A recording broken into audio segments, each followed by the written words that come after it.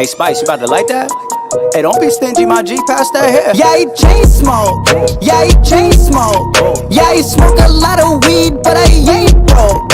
Yeah, he chain smoke. Yeah, he chain smoke.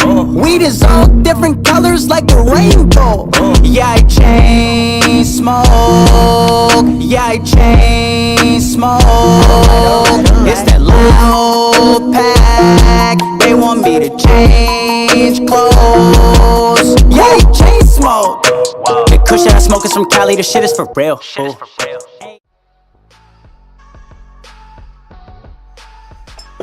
What it is, here we go, back at it again. We got guests galore today. I'm fucking loving a packed house. We got, of course, with me, the motherfucking freshie himself. As fresh as fresh can be. Such a beautiful motherfucker. Then we also got the cuddly teddy bear that I call my big panda koala fuck, and that's Alex. Christian, how you doing, puppy? What's going on, brother? How you doing? Ay, que linda. Then we got Marty Morgan, who somehow snuck his way into the fucking studio, so we got to fire Carlos, our security guard. Marty, say hi. Hello, people. There you go. And then all the way across the studio, sitting in the corner, possibly crying. I'm not too sure yet. We're still trying to figure it out. Tony Effingers, what's going on, bro? I'm here. What's up? There you go. And with me, as usual, producer, the man behind the board, the one that's holding it all the fuck down, Clean motherfucking Sanchez. How you doing, my brother? What do gay horses eat? Hey. Hey. Oh, goodness. So, starting off with a fucking bang, it's been quite a while. We have not recorded an episode in a bit. We kind of discussed, if you want to know exactly what the fuck went down, you listen to Clean and Friends, because we kind of run through that already, and we're not going to redo that whole fucking thing. This is not rinse and repeat. Sanchez's We're gonna fault. keep moving forward. But Sanchez, you get 10 lashings for this one. Also, I could be wrong, but isn't this my first time in Lost in the Fuck? I mean, true. Very, my very first time, so we'll see. It is. Badges galore, thank fuck? you. Is that why you're waving the air? No, throw it back. That's gonna be the merch. A podcast badge. Yo, we should. Yes, a let's do podcast badge. Let's do it. It's gonna be a little penis. Actually, could we do it like in like Always Sunny, where it's supposed to be a bicep, but it looks like a dick? Oh. I'll buy it. That reminds me of that video. I just watched a video the other day, and it was this guy like walking with someone, and like the angle of it showed the arm, and it was like one of those velvet fur jackets. Yeah. But like the angle of it, you just see the arm, and it looked like a veiny penis. Oh man. Well, speaking of penis, so I have this really cool TikTok skit idea. I spoke to you guys about it, but I wanted to share this idea with everybody else. Okay. So, my girlfriend is going to buy a cock ring for me, remote controlled cock ring.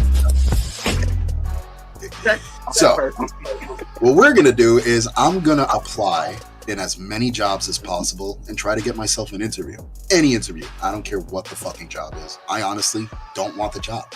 But I want to get interviewed wearing this ring while she controls it, and I'm going to record the entire fucking session.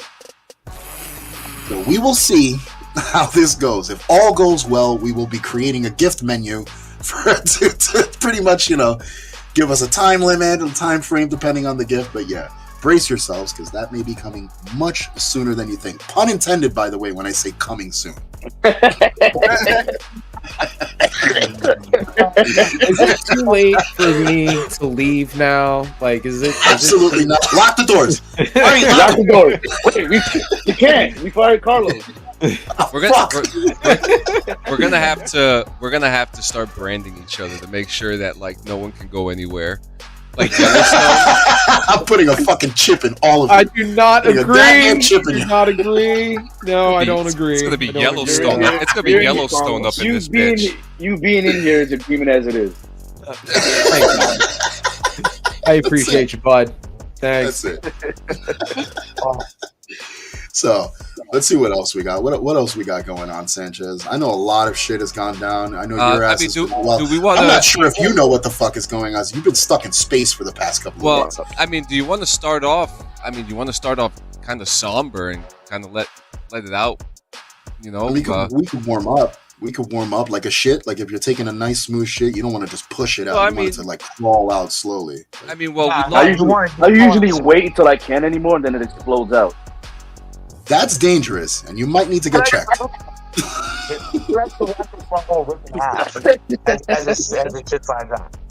You guys are just fucking masochists with your asshole. I'm not on that level. Sorry, we're not doing this.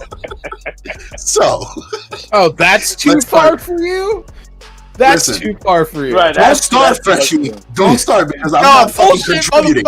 I'm not contributing. I'm trying to dial it and keep us on a fucking. You know, we got to stay on topic here. I just want it to be known that he's 10 times worse than what he claimed. You shut up. You shut the fuck up. I'm not coming. I'm down. Just saying. All right. So, as we were saying, smooth like a shit.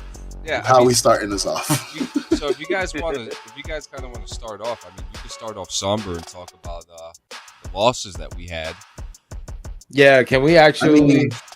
Can we talk about that? We haven't talked about it.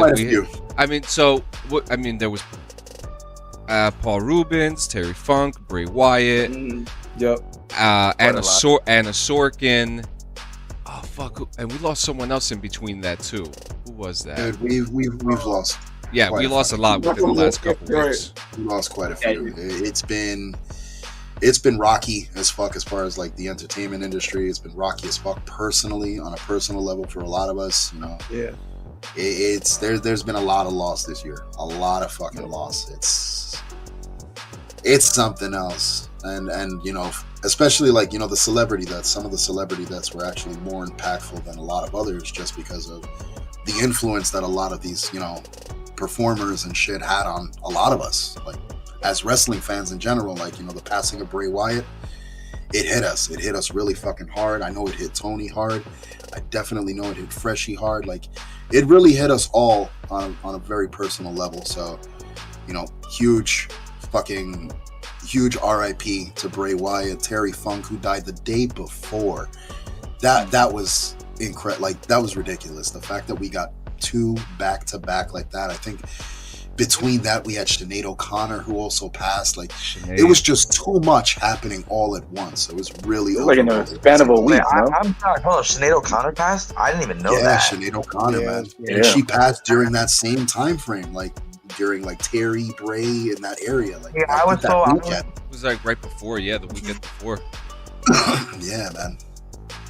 It's been rocky. It's been a rocky year to say the least. But every first Sunday of the month, we got something to lift our spirits, which I'm really, really fucking happy about. Yeah. With that PPW, those are great. Like, I loved the connection we had last time when we were all together, taking pictures, videos, you know, doing the whole fucking thing together. It was a great fucking time. Alex, I was actually happy as shit you finally made it. Oh, You made your ass there. Freshie coming from Delaware, stayed the weekend, huge hung surprise. out, and then he showed up. So good. Huge surprise so to everybody else. Nobody knew. We kept it a secret. It worked. It was like holding in a nut. It was like holding in a nut. We really wanted to let it go, but we just had to hold out. It was Tony was the one who was the most excited. I popped so hard. Tony, yeah. Because Gio wrote to me, he was like, "Bro, make sure you bring the truck because we have extra cargo." I was all right, no problem. Did not think anything about it. Next thing you know, I see Dabs come out, and I looked at my wife. I was like, "Oh shit, Dabs is here." She was like, "What does that mean?" I'm like, "That means he's here." Because that's what I told Sanchez. I was like, "Yo, do me a favor, make sure you got enough room in the car because I got more equipment that I'm gonna bring." And it was fucking Freshie. He did it too. He cleared out the seat, put the seat down and everything. I'm like, yeah, I got a bed. He was ready. But great fucking time. I can't wait Max for the is next gonna one. put us to work next time we go.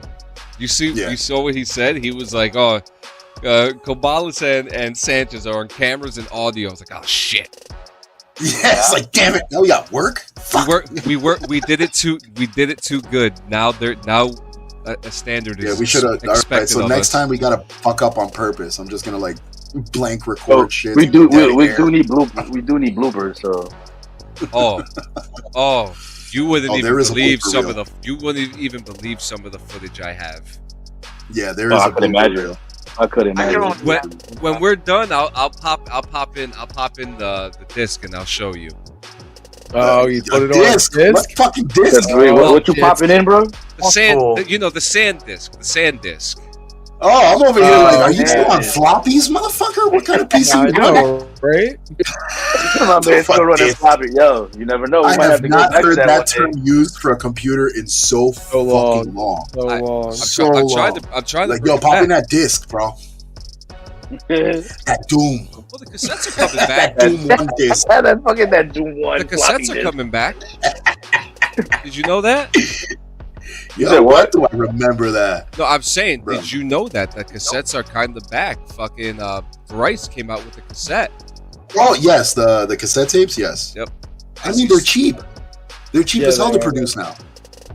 Back then, they were a pretty penny to fucking, like, to produce, but now, the plastic is so fucking cheap, especially with the recyclable materials and everything. We're going back. We're You going can back pay in for time, tapes fellas.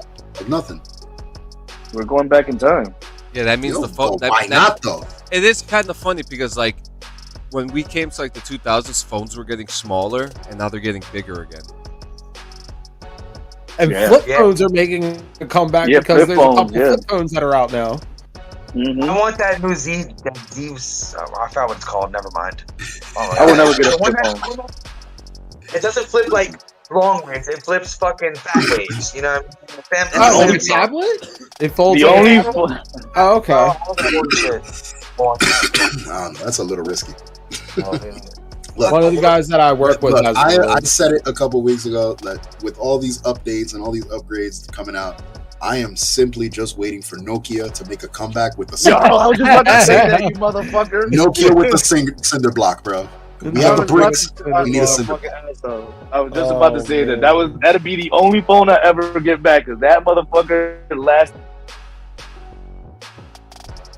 years. Dude, That was a shit fucking took Nokia is great. somewhere in the Yo, That shit took I don't know if you ever heard. I don't know if I ever told you the story about the very first flip phone I ever had. This was after like the Nokia, like the center block. So this flip phone, this was when Sprint was back in the day. I don't even know if they're still a thing, but so I get me a flip phone, and you know I'm fucking young, so I'm dropping this shit everywhere, like hardwood, concrete, everywhere, and this shit never breaks, never broke.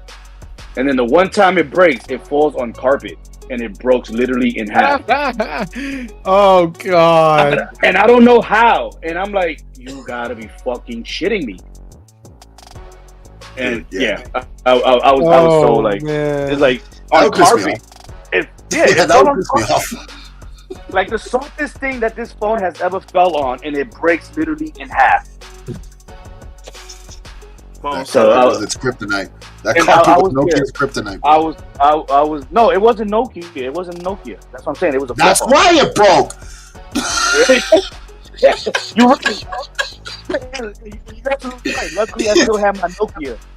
Nah, if you went off-brand, man, that no wonder it broke. It's got to be Nokia pure.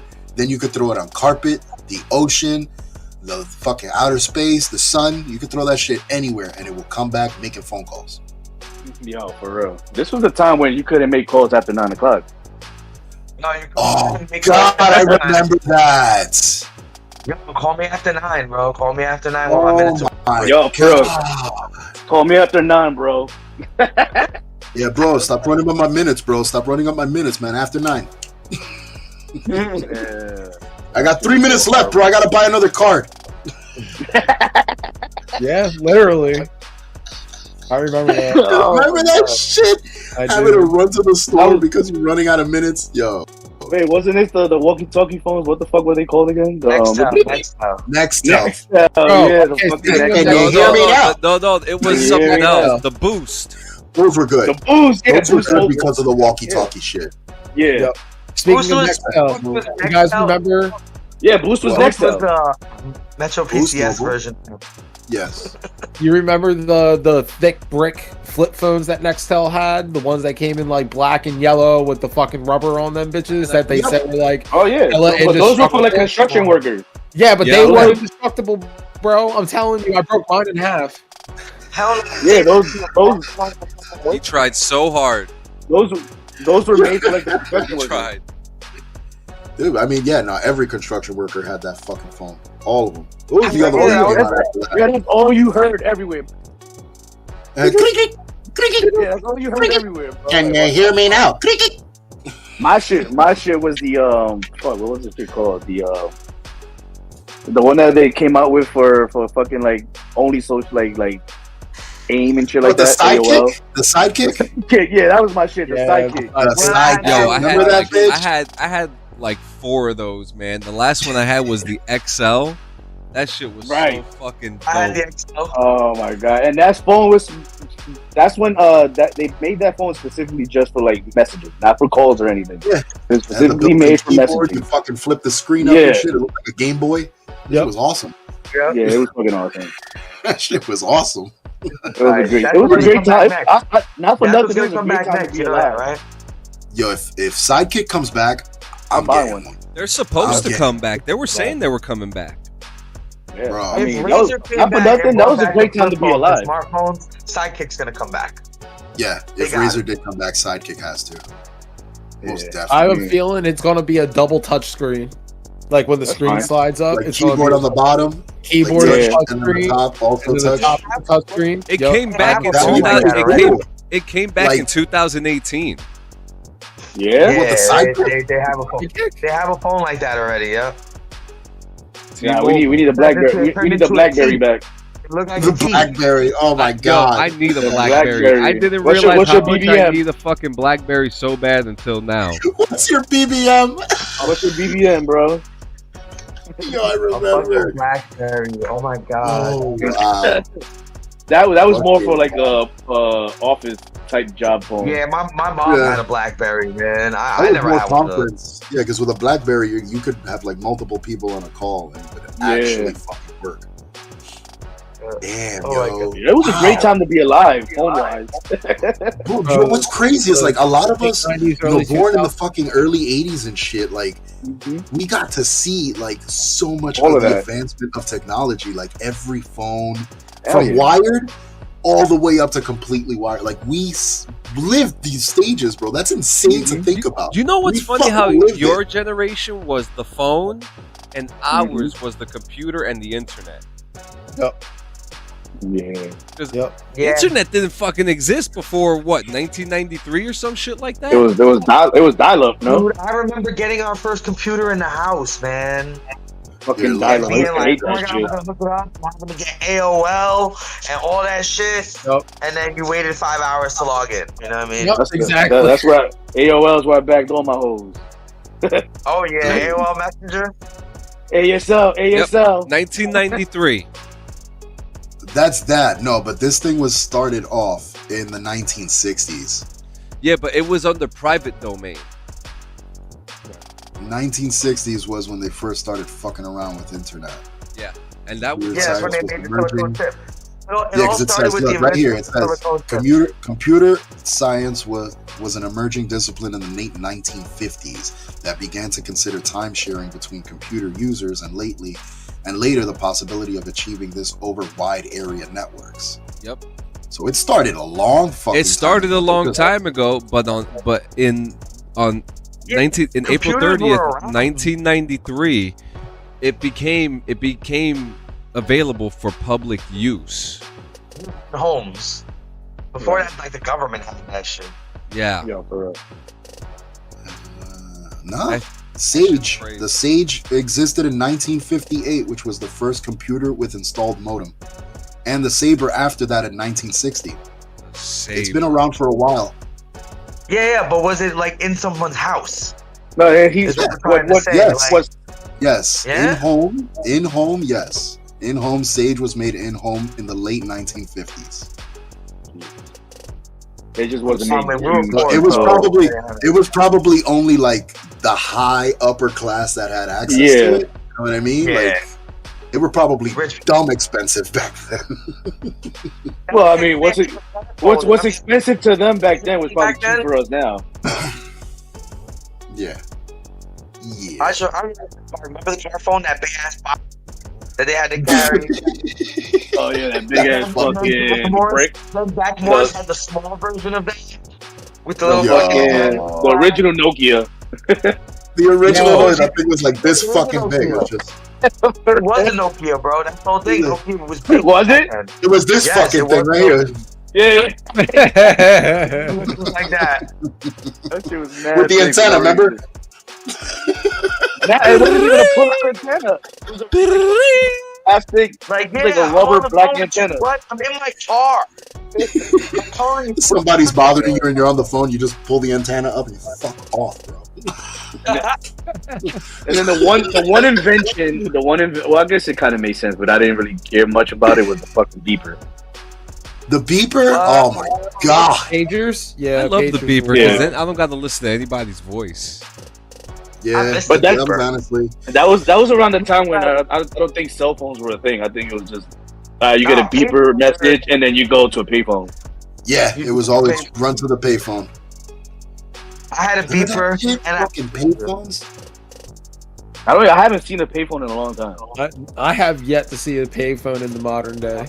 There's still one in New York. There's one literally in New York right next to CBGB's. Well, what used to be CBGB's. That one's still there. Yep, it's still there. I got another. But yeah, where the CBGB's used to be, right next door. Yeah, I haven't seen it, but they shouldn't. Honestly, honestly don't think they should remove any of those. I feel like they should still keep a few around because you never know. they changed it. No. Right? Alex, if you go to Manhattan and you see those little Wi-Fi stations where all the crackheads be hanging out, those are payphones. You can make calls from that thing. You can go on the internet, everything. You can even charge your phone. Yeah, you can charge your phone. That's where. No, I know what you're talking about, but I'm saying they should keep the original payphone because you never know what's gonna happen in this world. Anymore. They don't You use never those lines. It might happen where we might have to. What if Sanchez keeps fucking around with AI? Yeah, we might have to. I know. I'm not fucking around with it. I'm just toying with it a little bit. Fucking Skynet. That's what I said. Guy over here I've just been starting up having Cyberdyne in his I've bedroom. just been having it make music now. That's all. That's all. It's a peaceful bit. I swear to God. Next we're gonna see a 3D printer, and the 3D printer is gonna start making limbs and ligaments. He's gonna be building a fucking robot out of plastic. And I'm telling you, bro, if that happens, I'm coming to your crib and I'm destroying that motherfucker with a baseball bat. You think I'm fucking playing, dog? I'm not. Like the black guy at the end of the fucking Terminator 2. If you touch Tabby, I'm throwing a cup at you. Okay. I'll take the risk. I will take the risk, bro. It's not a small cup. It has a bowl on it. I don't care. Okay. I got the next topic for you. Okay. Ahsoka. All right, shoot. What do you guys think of Ahsoka? Oh, dude, I love it. Oh, So all right. good. First of all, real quick, I haven't seen any of the episodes yet, so fuck you guys. All right. Well, I can say this much without spoiling. I just watched the last episode yesterday. Mm-hmm. Did it make you cry? The ending? It didn't make me cry, but it Wait, that's how many episodes is it? It definitely got me like opening up my eyes a little bit more. It's filling in a lot of gaps. A lot. Yep. It's definitely I'm loving the direction it's going. I'm just waiting for fucking Thrawn to show up. That's it. What do you think That's all of Ray Park's performance? Sad as fuck that he's gone and he couldn't see like how far this has gotten. You know what? I'm gonna watch the first episode while we're on this fucking podcast. Go for it. But yes, Ray. Oh man, Stevenson will be missed. I love this fucking character. That shit that you posted about that one kid that drew the saber when Anakin walked in, that is damn good. It's good. It's accurate. But I don't know if I could see it because he was already a knight in that era. And plus, he's old as fuck. I just said that. He was a knight in that era. In Order 66, he was already a knight. He wasn't a kid. Yeah. He survived because he was already badass. I feel like this show really gives us what The Mandalorian and Boba Fett didn't, and that's the cinematic feel. Like, Yeah. I feel like I could watch this at a movie theater, and I would get the same impact. You know, like it just. But they should have done that. They got me with the show, not for nothing. It's the one thing I love about Star Wars in general. It's the fucking lightsaber fights, man. Yeah, dude. And they're so good in Ahsoka. So good. So fucking good. Because now they're showing us different saber styles with all these characters. So you can see, like, there is a discipline behind each style. There's, you know, an ideal behind each style. It's sick. I want to say there's a really cool Easter egg of Kanan Jarrus in Hera Ship. I don't know if you noticed that. Wait. And so the picture is there, but no one can tell if it's a picture of Freddie Prinze Jr. or if it's animated.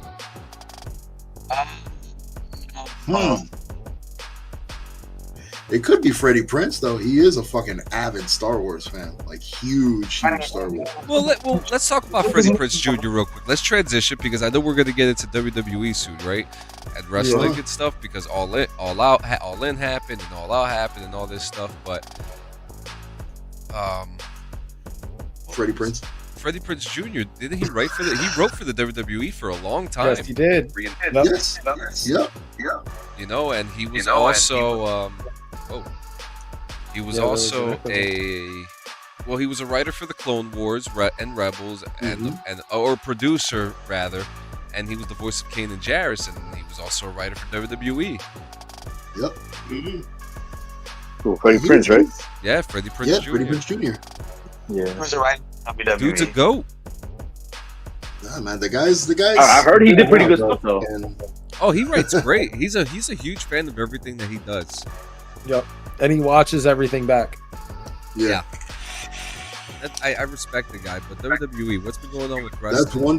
That's one dude who, like, when put in a position, he does the research for that shit. Like, he really goes deep. Because when he got hired for the Star Wars shit, like, he started going back and reading everything. He reread fucking Heir to the Throne. He reread Old Republic. Like, and he's in one of the longest Hollywood marriages now, too.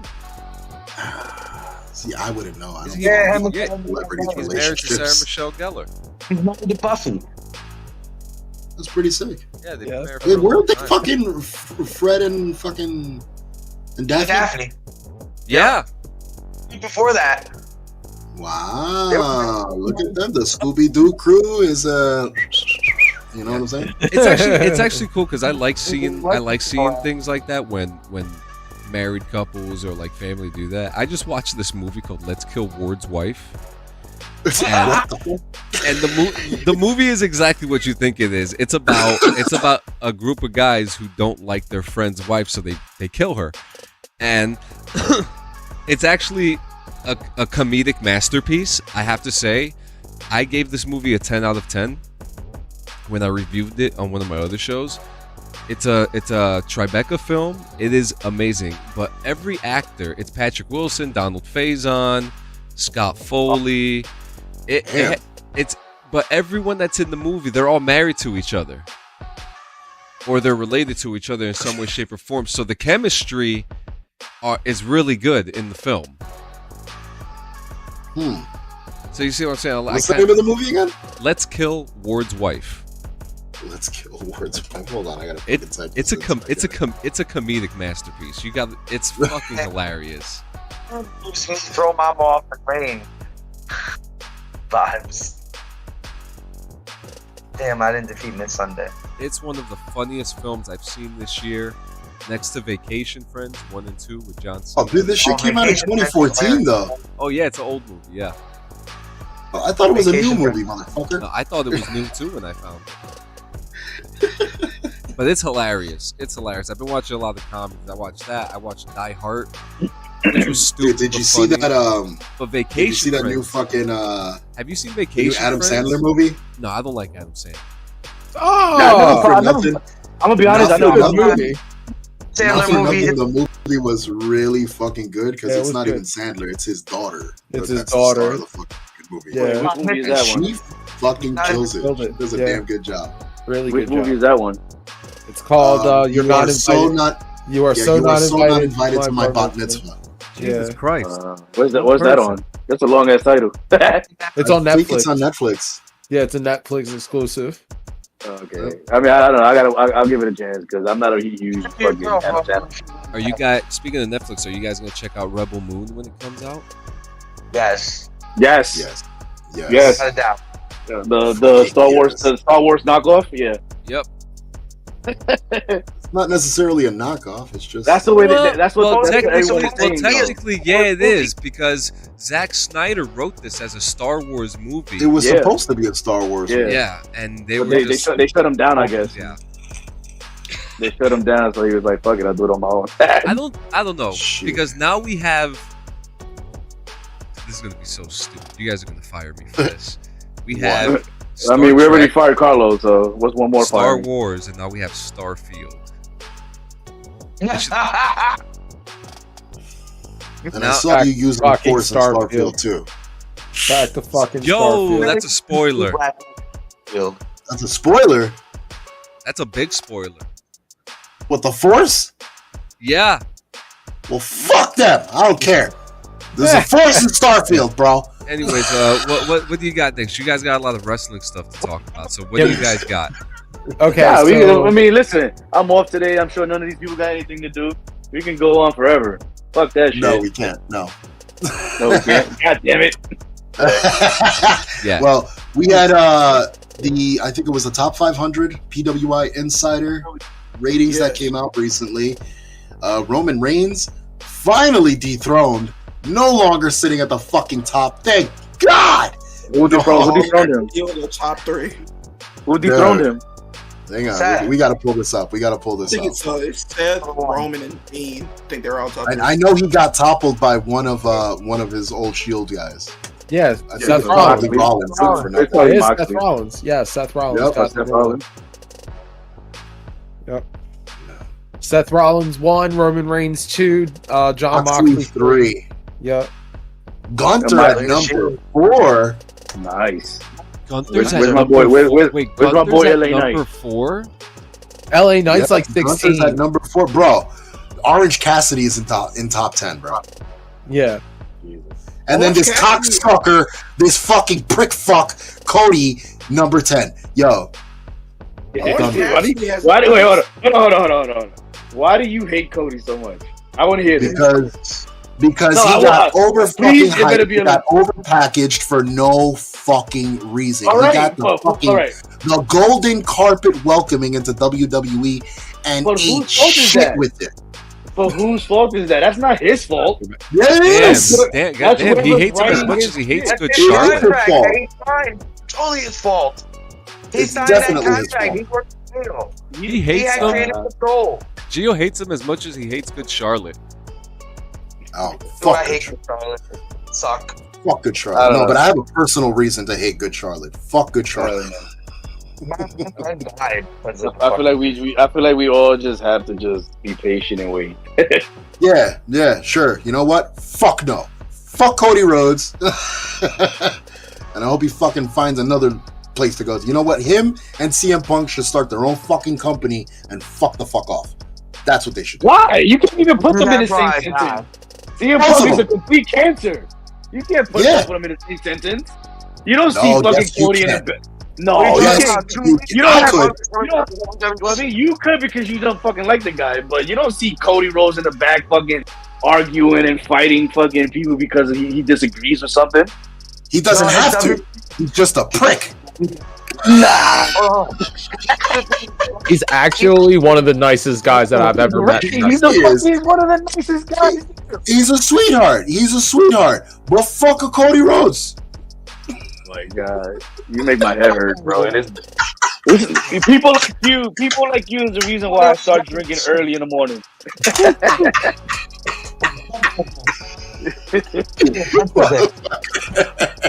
Oh my god, bro, fucking dislike this guy. I love him, but That's I what they hate him should at the do. same time. They should take Cody Rhodes and CM Punk and put them as a fucking tag team. That maybe they could dock each other in the middle of the ring all fucking day. Bro, no. First of all, nobody's gonna want to fight them. All right, so because I don't know. Fuck CM Punk. That's why. I like how the other. I used to like CM Punk up until all this shit that came out. Now I'm like, you know what? Fuck that guy. He's a fucking asshole. I used to like Cody Rhodes up until he came in and fucking just shat. He just shat. Shat what? He didn't do anything. It's not like he took any of the spotlight. Everything that he's fucking done has been pointless and meaningless. All that hype for him coming back went to nothing. Yeah, I mean that again. I don't feel like that's his fault, bro. Of course, it's his fault. He signed up for it. He's the one who wrote the shit. Yeah. Well, maybe he has a plan that's going on. We just gotta wait and see. We've been patient with this fucking. I continue to we've say. Been patient. Like, nobody listens. We've been patient with the whole bloodline shit. And this shit's been dragging on for fucking who knows how long, for 3 years. Yeah. Finally they ended it. I first of all, I don't like the way they're ending it, but whatever. That's what I mean. So all this time, all this fucking story writing, all this storytelling for what? Just to have a limp dick at the end of it? Yeah, I know. I agree with you on that point, but I feel like there's more to it as far as Cody Rhodes goes. I don't give a fuck about the bloodline. I don't know if I'm going to be alive the next few years to see this fucking story end. Shit. So patience, not my strong suit right now. I'm fucking dying. Okay. I mean, aren't we all dying? Yes. So let's get this fucking shit rolling already. Let's get to the end of this. No, we'll see. But I don't know. I like Cody Rhodes, man. I like him. He's genuine. He's adorable. Sweet guy. Fuck Cody Rhodes. Fuck him. Put it this way, fucking Tozawa, I would put above Cody Rhodes right now. I don't know who that is. I don't know who that is, but okay. You don't know who the fuck Akira Tozawa is, you son of a bitch? Nope. Are you fucking stupid? A little bit. You're a fucking piece of shit. You know that? Wow. You really are a piece of shit. Yo, Akira Tozawa is a fucking gem, alright? A fucking gem. Yo, we just pulled Sanchez out of pocket, bro. This is just as bad as when I heard that one fucking asshole say he didn't know who the fuck Leo Rush was. I was like, what? Oh my god! Like, who are you? Who are you fucking people? Who are you fucking people? How dare you say that about him? He's a fucking gem, bro. He was one of the greatest cruiserweights in fucking, what was it, 202 Live? Listen, I didn't even say anything. First, I didn't even say anything bad about the guy. I just said, you said enough. You said enough. Enough by not knowing who he is. You said enough. First of all, I know 205, so there you go. So fuck you. All right. So obviously, I'm not gonna know who the fuck he is. I never watched 205 Live. Pull me out my goddamn booth for me to say this shit, bro. How dare you? I cannot believe I just heard him say. I just got one question. Does that mean that you're taking my? Does that mean you're taking my badge away? No, you don't take. We don't take away anything that's earned. We only take away your pride. Yeah, that's it. You're not taking my pride. You're not that taking my pride yourself. Say I won't. Say I won't. I don't have it. I don't have any pride, so I don't care. In all honesty, no disrespect. I never watched 205 Live. I don't know who. I don't watch NXT. I haven't watched the wrestling. All right. Unless it's a pay-per-view event, I won't watch WWE. All right, Alex. So all right. Were you familiar with the whole 24/7 title shit, right? Yeah. Okay, you know the fucking ninja? The only man that was dressed as a goddamn ninja the entire time. Akira Tozawa. Is that the guy? I was asking Alex. I think I know who you're talking about now. That's Akira Tozawa. He's a former cruiserweight champion. He's the one that they're using. Wait, he's the one that they're using as comedy relief now. No. Yes. Okay. All right. So I know what you're talking about. Okay. All right. He's the Asian R-Truth. All right. He's all right. All you had to say was he's the Asian R-Truth, and I would have known who you said. That was good. Yeah, That but you was didn't good. know him by his fucking name. All you had to say was used to be all like, you had no to say joke. was He used to be the Asian- shit. no. And All then you he had to just say jobbed was- the fuck out of him, bro. Yeah, all you had to say was Asian R-Truth, and I would have been like, okay, I know what you're talking about. God, the Asian R-Truth. Oh my God, he's No, the he started Asian in the top R-Truth. spot, bro. Like, he's Actually, on yo, top three honestly, for all time. Tony, no lie, they should have taken the entire 24/7 division and just made them the job squad. Legit. Yep, legit. Only They need to people bring that fighting up. for were literally jobbers. That's it. That's it. They didn't give that fucking title no value whatsoever. Wait, who was it that I think Beth Phoenix gave it more value than everybody? Probably. Actually, That's saying a lot. R-Truth did. R-Truth is the 100-time 24/7 champion. He's a Yeah, 100. R-Truth. No, I still feel. 7-Eleven. Hold on. I still feel like they dropped the ball on R-Truth when he became heel. Yes. They dropped the ball on him so hard, bro. Yeah. What, I that whole agree. Jimmy, that whole I little agree. Jimmy thing, that was gold, bro. Like you should have. Oh Yep. my God. Yep. I And they agree. dropped the ball on him, bro. They really Archer fucked said up he's with that. returning to WWE soon. He did say that recently. You know, That he's so returning? good, too. He's Yeah, he's a gonna be making a former- return. He said it on like it was like a live. He did. He said it. He's gonna be. But you know, joining but you want to WWE. know what saddens me though? What saddens What's me that? about that announcement is the fact that he'll make his return, but he's not going to get elevated. They're not going to push him. They're going to keep him in the same fucking spot they have kept him in for years. The guy's a Yeah, former that sucks, champion bro. in multiple companies, like Yeah. world champion. Yeah, but that's the guy's got that's it. companies because it's because it's companies that didn't really have many top stars.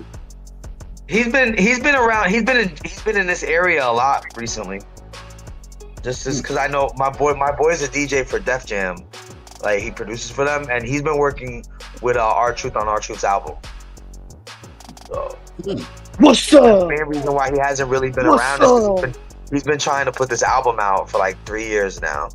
Well, I mean, if it's taking that long to put on an album. What's Up is on there. Yeah, if it's He's taking been that playing long out to put out some tracks, bro. I don't know. Don't sleep. I can't- Rap.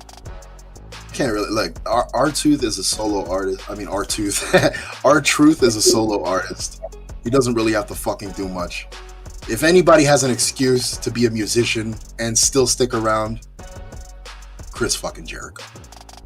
Yeah. That's true. Can we talk about that pop at All In or All Out, whatever it was when he I performed? I All didn't in. see it. The guy doesn't need I to watched it. perform at the Tokyo Dome ever again because he did it already. Ever. He did Ever. it already. He did something that like fucking so many people couldn't even do, and all he had to do was perform one song. Yeah, that's One it. song. And now watch, that fucking clip is gonna make money for the next couple of fucking years. And Yes. who's gonna reap That's the Hey, benefits? Exactly, he's gonna reap the benefits out Do of all you that. think Chris Jericho Fuck could yeah. sell out the Tokyo Dome? Yeah. But Jericho's a, Then again, Jericho's we're talking a about beast, bro. Chris motherfucking Jericho, that Yeah, look, the Jericho. reason- Do you think I don't like- Fozzy could sell out the I Tokyo don't- Dome? I don't admire Jericho just because of like, you know, his in-ring shit or his mic work. I admire him because that motherfucker is a workhorse. Yeah. Mhm. That guy, No, he doesn't to stop working. maintain- He put so Yeah, many to people up maintain- too. So many people. Bro, to maintain a schedule for wrestling on top of like a fucking musician schedule with other members in your band, like it's not just you dealing with it, like the business. artist. But I'm sure that's what his, Just but I'm him. sure his Him and a contract producer. helped him that way. But for a full band, they gotta rehearse. They gotta get together and fucking practice that shit. All that shit's gotta get fucking Corey. Like to do all that and then still have his time to do the wrestling thing, bro. That's a fucking workhorse, man. But but I feel like his contracts help him in that sense. I wouldn't doubt it. I Yeah, wouldn't like, doubt it. I mean, they would have obviously- to accommodate because Right. if he's under contract with AEW, that's the contract. But they also have to make comfort and lenience for his record contract because the record Mhm. label puts in money. Like they're putting in money. When AEW is using Judith to fucking come out, that ain't just going in Jericho's pocket. That's going into the production company as well. Like they put that song out. So But it's going You money know, to like- everybody, AEW Yeah, and Jericho is the literally out here feeding mad motherfuckers, and like we don't even see it. You're not supposed to.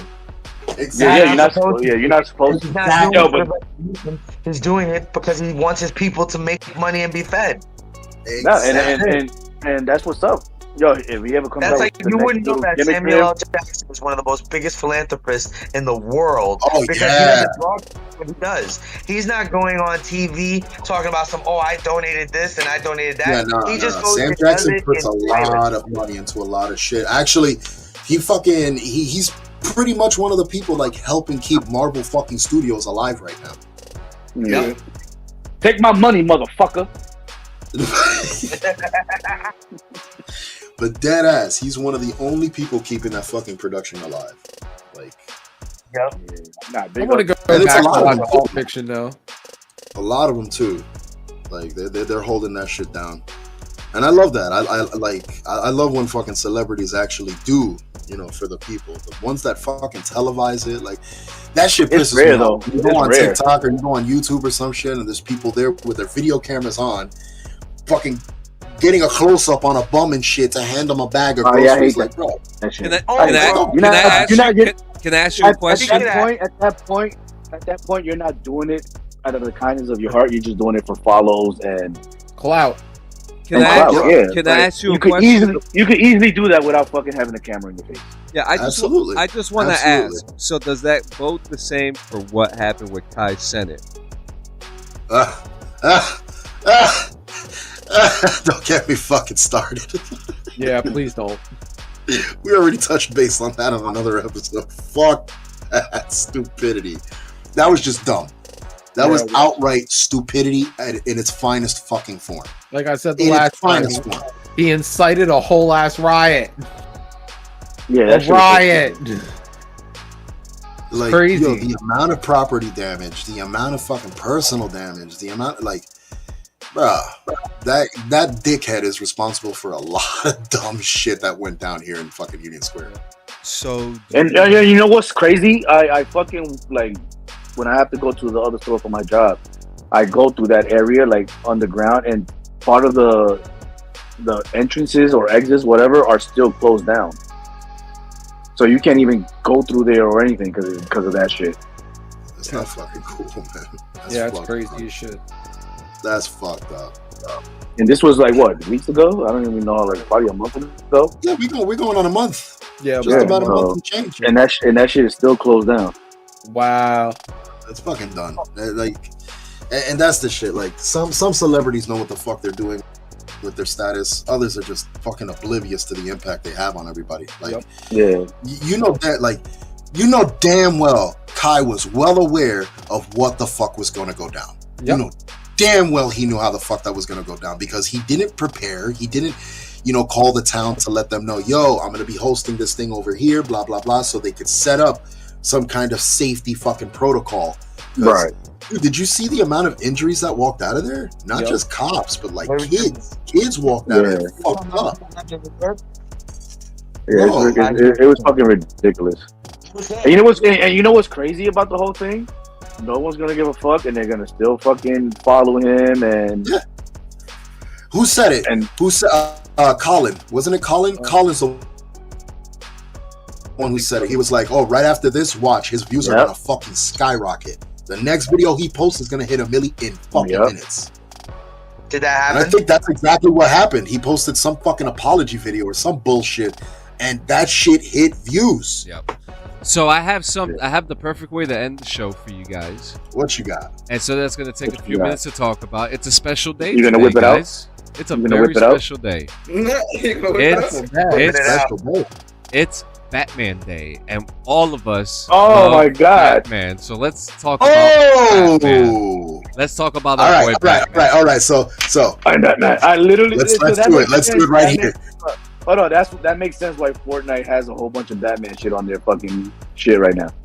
Makes sense. Fortnite is so All right, gay. so Fuck you, you're gay. favorite Batman story. Everybody, Oh, what is your favorite Batman story? The one you put me on to, Hush. Hush. hold on, Ooh. Yeah. All right, one The at a one you time. put me One on. at a time, because this One at is a going time. to One be. at a Yeah, time. this is One going at a to time. be. All right. Alex says hush. Tony, what you got? Good talk. All right, we'll come back to you. Nice, cool. Marty, what you got? Jason Todd coming back as Red Hood. Ooh, Under the Red Hood. Under the Red Hood. Yes, That was a really good story. Okay, that is a good one. That's a good one. I'm back and I brought a cover. What was that? What was that? About Tupperware? The cover. Death in the Family. Ooh. Oh. I have that one too. That is a good one. All right. I'm gonna have to borrow those from you. For right, me, what look, about you, Sanchez? I love Hush, but it's The Long Halloween. I still haven't read that yet. It's so good. Freshie? How do you feel about? Hold on, Wait, how do Freshie. you What's your feel about- favorite? hold on, Batman? hold on. Let Freshie answer. Freshie, what's your favorite? All right, so I'm gonna go with a classic, The Killing Joke. Ooh. Okay. That one is mine as well. Killing Joke is my number one. I still haven't read that one either. Oh, you need to read The Killing Joke, bro. The Killing Joke's was so amazing. good. It was amazing. I fucking and the cartoon adaptation they did off the book. Oh was yeah, fucking really good. Oh, so really I'm good. actually watch that because I know I can watch that, so I'm gonna watch it. Yeah, Yo, watch dude, that. it's If you haven't really watched fucking that, good. They did a really good job on that. The ending is by far the best ending of any Batman ever. Yes, I'm gonna watch. Yeah. I'm gonna watch that. Yes. It should be on HBO Max, I think. It's should definitely be. on HBO Max. It should Everything be. Batman is on Definitely. HBO Max. Yeah, I know. I'm gonna Yeah. watch it. But yes, fucking Batman. Now, here's another one. You guys, what are your thoughts? If now we're gonna say if because this hasn't been fucking verified yet. If George Clooney is legitimately our fucking face for Batman, I wouldn't mind. Bring- At this point, I wouldn't mind. Nah, bring Affleck. I like Affleck. No. I mean, you know why? I say it? I say go with Clooney and let him be old man Batman. And let him be the one that mentors Terry McGinnis. No, bring back Michael Keaton for that shit. He's the No, original Michael Keaton's fucking. Batman already won. In Michael Keaton's world, there are no villains. He beat them all. Thus proving he's the best Batman ever. So let him go out with that legacy. Let Clooney redeem himself from Nipple Batman. All right, you know what? I'll give you that one just because you said nipple Batman. I'll give you that one. Yes, that's pretty fact because he was, in my opinion, he was the worst Batman for me. So if this helps him, if this helps redeem him, then I'm all for it. It wasn't for me. It wasn't that he was a bad Batman. Is that he had a bad movie. Yeah, I guess. Okay. But I mean, as an actor, as an actor, Batgirl storyline. They had changed Batgirl storyline. Mr. Freeze sucked. everybody, Bro, what chill. Chill. I mean, but all right. To everyone's defense, George Clooney was one of the top actors, bro. He had just come off of ER and he was on top. That's why they picked him. but to everyone's defense in that movie, it was what, like the 90s, I think it was. Well, look. Okay, you we know, get you it. look at Everyone gets defended. You don't need to say it no more. Marlon Wayne was supposed to be Robin. McDonald. He was supposed to be Marlon Wayne. So imagine Marlon Wayne alongside George Clooney. Yeah, that would have been great. better. That would have been great, but we obviously we would never know. Nah, we'll never know. Even though Marlon never Wayne know. still gets paid for that movie.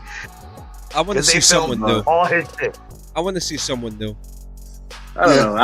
I wouldn't mind I think, Affleck. I though. think I'd like to see someone new. I still like I'd like to see besides. Terry McGinnis. I wouldn't mind Batman seeing Beyond. Affleck. I wouldn't mind seeing. I wanted Affleck like continue the to same go. way we're getting a revamp on Superman, completely new guy. I think we should do the same with Batman. I know who would be the perfect Terry McGinnis too. Who? I got three. I got three people. The guy that voices him, Corey Matthew. No. So the first one, my first choice would be either Milo Ventimiglia, Ooh. Milo Chlamydia. What? Timothy Chalamet, Timothy Chalamet. Okay. Okay, yeah, he's got that pointy face. Okay. Yep. Okay. He said the pointy face. And who else? Terry McGinnis has that whole Zoolander pointy face look. He's very, very sharp chin. yeah. Fuck, who was the third one I had? He kind of reminds me of Timothy Chalamet too. I fucking forgot the guy's name. Yeah. Give it to them. I could see Timothy, but Milo. What about Aiden Gallagher? I could see Milo. Oh, Logan Lerman. What do y'all think about Aiden Gallagher? Aiden Gallagher? Which one's Aiden Gallagher? From where? He was in that fucking show. Fuck, what was that show called? It's The Umbrella. Oh, Umbrella Academy. Yeah. Number 5. You talking about number 5? Ooh, actually, I thought he would be a good Damian Wayne. Oh, I need more coffee. Yes. Yeah, back then. Yes. He would make a great Damian Wayne. Yeah, that too. Yeah. Gallagher, yeah. He would kill it as Damian Wayne. Because he's already playing a mature role in an Umbrella Hold Academy. on, who was the guys that Sanchez said again? You said Logan Lerman, right? Logan Lerman. Percy Jackson. Percy Jackson. Percy Jackson. Okay. All right, who else? And he's older now too. He's older. Hold on. You said Timothy Chalamet. Logan Lerman. Okay, I can see that. Timothy Chalamet. I can see Logan that. Lerman. See that. You know what? Milo. What the fuck is his last name? Ventimiglia, who actually would be, who's actually a great contender for this new Batman too. I mean, I got a few people. I got a few people. Just so y'all know, just so you guys know, we already have a Batman right now. Yeah, but that's Elseworlds. That's Elseworlds. Yeah, that's Elseworld. What about Tanner Buchanan? We thought Robert Pattinson's Batman is Elseworld Batman. Oh, yeah. I see. I didn't know that. All right, I fuck with that. It's not lined up with overall DCU. Like Matt Reeves' Batman is its own fucking grounded universe, which I prefer. I'd rather them not. I like that Batman because it's more of the detective side. Yeah, like I like that. I don't know. What about Tanner? What about Tanner Buchanan from Cobra Kai? Who from Cobra Kai? Wait, McGinnis or Damien? Yeah, Tanner Buchanan from fucking Cobra Kai. He played McGinnis or Damien? Nah. He's he can pull McGinnis off. He can pull McGinnis.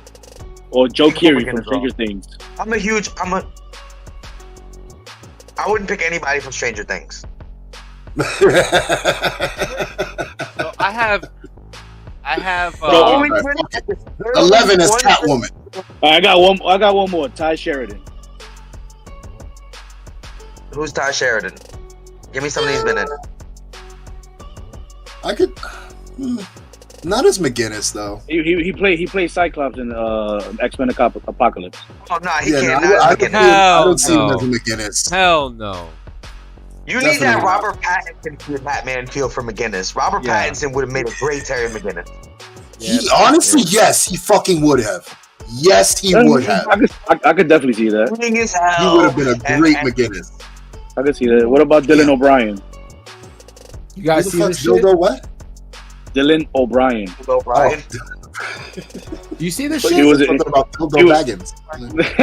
He was in The Maze Runner. Bro, what are you doing? He was in Love and Monster. He was also in the TV series Teen Wolf. He gives me a Tim Drake feel. I would cast him as Tim Drake. Yeah. Yo, honestly, the Robin from that fucking what was the name of the fucking movie? I mean the show. Titans. The Robin from Titans would have made a good fucking McGinnis too. That show was good. Yeah, all right, So, yeah. I have make a good McGinnis. I have trivia here. Would you guys like some trivia? Do you guys want to do a Ooh. trivia? Go for it. All right. Trivia. Some of them are easy. We'll see where everybody's knowledge is at. Stop. Slap it to me. Slap it to me. I'm a little inebriated right now, so my knowledge probably won't be up. In the comic storyline, The Killing Joke, what is the Joker's real name, or at least the name he claims to have had before his transformation? Jack Napier. Nah, that was the movie. It was either Joe Chill. No, in The Killing Joke, it's Jack Napier. Or it's something. No, it's not Joe. Joe Chill is Batman. I think he used the name Jack. I'm gonna say Jack Napier. Hang on, fuck you. Don't Google Oh, it. he's gonna look in the Don't book do now. it. My nigga, They're looking at the joke. Volume 3. Kiss You're my not. ass. You're not supposed to look up. You're not supposed to look You're up not the supposed to answers look during the trivia answers up. game. I'm actually. It's a I'm trivia. Playing a trivia game. I'm gonna be honest. I don't know. Cheater. I didn't know. Well, since Gio's looking up, I'll just say what the answer is anyway. Isn't the Joker? Yeah. Isn't like nobody knows his real name? There's There's multiple four versions of them. There's Yeah, multiple because versions. he concocts so many stories in his head that he believes every single one. Alex, you have to read the comic book Three Jokers. There's more than one Joker. More than one Joker. There's more than Alex, three. But we're There's more talking than about. three. But we're talking about the Killing Joke. Yeah. Yes, we're not Come on, talking come about Killing Joke has nothing to do with those. This is one Please, definitive. what is the answer, Clayton? The answer is Yeah, what is Jack Napier. Thank you. Yeah. All right, you ready for the next like, one? The Joker is like my favorite character ever, right? All right, well let's move on to the next one. I'm Gio. surprised. First of all, hold on, real quick. I'm surprised Gio didn't know that. Gio's Gio, favorite character is if- the Joker. If there is contention to that, please let me know. But let's move on to the next one. Yeah, In- go. In the comic book, No It's not- Man's literally, it's in my hands. Like, Yeah. In the, hardcover too. This ain't no fucking plastic shit either. in the comic book, No, hardcover's the best. Jesus Christ, motherfuckers. Go. Go. In the comic book storyline No Man's Land, which was inspired by The Dark Knight Rises, what disaster befalls Gotham City, leading it to be called the No Man's Land? I don't know this one. I don't know this one. Gio? I'm fucking sorry. Shit. hap- in No what Man's hap- Land? Yeah, what happens to Gotham City that they deem in the No Man's Land? Wasn't it frozen over by freeze? Negative. Was it an earthquake? It was an an earthquake, no? It was an earthquake. Earthquake. By Ivy or no? By No. Bane. It was Was by it? it was by all the villains. It was like yeah. Next one. What is the alias of the vigilante who serves as a rival to Batman in Gotham City using lethal force to fight crime?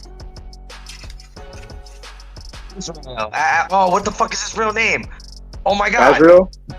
It's his when he's wearing his stuff is Azrael, but it's from one of the other families that has to do with the Court of Owls. Grant, Well, not Talon, right? Not Talon, no. No. Galan. No. You Is it said Golan? you said the first name first, Azrael. It's Azrael. But- Yeah, Azrael. Which Yeah. but which Azrael is it? Yeah, Do you there's know? more than one version of Azrael. I know it's one that this is the one before. No, this is the one that wants to take over Batman's mantle. Like he wants Yeah. to be Batman. This That one Batman- is and they give it in the But he game. does it in a Batman different way. starts training him in the game to stop Yeah. using the sword and start using his fist. Right. Yep. I Either way, it's remember still his fucking Azrael. name. He has an actual name. Yeah. It's a and it rolls off the tongue good. John Paul Valley. There it is. That's the Yeah, fucking yeah, name. yeah. God damn All it, right. Marty. All right. Are you ready? Yeah. Are you ready Leave for it, the to next one? leave it to the black man to take credit. All right. Are you ready? Are you ready for the next one, which is a trick question? What is the name of the for it. character who served as Batman when Bruce Wayne's back was broken during the Nightfall storyline? Yeah, I don't know that one. Oh, During but you- Nightfall? Yeah, but you do know this answer. I might know the answer, but Wait, wasn't it When it Alfred? first happened- Wait, that's a trick. That's a trick question because when he first put Oh, when he wait. was Superman. Yes, it was. We're talking about the Nightfall storyline. Where Bane broke Batman's back. No, not Superman's the one that put. Yeah, that was that's the one. that's not Nightfall. That's not Nightfall.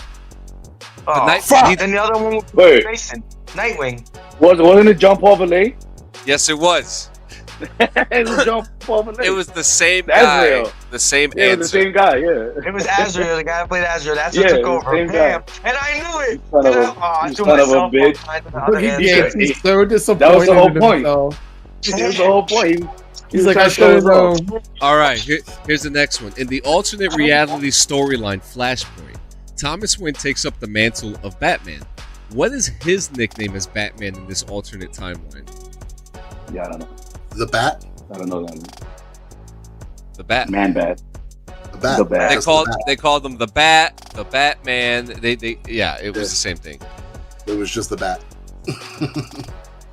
Spinner. That one I remember. Who's the Joker in that timeline? Oh, Martha. Martha. Yep. Bang.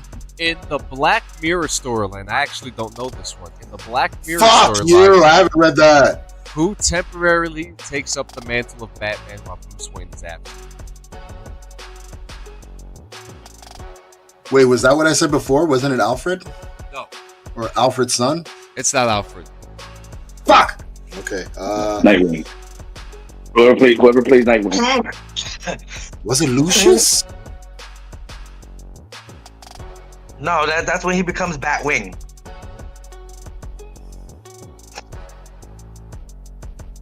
I'll give you a hint. Why do I keep thinking of the signal? I'll give you a hint. Oh, the signal goes in the daytime. It's one of his children.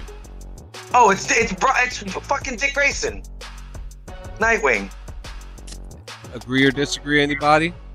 It's either Nightwing or it's either Nightwing so. or Red Robin, Tim Drake. One of the two takes over as Batman. One of the two Nightwings. I mean Robins. Because I know that while Tim Drake is Batman, Damian Wayne is his Robin. I'm gonna go with Tim Drake. Because Grayson took over as Batman for a while too. Several times. Well. Several times. But I'm gonna say this one is Tim Drake. I'm stuck between either Dick or Damien. The answer is Dick. Stop, Dick, yeah. All right, what The is He's done answer it is so many times. Dude, but The that's answer- a the trick though. answer- 'Cause he's done it too many fucking times. Like, The answer is Well, always Batman's Dick. first son. He was always meant to take over the cowl. The answer is always Dick. so the answer is always Oh my Dick. god. All right, Always Dick. so the next one is the storyline where Batman is seemingly killed and in an explosion, leading to the emergence of a new Batman in Gotham City, is called what? Wait, what's the Isn't it question? That wasn't White Knight, was it? No, but you're close. No, White you're Knight. close. I think it led into White Knight. Yeah, that's what I'm saying. Fuck, I gotta remember the events now.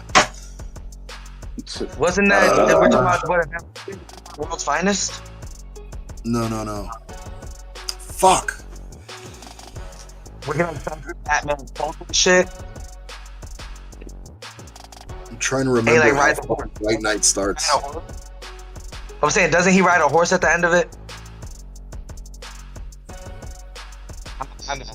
No, Batman that's Year One. the Dark Knight Returns. That's when he's riding a horse. Fuck, Yeah. man. White Knight started off with Oh god damn it! This is gonna kill me. Now you make me go get my White Knight comic. Fucking remember. Is it the Curse of White Knight? No. Was it Dent? Damn. So the answer is. What was the question? Motherfucker. What was the answer? Oh, battle for the cow. That was the Battle story. for the Cowl. Battle for the cow. The next one we have here. I know this one already. What is the name of the supervillain? A modern supervillain. Who? I have to reword this. What is the name of the supervillain who is famous for manipulating several of Batman's rogues gallery into one coordinated attack? Mad Hatter? No. Really? Yeah. I would have He said. fucking did it though. I would have said. Oh, he's done it. He's done it a few times. I would have said Scarecrow too. Or Riddler? Spellbinder. I don't know. The Spellbinder. That's actually a good one. Spellbinder. That's actually a fun. That's actually a fucking Spellbinder. good one. Not for nothing. I know. Damn. I was pretty sure it was gonna be Mad Hatter. But I mean, Riddler's also a good one. His best friend. I forgot his best friend. So this one is Hush. Oh, yeah, I was gonna say that. Oh. I was just about to say that. Okay. Hush even got the mute Wait. guy. He even got You're the talking mute guy. Tommy Elliott Hush, right? Tommy Elliott, yeah. All right. Okay. Alright, I was about to say Alright. that his friend. I was about to say his friend. So fucking this- from the hood. Yeah, because Tommy was like obsessed with Bruce and shit. Like they both lived the same life, except his was just fucked up. Here comes an exciting one. What is the name of the mystical supernatural villain who can manipulate shadows and one of Batman's most formidable foes? I'll give you- Phantasm. Yeah. He did Yep. it, right? Phantasm. Phantasm. Phantasm. Mask of the Phantasm was one of my favorite Great Batman fucking movies, movie. bro. Great fucking movie. They need to live action that shit. Yes. Yes. For fuck's sake, yes. God. We need What? a Phantasm. That, like, did Because that we- fucking the Phantasm like I was a wanted to see a special. Grey Ghost reference. Have we gotten a Grey Ghost reference? No, I don't think so. But what is so interesting about this whole thing is that the Phantasm was such a special character. We've only seen the Phantasm in the animated series that we know of. Yeah, that's it. You know, and As far as I know, yeah. I'm sure there's other comics of it, but just the story itself. You know, I'm gonna look it up now. Yeah. Appearances No. of the Phantasm. I don't know. There might not be that many. Maybe 3 at the most. I think. that was such a good story. That was one of the creepiest Joker performances that Mark Hamill has ever done. And Yeah. you know, there's the scene where you get to the fairgrounds and he has the robot slicing up the ham for him and stuff like that. He's speaking romantic to the robot. It's such a good scene. But yep, Phantasm was the answer. In the storyline, Batman: The Long Halloween. Who is the holiday killer? Calendar Man. I never. Oh no, wait, no. No, Hold it on. wasn't Calendar Man. Holiday It was? Killer, bro. No, hell no, it wasn't. Calendar Man. A holiday killer was something different. Isn't it a chick? No, they thought it was. Well, the answer, depending on your perspective. So if you remember at the end of Wasn't it a Falcone? it was Alberto Falcone, It was But- Alberto Falcone.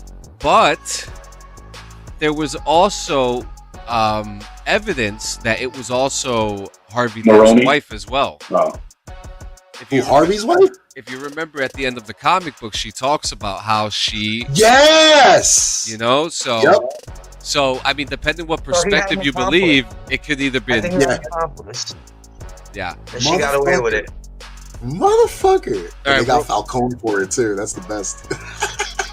All right, we got a few more, and then we'll be done. Which Hit me. villain is known for having a tragic backstory involving his wife Nora? Oh, Mr. Freeze. Freeze. It's free. That's an easy dead giveaway. That was Get good. out of here! It's my coffee. Get. Oh. Who was the first villain to defeat what? Batman? Bane. Victor- Oh, yes. wait. No, because technically No. it was Raish. Technically, it's Raish who beat him first. Ra's al Ghul. Now, the one Raish. who broke the Batman was Bane, yes, but he was defeated by Raish. Yes, he was. Oh, Sergius is here. Great. He's Wait, is that the answer? So it was. Oh, and Well, he's gone. Bane was Bane- the answer, but Bane was the answer. Yep.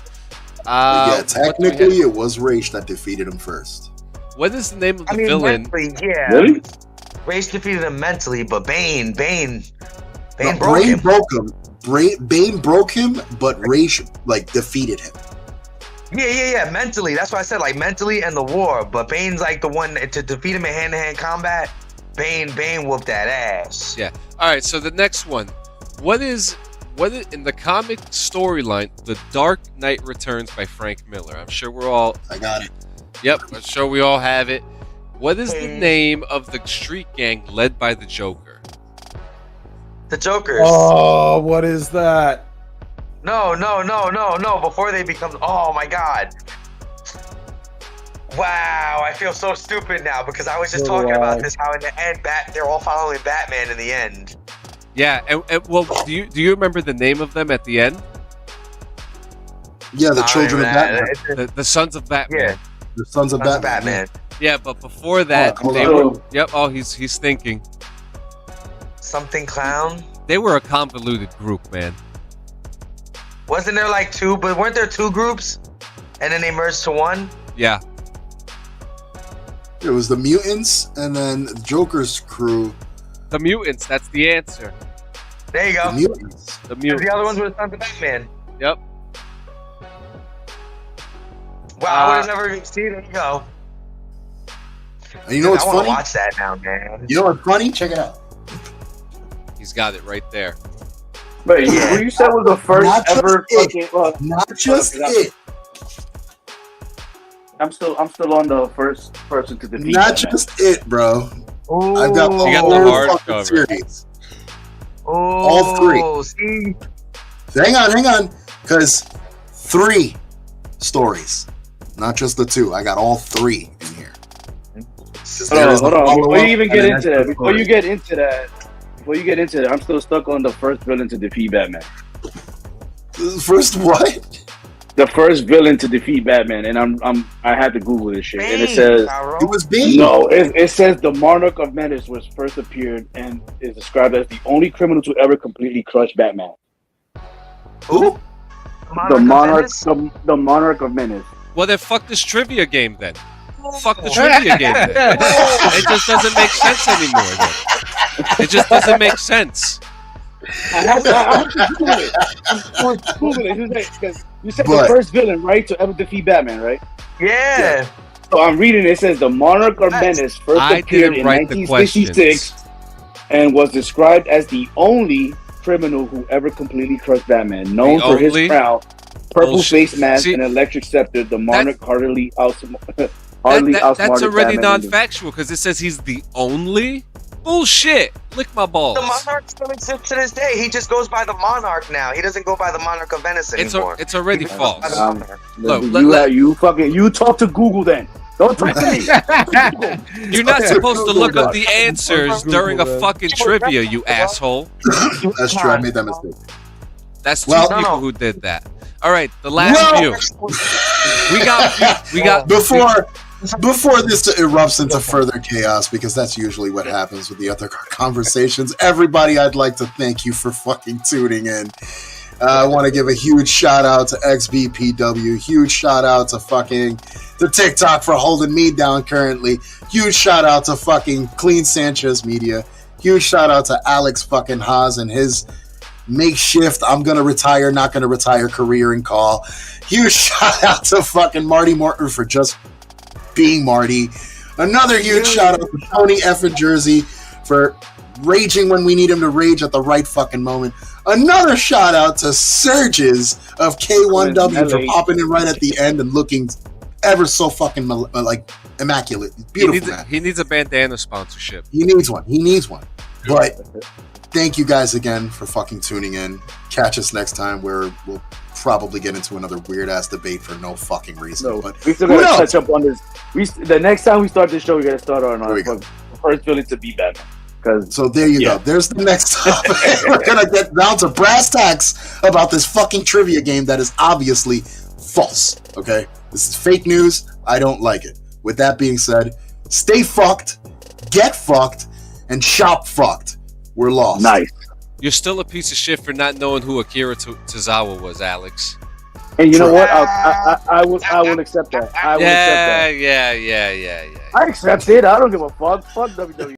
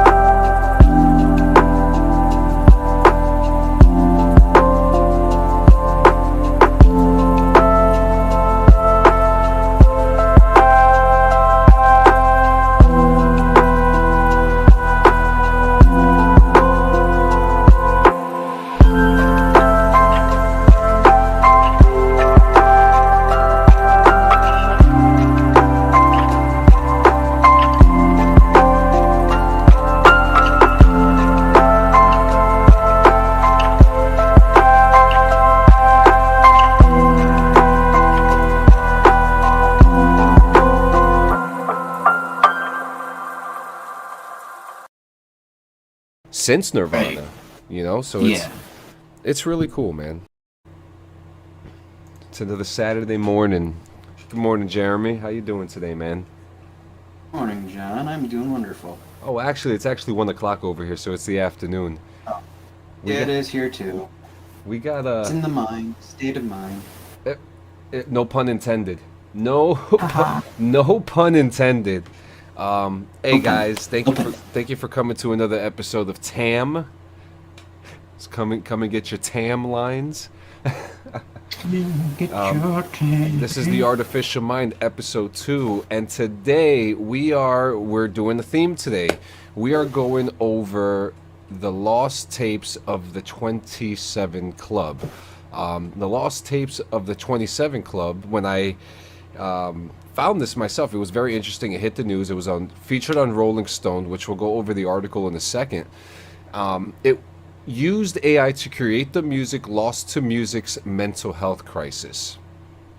I'm going to read the description that's here. It says, as long as there's been popular music, musicians and crews have always struggled with mental health at a rate far exceeding the general adult population. And this issue hasn't just been ignored, it's been romanticized by things like the 27 Club, a group of musicians whose lives were all lost at just 27 years old.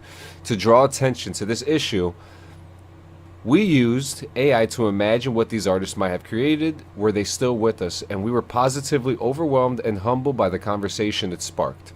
The songs were shared across the globe as musicians as well as the public came together to shine a light on the music industry's mental health crisis, and the outpouring of support and well wishes we received was astounding.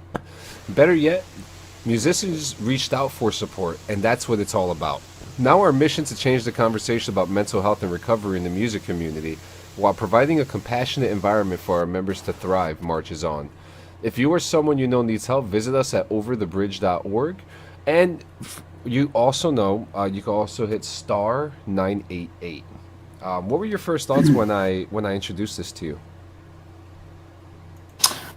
I was curious because this kind of goes along with the whole artificial AI art wave going on right now. It's again a what-if scenario. If all these individuals had lived, what would they have pumped out? And the choices they made were overall pretty. They were pretty wide, weren't they? I mean, 3 of them are rockers, and then Amy was more jazzy, I guess. Yeah. But yeah, I was definitely interested as soon as you told me about it. It's pretty cool. So the four songs that will be played for the duration of this episode, and we'll be breaking down the pieces that we made. The first one is Drawn in the Sun by what sounds like in the style of Nirvana, which actually has a confirmed vocalist that actually did the vocals for the song, named Eric Hogan, who was the frontman of Atlanta's Nevermind. It's the ultimate tribute to Nirvana. And, they actually started off as a Halloween thing, and it was an excuse for the lead singer and his friends to perform Foo Fighters, Stone Temple Pilots, Nirvana tribute sets. And, they had a huge reaction, and Over the Bridge team asked him to sing on Drawn in the Sun. He thought the project sounded both unbelievable and cool, but after the conversation, I still didn't really think it was a real thing, he says, and then they sent me the files and the money. So, nice. This is a very interesting thing. I mean, the first time I heard it, I was in tears because the first one we're going to hear is Nirvana, Drawn in the Sun, and the last song that came out from them was "You Know You're Right," and that came out. Yeah. Yep. It was a song that came out years after Kurt Cobain died, so it was very interesting, and there was a lot of theories that he was still alive. But yeah, let's check out this song. To be honest with you, I all 4 tracks are amazing. I love all 4 of them. I was a fan. Like, I listened to all of them, and I was like, wow, this is incredible. So we're going to start off with Drawn in the Sun.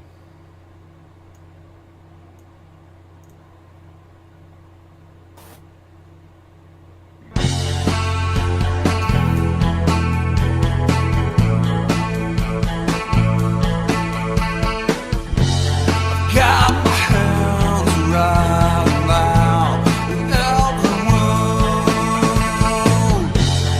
how far did you get into this song? You like start feeling that like tingling in your spine or the teary? I still got some pain over now. The sun shines on you, but I don't know how. And I don't care. I feel small. Trying to sun now. And I don't care. I feel small. And I don't care. I feel small. Trying to sun now. Trying to stop. Trying to stop. Trying to stop. Trying to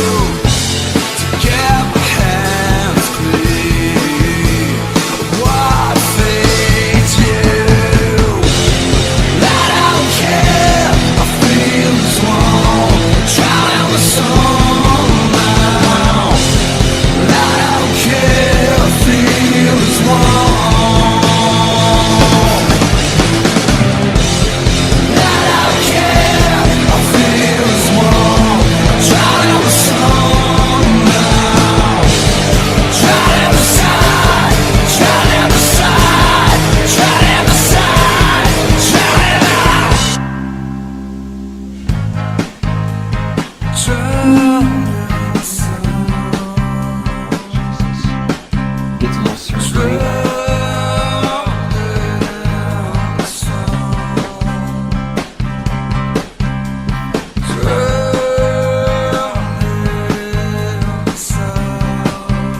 You know, hearing this again, I guess had he recorded this like in his 30s or 40s, it would have been more realistic. This does sound like a guy in his 30s or 40s. Yeah. I didn't think of that when I first heard it. I was so critical of it. Oop, sorry about the commercial, guys. But yeah, that was Drawn in the Sun with what was, I want to make sure I say his name right. Yeah, Oh my god, I love Eric Hogan. Yeah. Okay, so before we get to the art pieces, I mean the song itself, very interesting lyrics as it starts off. I've got my hands right now in every wound. I've been here before, but not with you. I still got some pain, but it's over now. The sun shines on you, but I don't know how. I don't care. I feel as one drawn in the sun. I feel as one drawn in the sun. Do you like, these are lyrics that I feel like Kurt Cobain would have written. I get a lot of in utero in those like 8 sentences right there. That's definitely in utero inspired. I feel as one. What is that? That's from what song is it? It's off in utero. I know that. I feel as one. It's definitely an actual lyric Kurt wrote. Yeah, I feel as one. It's gonna give you like anatomy terminology. Yeah, I'm it's in utero. It says all apologies. All apologies. Okay. I'm trying to find that. Oh yeah, in the sun I feel as one. Yep, there it is. Look at that. Drowned in the sun, I feel as one. Oh my god. Let's see, what was the other lyrics he had in there? That's a very interesting. That's a very good catch, Stro. Good memory, man. Hey, that was my band, my team. You know, it's almost interesting because, like, in All Apologies, he says, "In the sun, I feel as one," and in Drowned in the Sun, he says, "I'm drowned in the sun, I feel as one." Wow. Very yin-yangy. Very yin yang. Holy crap! And so the art pieces. So my piece here, I wanted to. I know. I mean, it's such an interesting topic, isn't it? Mm-hmm. Definitely a big what if. Yeah. So okay. So my piece here, I had put in the prompts of a man with long blonde hair because I actually didn't think if I had put Kurt Cobain like you did, it would come out as photorealistic as yours came out. But mine was a man walking in a field of sunflowers as they're melting into the sun. I didn't get the sun, obviously, but I got everything else around it. And I feel like this song, like, okay, so you know how like Spotify now and Apple, when a new song or single comes out, they have like this like album cover for the one song. I feel like that this would be a perfect not to get ahead of myself, but I feel like it would be a perfect depiction of what that album cover would be for that single. Yeah. Okay. I get, because Kurt was into Led Zeppelin, and this does have like a Led Zeppelin-y feel, so he could totally go with that. Yeah. I love it. And yours, it's beautiful. I mean, you obviously Frances Bean. And what I love about Frances Bean's face is that Frances Bean her face was covered for a long time when she was a kid. Mm-hmm. So it was very interesting and kind of like almost like the AI knew in a way. It looks like he's performing up there on the stage there. He looks like he's a sound check and she's just up there dancing around. Yeah, man. So I love your piece, man. Now I got to hear what's on your mind about this because I'm very curious. Yeah, so when I heard this song, I was, like I said, a little more critical of it. But, the more I listened to it, I let go of certain things. But I did notice, there are certain lyrics or how it was sung that kind of sound like Gavin Rossdale from Bush. Ooh, yeah. I could hear that in there, but it would fade out back into Kurt's. The big thing I thought it was like, what would have happened if Kurt was still around? Like, would have Dave Grohl had still done Foo Fighter albums? Yeah, I Like, think about that too.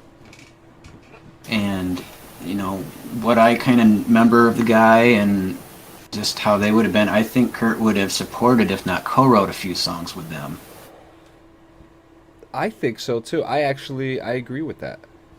He was into that kind of stuff. I mean, look at his Unplugged album they did. They had they had Meat Puppets on there. They did a David Bowie song. He was all over the place on that.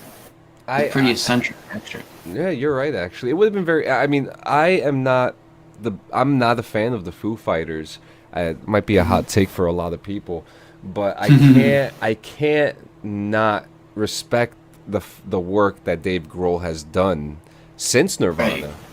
So it's really cool, man. It's pretty cool, man. You ready for the next one? Sure.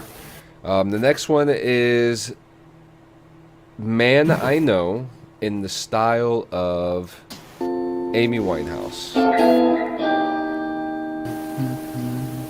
And I'm sorry if I don't hear you when you say something. No, that's cool. I realized, at first when I started talking through it, that I was, giving ideas out, but it's probably good to just sit back and kind of absorb it, and everybody else can too. Yeah. It's all wrong. Unless I get really inspired and get a thought, I'll get it out. And I like to get on going.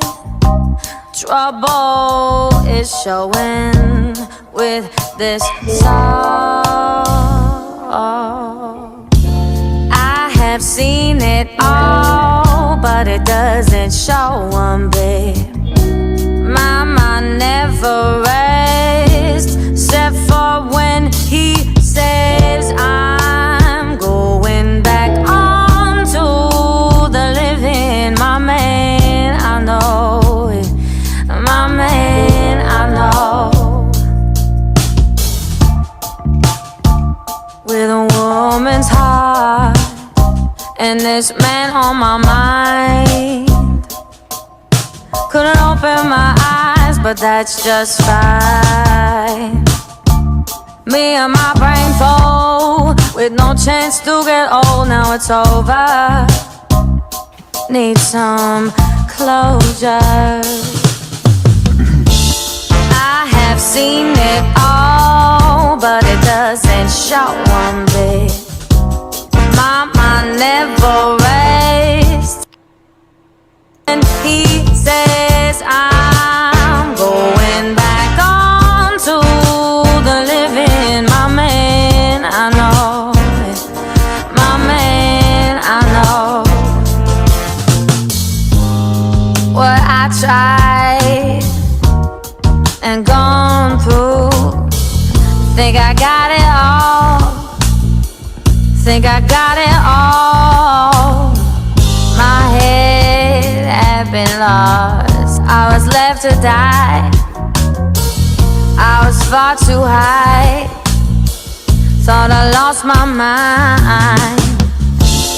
I have seen it all, but it doesn't show one bit.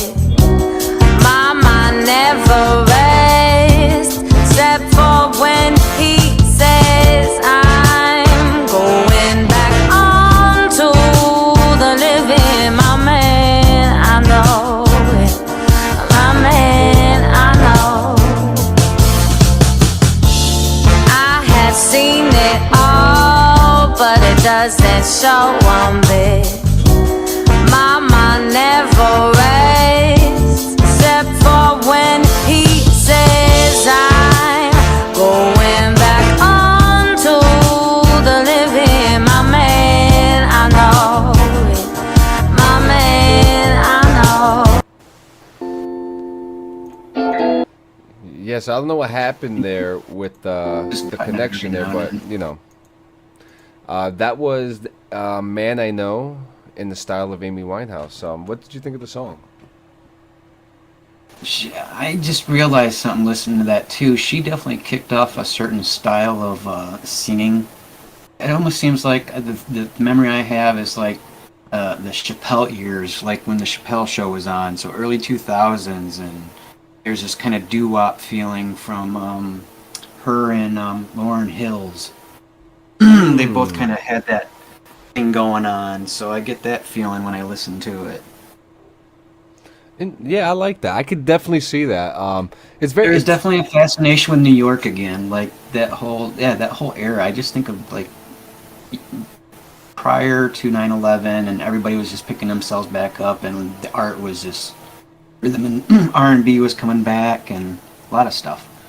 Yeah, I haven't listened to a lot of Amy Winehouse, but enough to know that she's produced a lot of great works before her passing. And then I believe there was an album that came out after she passed too, that she was working on, which was like a posthumous release. And from what I understand, that was the best-selling album of the 21st century. So she definitely had a following, a huge fan base. She was described as probably one of the realest people in her art form, because there was there was nothing being held back, and I get that in these lyrics too. In one section she says here, I got nothing to see, it's all wrong, and I'd like to get on going. Trouble is showing with this song. She knows that she's attracting something that may be some type of negative energy, but she don't care, because she's there for it. She's there to live, and I almost feel like her and Kurt would have gotten along. I almost feel like they would have too. Yeah. Just looking at this, And I mean, look, and Kurt Cobain, he did acoustic stuff. I could see him doing like a nice little collaboration. So it would have been cool. And so what was your thought process for your piece here? Well, having out of the four of them, she's probably the least I knew about. Like, I knew a couple of her songs, like the Rehab song. Yeah, just like I was saying, I felt that like early 2000s, like kind of doo-wop feel.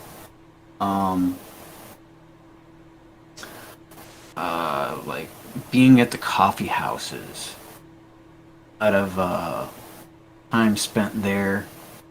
Those were the early days of MySpace too. Now that I'm thinking about it, that's just a whole different world that she just put me in. It's a whole Yeah. different time, yeah. Yeah. But yeah, my piece that I did for her just kind of came from that idea too. Like she'd be a humble spirit still, and like be downtown New York, Lower Manhattan, doing a new song on the spot at a coffee house. Oh, it almost seems like that would be her style too, and that's almost the style that I and like when I looked at yours, I was like, yeah, we kind of went for like almost the same style here. Like for mine, I wanted like a 1920s, 30s, like not a bar, but like a dine-in. Easy, I think you said, wasn't it? Or just Yeah, for something. the time period? Yeah, something like that. Yeah, for that time period. And when I do hear her music, I hear that vibe going on. Like I could if I could close my eyes and I see the performers in that small little bucket stage on the corner of the bar. You know, where there's Improvisation just coming out of everything. you know, and the guitar players hanging off the steps somehow, trying to hang on to life, trying to stay on there, and people are smoking. There's smoke all over the place.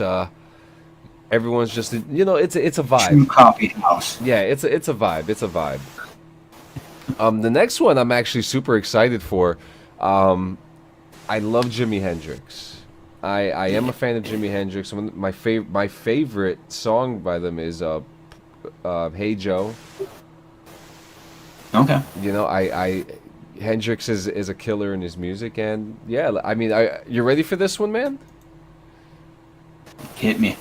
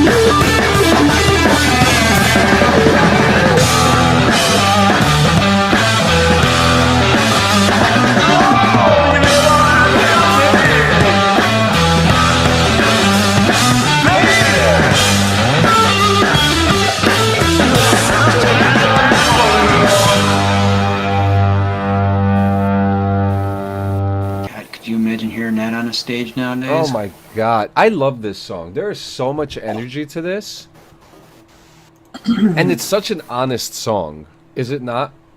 Mm-hmm. Oh yeah, You know, this is definitely down Jimmy's road.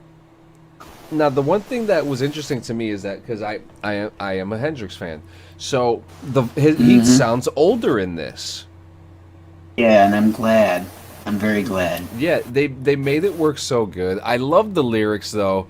I got my eyes open, I know. I just can't see. You're just a mad woman, baby. Oh, why'd you fall like that? Because when it comes to it, you're gonna kill me, and I've been hell enough, baby. Oh, you're gonna kill me. I ain't gonna hurt you. I'm just digging this whole dream. You're such a mad woman. Oh God, you're gonna kill me. He would write something like this. It's definitely a blues song.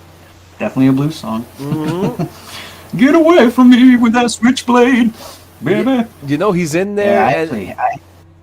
Yeah, I've played this song 100 times. It is so good, and it's so interesting because it's like and it even goes into my piece here, right? So you see the guy here. He's kissing up on the woman here. We're gonna say it's Jimmy. We're gonna say it's Jimmy. I don't think the hair is all that accurate, but my idea was a bad boy. A bad boy with a leather jacket coming in, swooping up like this. We're talking Grease here. We got Danny Zuko and Sandy. Right? Yeah, Danny and Sandy. I forget he actually had a girlfriend for a long time. I forgot what her name was. I can remember basically any other rocker's, other half, but I can't remember his. Yeah, like Janis Joplin. Because like John had Yoko and yeah, something. I know what you mean. Yeah. Jim had Patty or Pam. Yeah. Jim had Pam. And then you had Freddie Mercury had Mary. So. Yeah. So my idea for this piece was a bad boy coming up to catch the good girl, and he knows he's not going to treat her all the best. He knows he's going to do some bad shit and stress her out, but he knows he's going to be faithful and love her. So that's kind of the idea that's the idea that I have here with my side, and I really enjoy your piece too, because it looks like he's teaching kids how to play the song. Yeah, I definitely went on a what if piece. Like if he made it to 80, because he'd be an old dude at this point. I could totally see him going to some music school and teaching kids the blues, if not more other things. Because by now he would have been out of his blues and been doing other stuff too. I think he would have digged heavy metal. I think he would have gotten over his voice insecurities by the 80s, because he always kind of said he didn't like his voice, which I think he's crazy. It definitely made him stick out even more. It wasn't just a guitar, it was him. And I felt like this would have been like a video with him and like the Black Keys kind of backing him up. I felt that. That would have been a really good collaboration. Yeah, I could totally feel both of them guys doing a collaboration together. But yeah, I've actually had this thought before of Jimmy like being a teacher to kids, because he always was like a very gentle person. Everybody in his family that ever talked to him was just like he was very peaceful. I definitely got that from him. Yeah, man. Mm-hmm. You got any more? You want to go on to the next? Nope, I'm ready for the next one. All right. Well, this next one is "The Roads Are Alive" in the style of The Doors. I just realized it almost sounds like the hills are alive with the sounds of music. But anyways.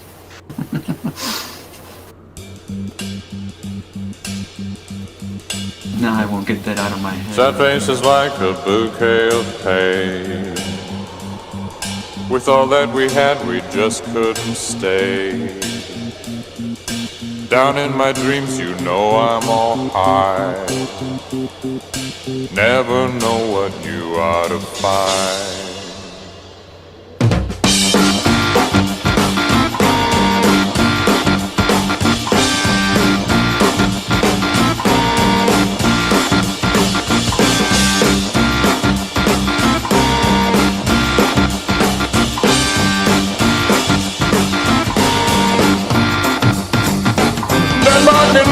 Crawling with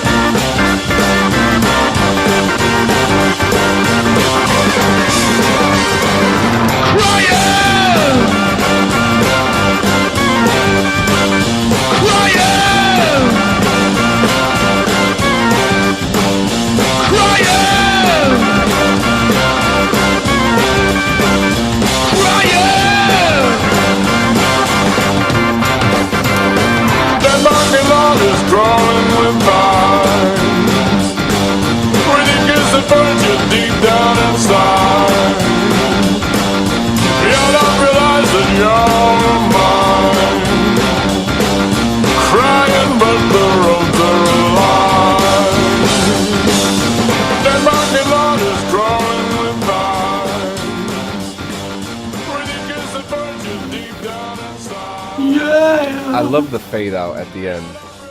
Right. Definitely a 60s feeling right there. This is another one that I really like because it's very Doorsy. Mm-hmm.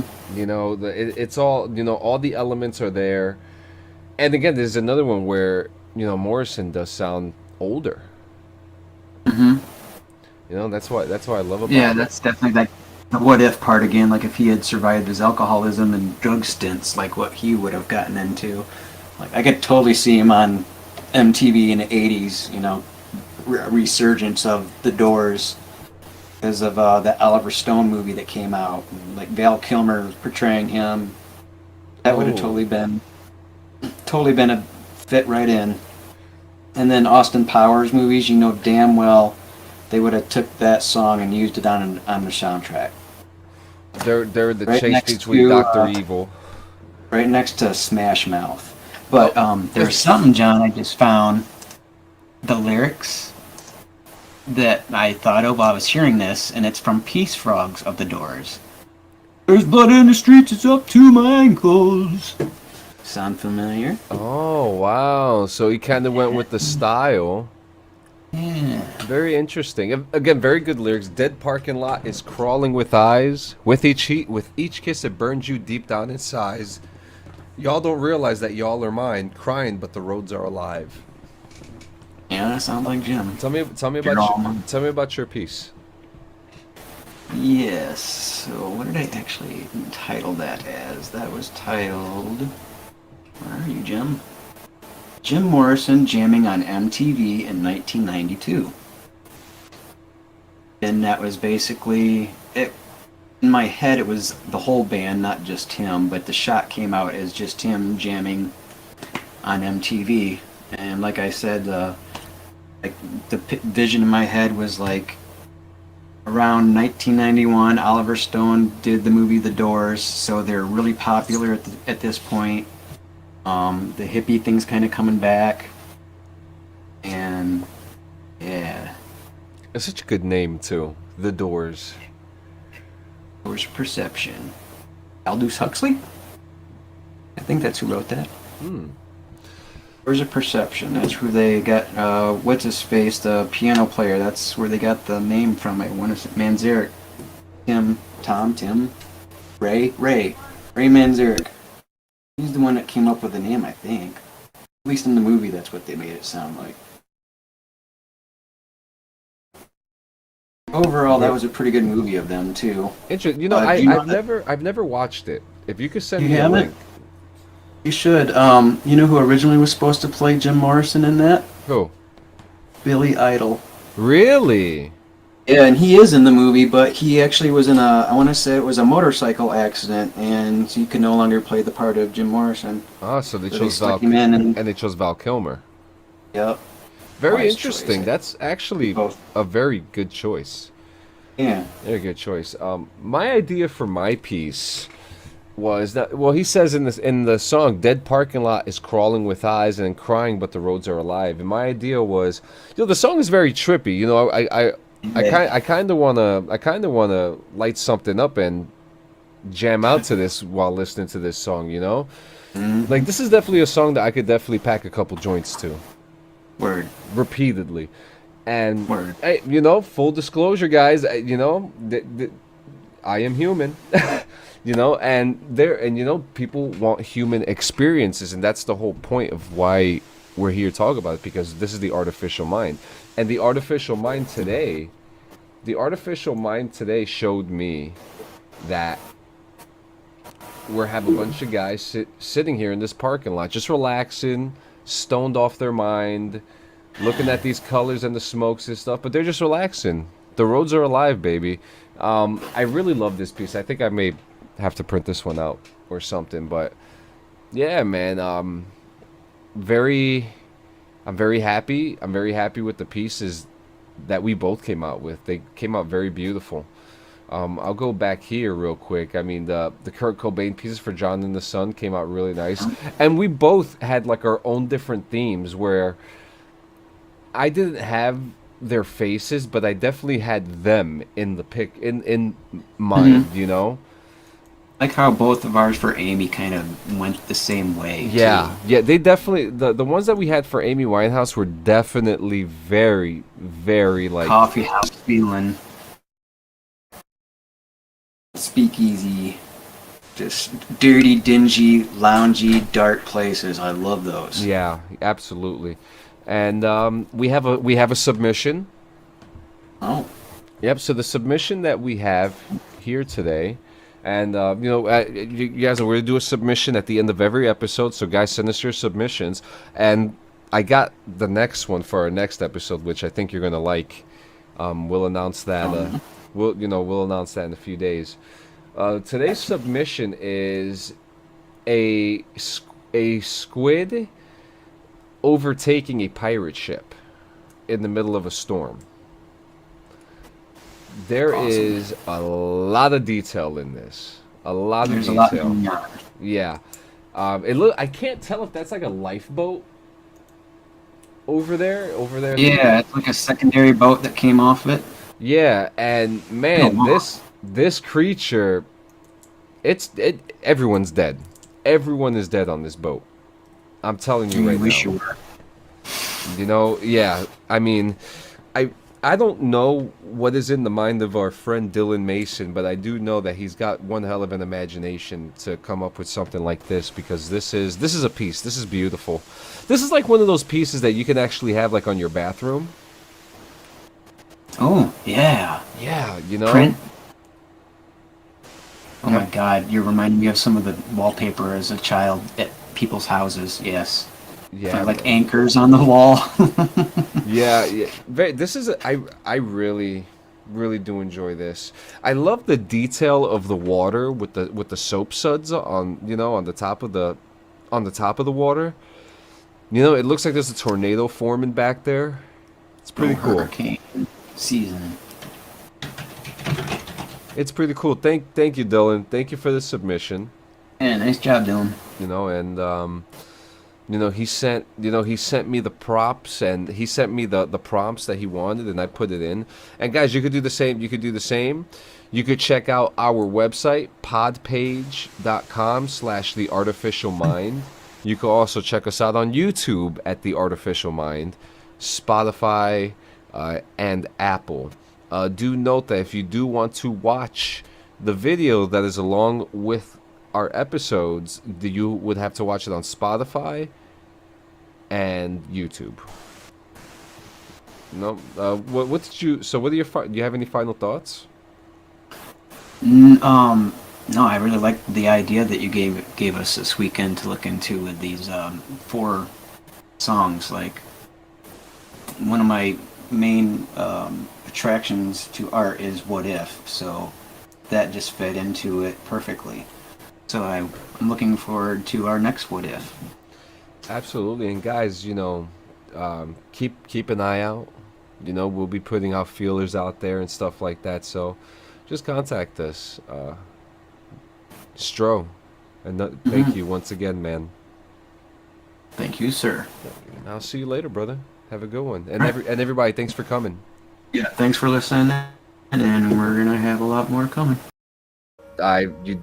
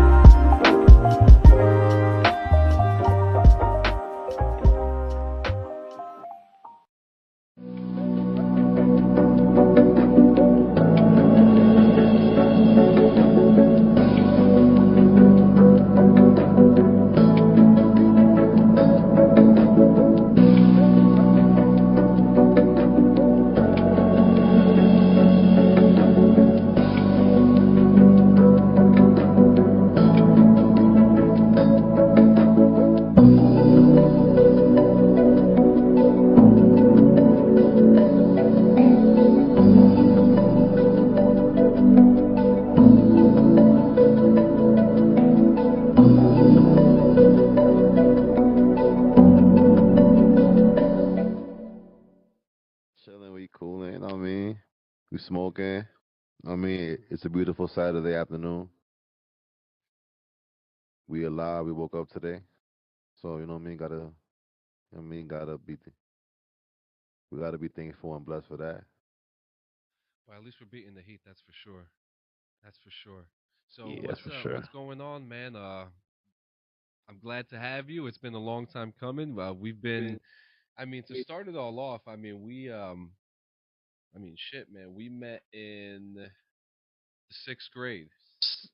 Hell yeah, bro. Hmm. I remember. Like Yeah, it's crazy. Isn't that crazy how like?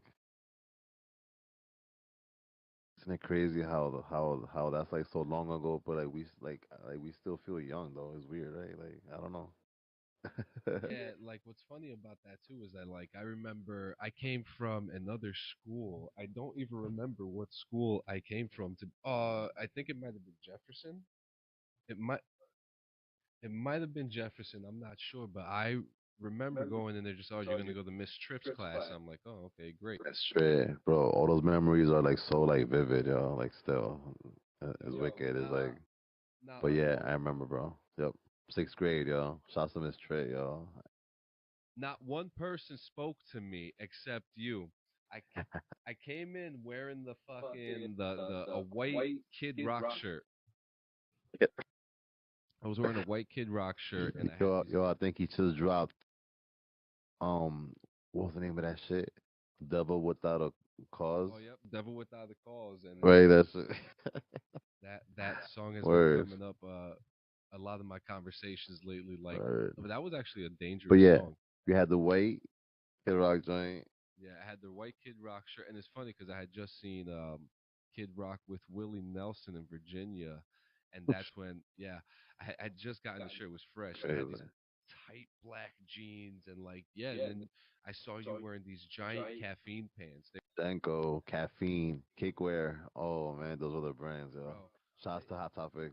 and I'll never forget, you had this one pair of pants, and you actually, I think you ended up giving me these pants too. It was a pair of blue pants with the corn patch on the side of Yeah, them. I did give you those. Yeah, I remember, yo. I remember, yeah.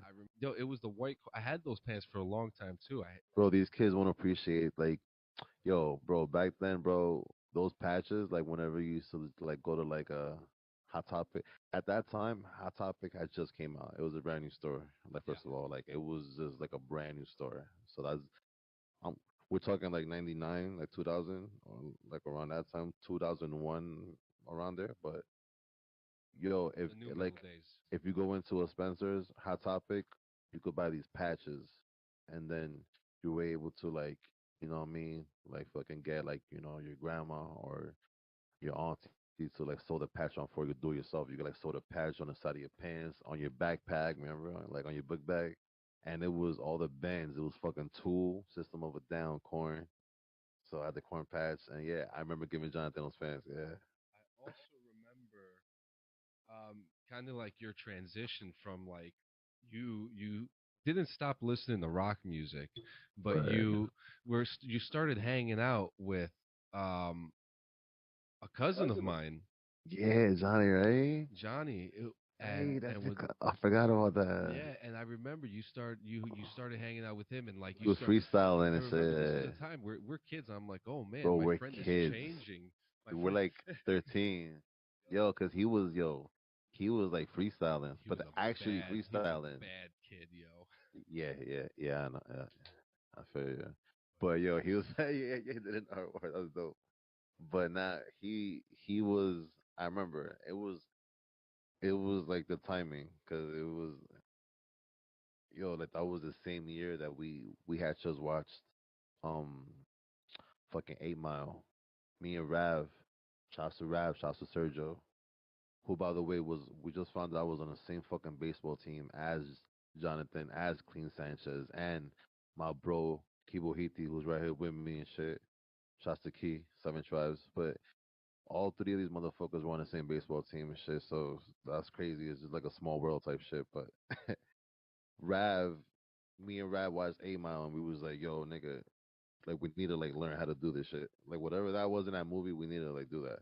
And then at the same time, that's when your cousin was freestyling. It was all at the same time, and I'm like, I'm like soaking all this shit in, and I'm trying to like learn the craft. I'm like, okay, okay, It's definitely an interesting time and to see the transition because like when you always think about like, oh, this may be the last. You never think, oh, this is going to be the last time I'm going to hang out with my friend, but you start sure, seeing like, how when we grow up, how life takes us into different paths. for I, sure. I ended up staying in like the rock route, which obviously didn't end up nothing for me because I'm doing this now. Oh yeah, like you know fucking but I tried it for a while and yeah, I feel you, bro. but like you see how like the those transitions of life really show you the different paths that anyone could take. and Word. and it gets very interesting too because it was just I want to say two oh no we're talking almost 4 years now when the last time you were coming to my house we spoke about we spoke about your music and what you were doing, and you said you were kind of not thinking about doing anything at the moment.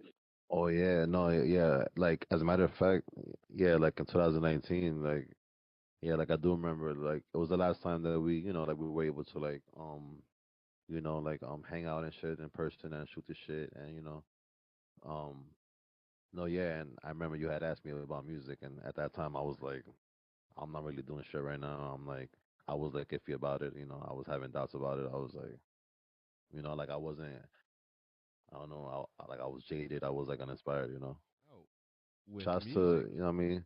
Shouts to the Sanchez family for, what I mean, like providing like, like some like delicious pizza for, for the crew today, for everyone today.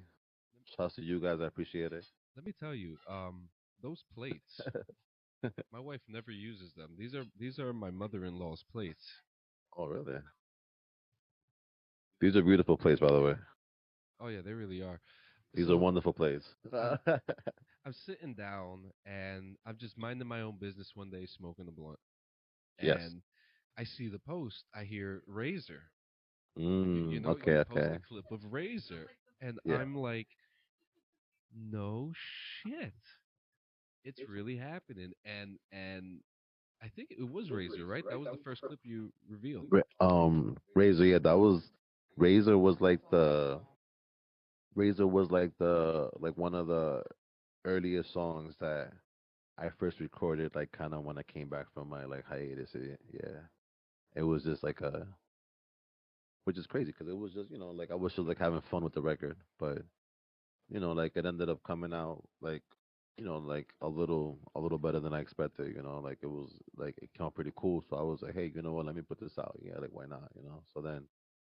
Oh no, well no, actually like I didn't put it out yet. I actually went to go like I had been I had been invited to go like perform it.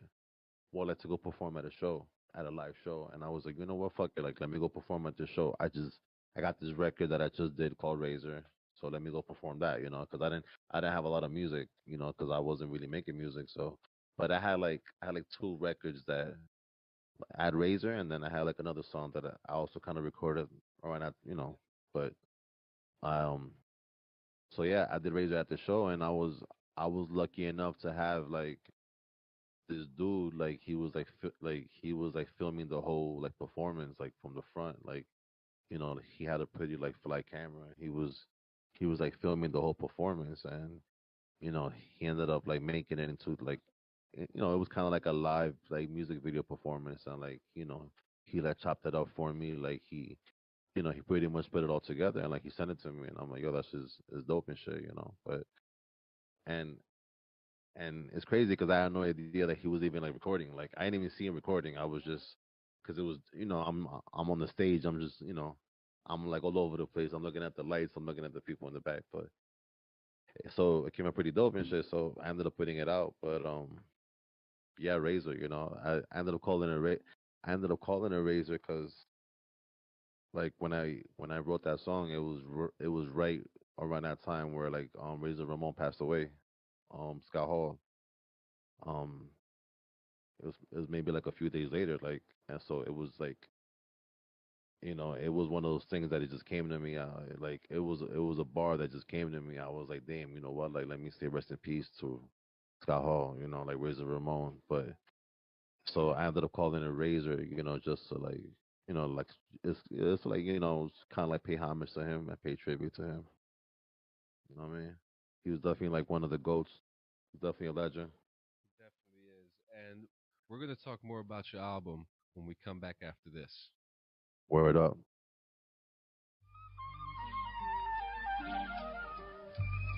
Yo, this sound like some Final Fantasy Zelda type shit right here. Yo. This got me feeling like a final boss. Fuck your record, get your vinyl toss right out the window, puffing on endo until my mind is lost. Never had COVID, only a minor cough. These niggas don't want smoke, this ain't no pipe exhaust. Verbally, we letting rifles off. Leave your man spinning like Michael, but I ain't Michael Ross. Nah, man, I ain't a killer. I'm from a higher class. I'm more like a gorilla with iller dialogue. Everybody a killer when they on Microsoft. Till they run into somebody they might have crossed. Who got a hard time separating what's right from wrong. And only care about that present firearms. Typical day, another life is lost. Maybe that's the price that we pay for what this life will cost. Me, I'd rather stay out the way. I'm trying to buy a loft. We gon' be up in the building until the lights is off. You never wanted to look beyond the clouds and the stars, or to know what causes the trees to bud, and what changes the darkness into light. You have created a monster and it will destroy you. Rest in peace to Razor Ramon. I'm the motherfucking bad guy. You rappers not making it home. Flick a toothpick straight to your dome. Gold chains and my hair slicked back with a spray of cologne. I'm making it known. The young prospects taking the throne. I stay in the zone. You niggas just stay in your phone. Uptown on the way to Bayonne. Nigga, we changing the tone. Neither red or want my name graved in a stone. Diamond Cutter came out. Yes, sir. Yes, sir. It came out right at the end of the year. Yes, sir. Yes, sir. 8 tracks, and these 8 tracks are DDP, Paranoia, Storm, Wolfpack, Steiner, Razor, which you just heard on the break, Moonlight, and Saltwater Freestyle. Now we also have features. You have a lot of features here, which is fantastic. You have Ace LC, 201 Psy, SF, Left, the Seven Tribes, and P Flipper. Now, you've called this album the Diamond Cutter. Talk to me about Diamond Cutter and why you brought wrestling influences into your lyrics. Well, like honestly, like I just like, yeah, like it wasn't even planned out or nothing like that. It's like it's something that kind of just like happened on its own. Like it was kind of like a snowball effect kind of thing. It just kind of kept rolling and rolling. But because honestly, I was just like, like I was saying earlier about Razor, like that was one of the first songs I wrote and recorded, like like when I got back into music. But I had no like at the time I had no intentions of like doing like any type of project or LP or EP or anything. But I was writing like I was writing like a few records around that time, and then I was noticing that in the records I would always I would do like a wrestling reference, but not it'll kind of be just kind of like tongue in cheek, but but like I'll mention like something about wrestling, but like I guess it was because like while I was in hiatus, I kind of got back into it, because I was kind of off it for like I was off it for a little while because it was getting kind of whack and shit. And you know what I'm talking about, Jonathan. That shit was getting rough to watch for a while. I'm still stuck in that mentality. I'm trying to come back. Even like you could ask my wife. Like there are times that we try to give it a chance, and I mean, even some wrestlers. Like I love the Rough. way how like It's there's rough some out there. wrestlers like Walter. Walter It's looks good. great. Like Walter looks great. Brock Lesnar looks great. All these guys look great, but it's just like when you give too much when you put too much salt on the beef, it it gets a little you know It's trash. yeah, you don't want to eat it no more, and that Yeah, was so the you don't need no problem that I more. was having. I got tired of Roman Reigns and Brock Lesnar, Hmm. but and that's why I like the old school wrestlers, which you mentioned a few of them in a number of these songs. I mean, you even mentioned the Wolf Pack, and what I love about the Wolf Pack is that don't turn your back on the Wolf Pack. And what I love about it is that Right on. not only is it this is like what they said, but I almost felt like the Wolf Pack is in essence you guys, the people that you surround yourselves with, the tribes, and everyone else. And if hey, if I'm wrong, correct me. You know what I mean? But like that song, it's just like I kept on listening to each song. I'm like, I like this one. No, I like this one better. No, I like this one better. I like this one better. But Wolfpack is like you know, something that you would hear at a baseball game or even like a football game. Like it's a team theme, And Yeah. if you're a wrestling fan, you could throw it in your WWE 2K23, and come out to it with your, Oh man, yo, that would be fucking amazing, actually. Yeah. you know. No, So yo, call me up, yo. You know what I mean? You could definitely throw the record on the soundtrack yeah, for like WWE 2K23. now you chose a specific era, and there's a specific era in wrestling that you name a few wrestlers in. What you say Razor Ramon, not Scott Steiner, the Wolf Pack, uh, and DDP, which are all old school wrestlers. What were there any more that you wanted to incorporate into your music or didn't fit, or are there any other tracks that didn't make it on here that you felt didn't match the theme? Well, it was like it was one of those things that it was like I didn't wanna like it's kind of like how you were saying with the salt on the steak earlier, right? Like I don't wanna go overkill with the wrestling like references and like wrestling aesthetic on it. Like I wanted to like I did want to like incorporate it, but like just enough. Because at the same time, like I didn't want to um like I was always a person like I never liked like too much of anything. Like I think like I'm under the like I'm under the guys that like too much of anything is not a good thing. So it's like like I think I get easily jaded. I get easily like bored when it's like a lot of the same shit. So it's like so it was one of those things like I didn't want to like I didn't want to like yeah, like go like overkill with the wrestling like references and everything, But I want to like it's kind of like one of those like if you know kind of things, like like like to the to the listeners out there like who do fuck with it, like you know what I'm talking about. But then I just wanted to because like I said earlier, I had like a lot of features on the tape too, so I just wanted to like everybody to just just kind of shine and just kind of like I mean talk about like whatever yeah, like not, like I didn't really approach like all the features. I didn't approach any of them like, hey, listen, man, like you gotta talk about wrestling. Like if you go listen to the records, they pretty much all express themselves about whatever, like whatever they're going through in life, and like same thing with me. I'll try to keep it like I try to make the project, like digestible, like relatable, you know. Well, you definitely like get the taste of wrestling fans because I mean you made DDP the first you start the track off Diamond Cutter snap neck look I we Oh, I just made a clean version too, so you did make a clean version, Thank you're you. right, and Thank you. Shout, that's got to be so cool. Now uh, can you talk about it? shout, Can you talk about shouts to, shouts to the podcast for providing some amazing smoke right now. I'm enjoying the smoke, so you guys are awesome. I just want to say that just this presence, like Well, this presence for me is awesome. for we sure. we had a really good conversation today, and I appreciate you, allowing me into your home, Shouts to Key. Key. So Shouts to, shout outs to Key. I really shouts to appreciate that. Key. We had like a 5 minute interaction at the event, and to actually sit down and have a conversation with you, and kind of, I think I do remember you because I remember baseball, and Yeah. it's cool, for you to be here in this presence, and I appreciate you coming, man. Word up, I mean, Kiwahita, he just recently dropped his project too. The Anti Eco Taste Volume 1.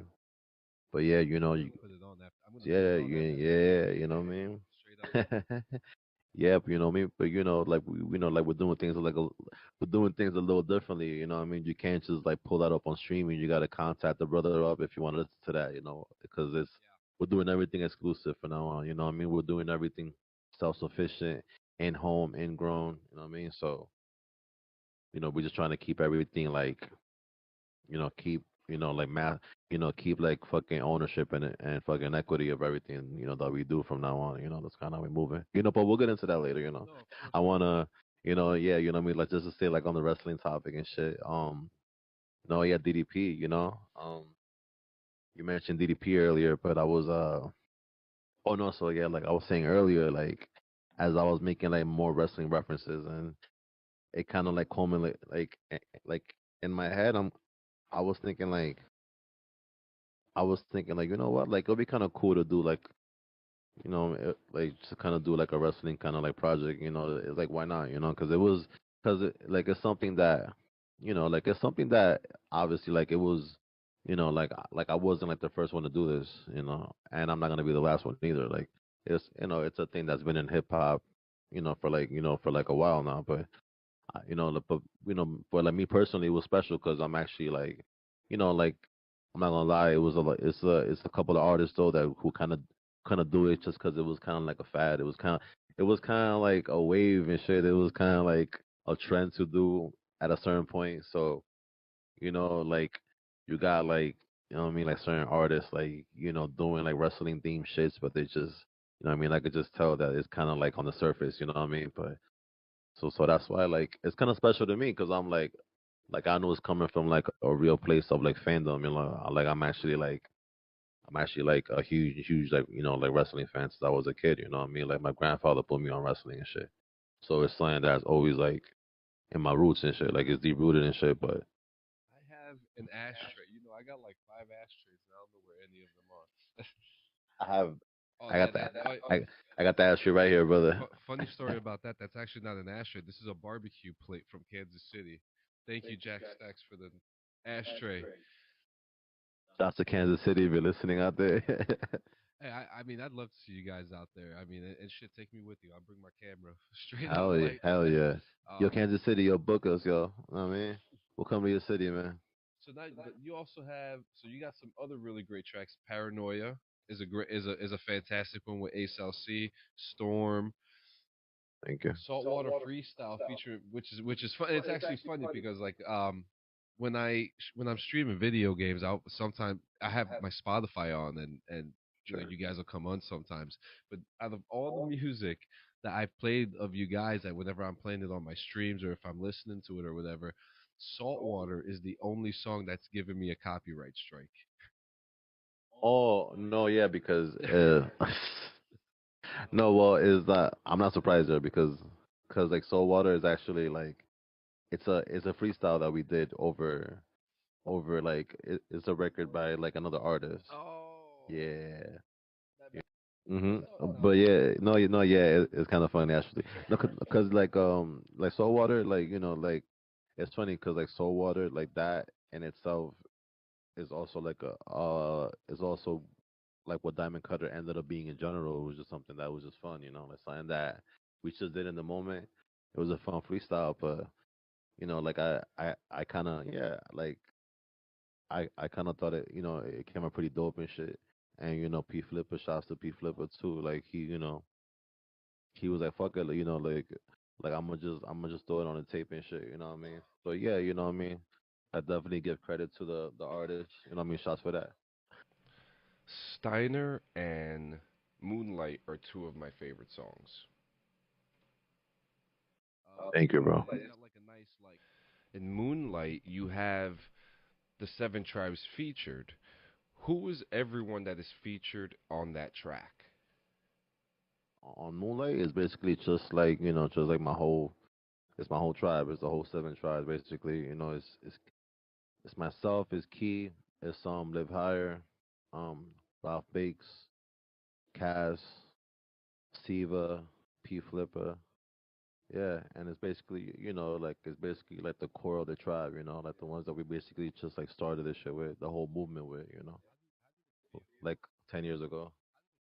How did it feel coming together as the whole Seven Tribes and recording that track? Nah, it was pretty awesome because it brought back that old feeling again. At that moment that we were, like recording, cause like right when I was doing Moonlight, we were also recording like records for like for the Seven Tribes project as well at the same time in the same studio. So that energy was just, it was just that the energy was just already there. Like it was just like the momentum was there already because Seven Tribes was already doing records. So it was like it was a perfect time it was a perfect time like for me to like get the brothers together and record Moonlight. But The it, energy was there. yeah, yeah, it was there already. Um, no, yeah, because like sometimes it's not easy to get everybody in the studio. You know how it is. We've seen this happen with Wu Tang and like mad like other like hip hop. Like other like hip hop artists and like hip hop groups in history and shit. But no, yeah, like it definitely brought that old like feeling back, like when we used to do like the first records we did like a decade ago. Like Gold and Trap Side and some of those records and shit. But yeah, no, yeah, like Moonlight, it was. I felt like it was a good way to like close the tape out because the tape is more like it's more like it's kind of like a slow kind of like a hypnotic like drowsy sound, but I thought Moonlight was a good way to like cap it off like on a like on a high beat on a like something more up tempo, something with a little more energy, something more feel good. But so it came out pretty dope. Yeah. Shouts to shouts to Seven Tribes. Shout out to the Seven Tribes, and then shortly after the release of your EP, is it an EP? Is it Yeah, like I would call it maybe like a mixtape. okay? On mixtape, You know. perfect. I like that. So shortly after you came out with Napalm, which has you guys on it. That's actually like I like the title of it because Thank you. one I am a veteran. I like napalm. I like the smell of napalm in the morning. But what it seems like you two have like some really good energy, especially, and you could feel it. You could feel it in napalm. Thank you, word. Like me and Key and Cass, we were like one of like the first ones and like to like really kind of like record music like together like in Seven Tribes, because yeah, it was a couple of members that were already kind of doing music. P Flipper was kind of recording. Well, actually, P Flipper was probably like the most like consistent one at the time, but Liv Higher was like recording music too, like a little bit, not too much, but and me, Cass, and Key, we started like linking up together, and like recording music, us three, and then and then Siva came in the mix, and that's pretty much how like Seven Tribes kind of like developed from there. But um, I was gonna say that oh, thank you, brother. Yo, this weed is amazing, by the way. I appreciate you. But yeah, but the chemistry has always been there. So it was Nate, like now to fast forward to the present day, yeah, like, I feel like Napalm was definitely like and I would say it was like an urgent record. It was like needed. It was like an urgent kind of track that was kind of needed because um To keep the momentum flowing. yeah, Yeah. yeah, because me and like me and Key me and Kibo Hiti, we kind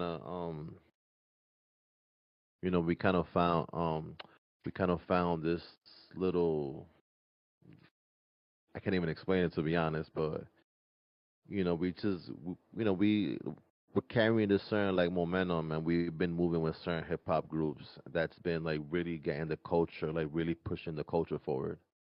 So we just been like all like just all like kind of like, I wouldn't say like working together, but we like we're all kind of like on the same mission, kind of, and yeah, just kind of moving like a cohesive unit, and just all just all like appreciate like each other's art, and we're just trying to like is like push just push this hip hop shit forward, and like trying to like show everybody that hip hop is still alive and strong in Jersey. You know what I mean? Because I feel like Jersey has like a certain, I can't explain it. Like like a like when somebody like thinks of like hip hop rap in Jersey off rip, they kind of get a certain image of it, like a certain aesthetic of it. They see just like violence and kind of like a certain kind of rap that's like, what I mean? And like I'm not gonna knock it because it's that's just dope and shit. Like I'm a fan of it too, but it's more shit. Talking about like street shit, and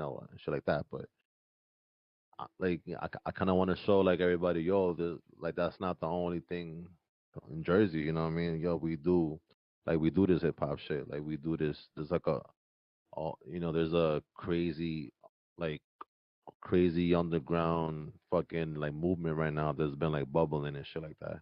And it's been bubbling for a minute, but it's been having like a crazy like resurgence lately. And it's there, man. It's a lot of dope MCs, it's a lot of dope artists and shit out of Jersey. Out of like fuck Jersey, just like Hudson County alone. Motherfuckers are fucking rapping out there. They really are, and there's been a lot of great music coming out too. Next question: are there any specific themes that you want to touch in your music that you want to convey to your audience?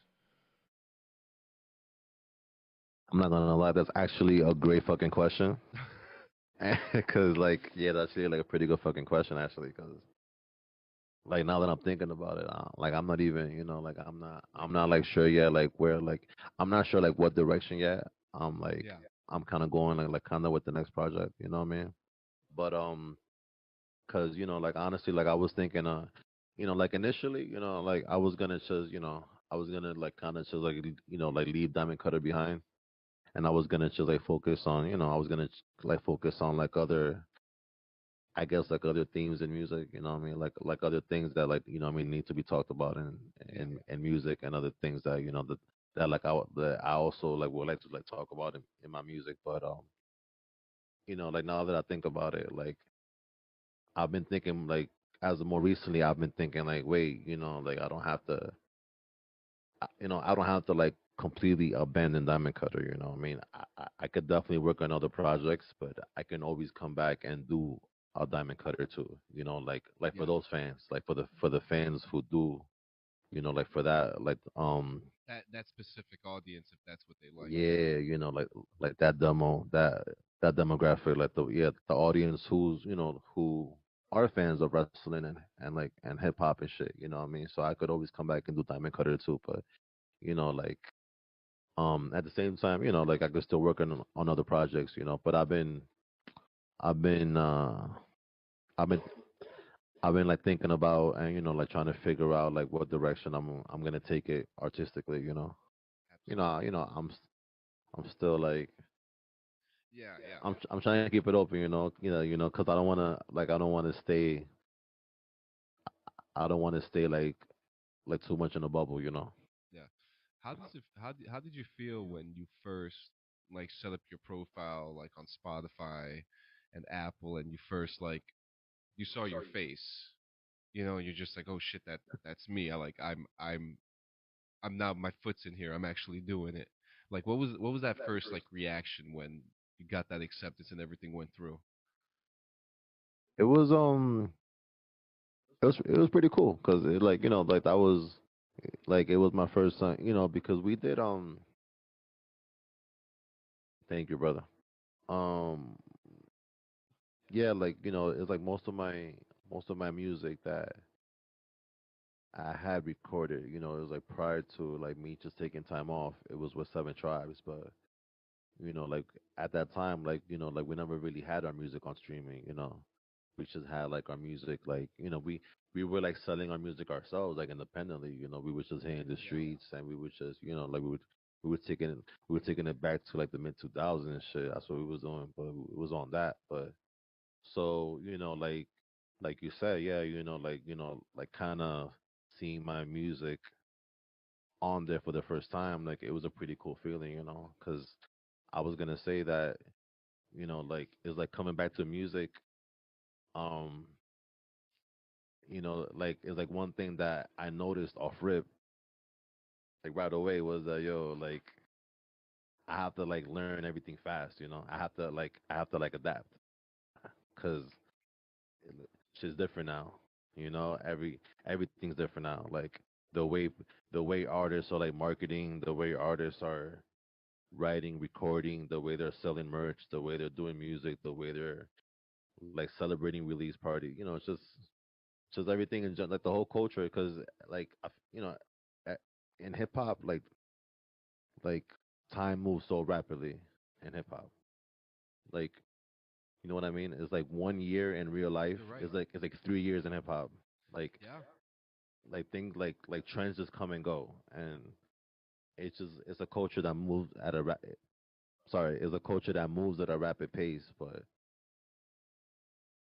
um, so yeah, so like me taking time off like 4 years, you know, and coming back, I'm kind of like learning as I go. You know, I'm trying to adapt. I'm learning like all the new methods of like releasing music. You know, but I'm gonna say that I'm not like I'm a huge fan of all of it. You know, like I love where it's at now. Like I feel like right now, like artists who are doing music independently right now, like it's I don't know, it's like it's in a great space right now. Can you name me 5 artists that you're listening to right now on repeat? Five artists that I'm listening to right now on repeat. I would say, hmm, good question. Good question. Good question. I would say probably like most of it, like most of the artists are kind of like are like more or less like stylistically like the music that I make like like even if it's not always like the same topic but the same kind of like aesthetic, same kind of sound, that style. But so I kind of like, like when I'm on my downtime and I'm listening to music, I'm listening to mostly that, like those type of rappers, because I'm just like a fan of that overall. So I would say maybe like Rock Marcy, like Rock Marciano. Like he was like he's definitely like an inspiration, but for the last couple of years, but I would say maybe him. Probably like Boldy James, Mac Hami, Euro Droog, fucking I don't know, damn, there's so many like 38 Special, El Camino, West Side, Griselda, you already know, like, I mean they're always, that they're usually consistent, but that's what that's pretty much what I've been listening to for like the last, like for the last little while now, but oh and not for nothing, but like I not for nothing, but I give the producers like just as much and sometimes even more credit. Me me personally, I've always been like a beats guy. I've always like to me I've like I've always had the philosophy that if there's no beat, if there's no beat, there's no if the beat is whack, like the it's gonna be a whack record. Like you could say the craziest shit on it, doesn't matter. But it's just like if it doesn't give you that feeling, like the music itself, what I mean, because you could, The soul. Yeah.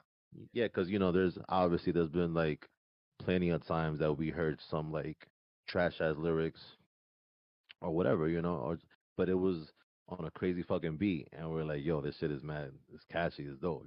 But it's like, what are they really saying? But the beat is just so like, like the music is what gets your attention, so pulls you in. Did you have any issues or challenges during the writing process for this mixtape? How many times did it take for you to write one of the tracks until you were completely happy with it? Were there any ones and dones? Were there any frustrations? Hmm.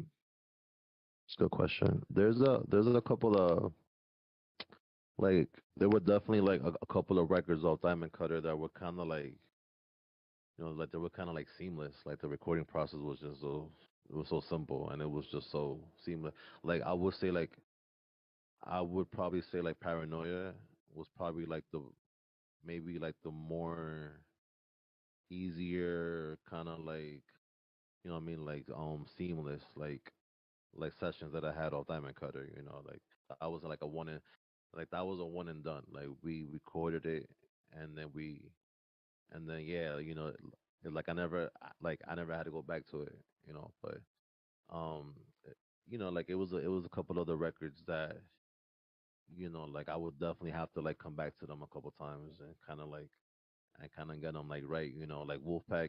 You know, like you mentioned Wolfpack earlier. Like Wolfpack was giving me overall just like a hard time. Like, but you know, I have to thank my I have to like give a huge like thank you to my engineer above or he calls I mean he goes by official above, but that's my bro above. We just call him above, but yeah, I have to give him mad credit because you know like he goes out of his way to make me sound as golly as he can on the tape, but you know, because I was having a hard time like trying to get Wolfpack to sound exactly how I wanted it to sound. But you know, after you know, I was lucky enough to have him to, you know, like really like work on it and, you know, and make it sound, you know, and make it sound pretty dope. So but yeah, you know, cause um with each record I was just like trying new things, you know. Like as I was writing these new records, I was just like trying new cadences, you know, like trying different, you know, different flows, different pockets, you know, like you know, but at the same time, I was trying to keep the like overall sound like in this like within the same realm, you know, if that makes sense, you know, like I wasn't trying to like veer off too much, you know. And again, man, it's a great mixtape, and I am curious though, what's next? Um, are you going to continue? Are you going to pop out some singles? Are we going to get a full album eventually? What do we have in store? Um, well, like what we got in store right now is like right now I just recently shot like as a brand new music video. Yeah, we just shot that with with my bro Goons. We just shot that like last weekend actually. So you know what I mean? Everybody could be on the lookout for that. I'm not gonna say like which record though. I'm not gonna say like what's the name of the record.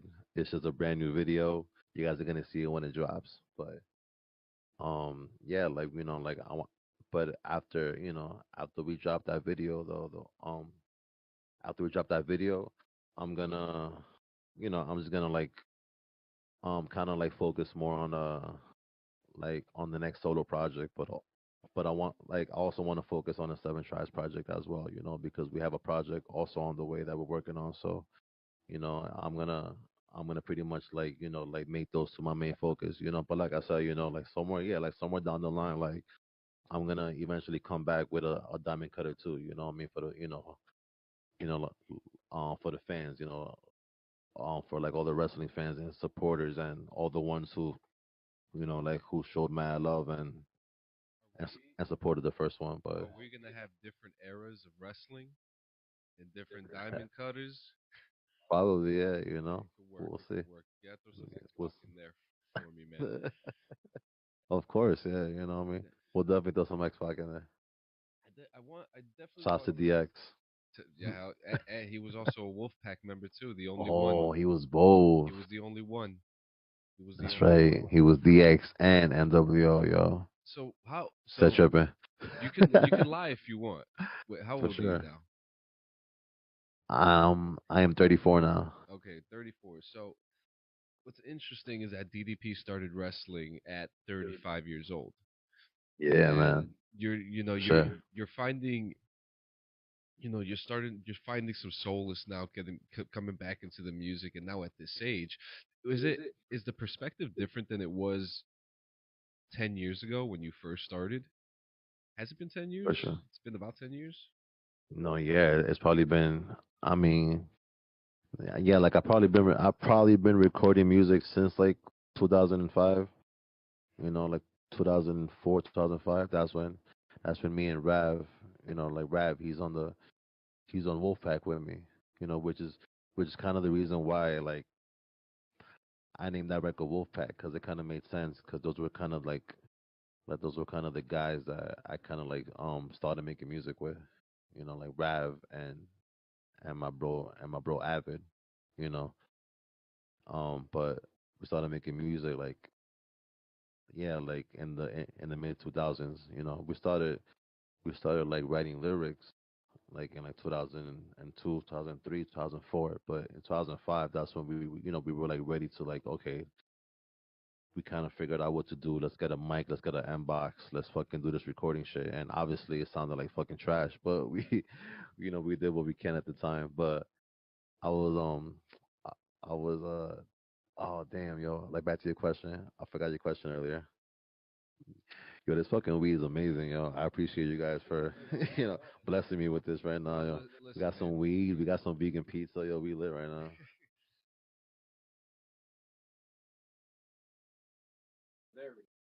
That's the question. Perception. Yeah, I was like, yeah, because I was like, wait, yo, that was a, I was like, yo, I was like, yes, yo, my brother Key, yo, always coming through. Thank you, brother, yo. Fucking, yeah, because Jonathan, I was like, yo, I knew Jonathan asked me a crazy fucking question, and I went totally fucking left with it, and I forgot, but that was the question. I'm sorry about the, no, yeah, so like yeah, we how veered it off. changed my perception. I was gonna say that, um,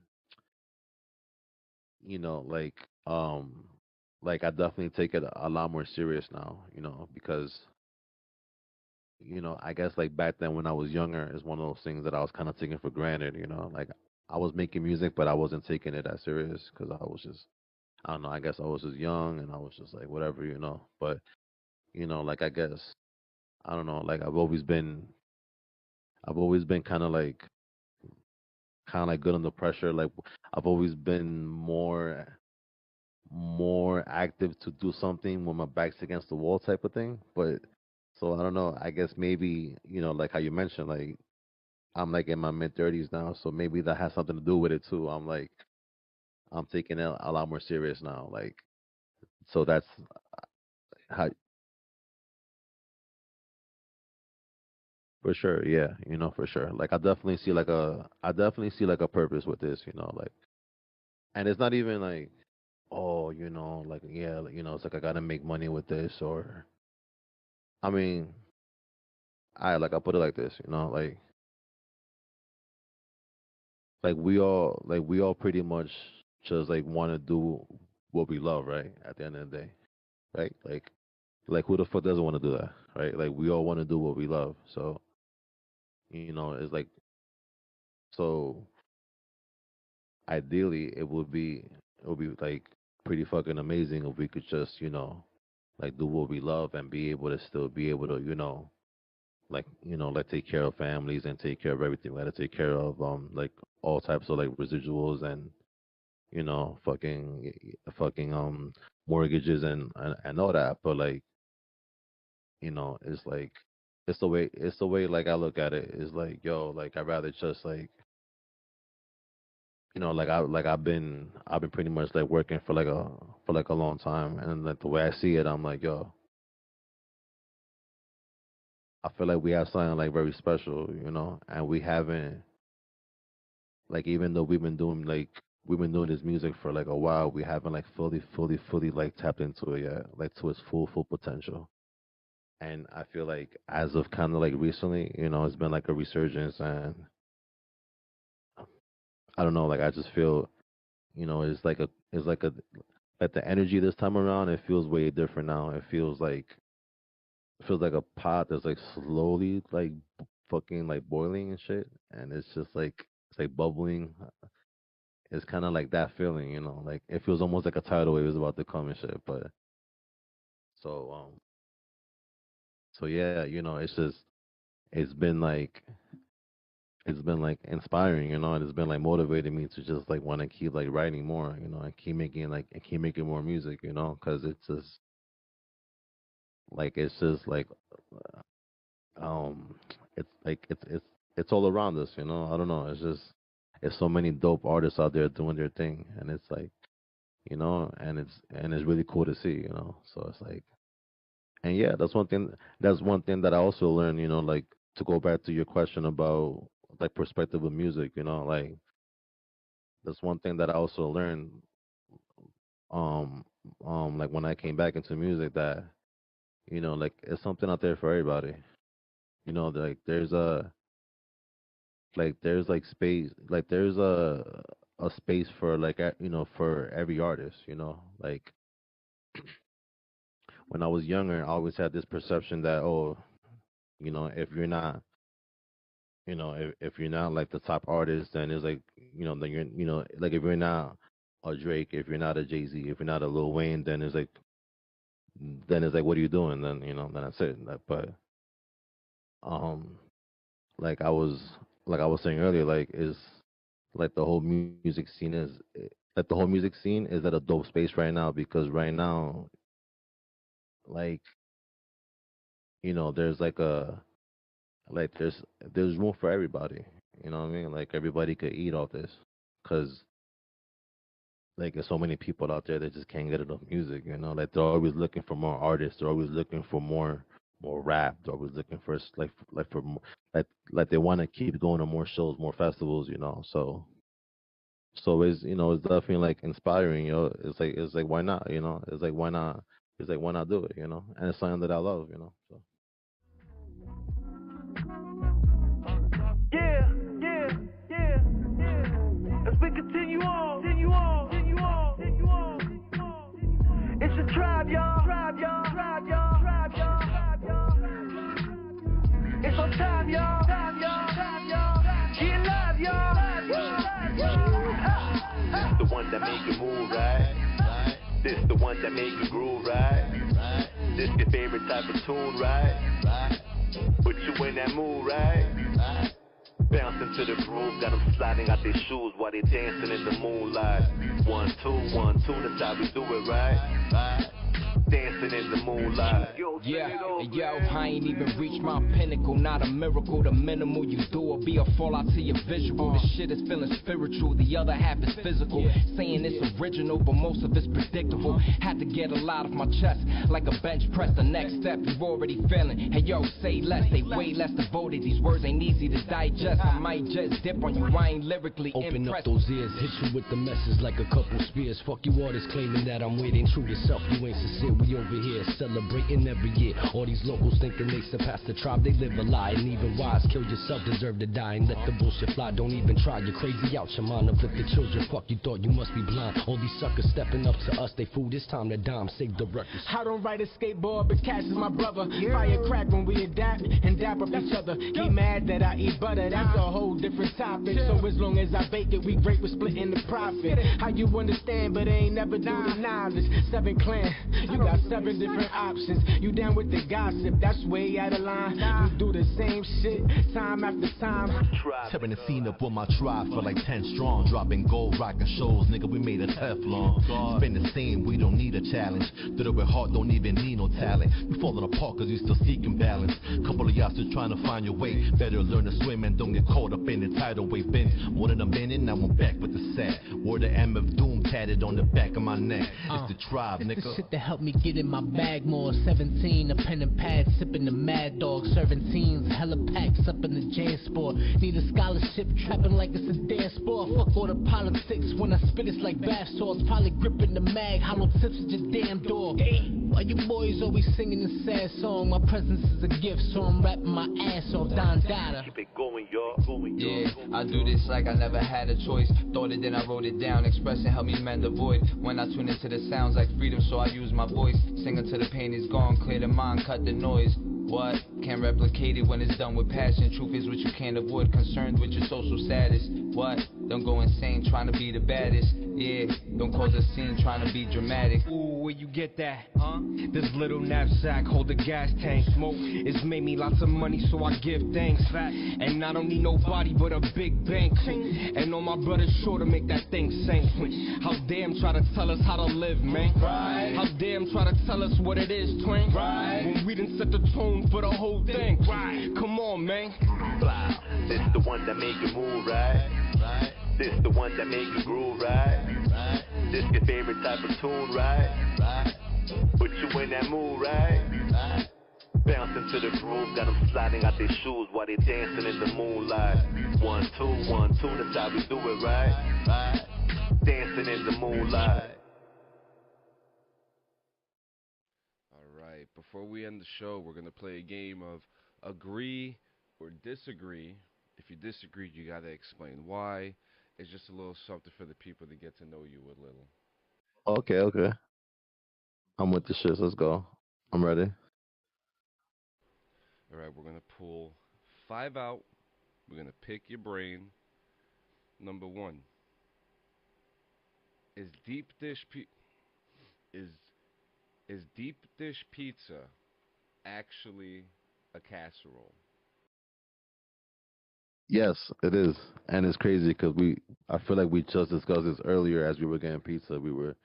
I, I, yo, that's crazy that you asked that because I brought up the question of like, yo, they're saying out there that the is a Chicago pizza versus New York pizza, what's better?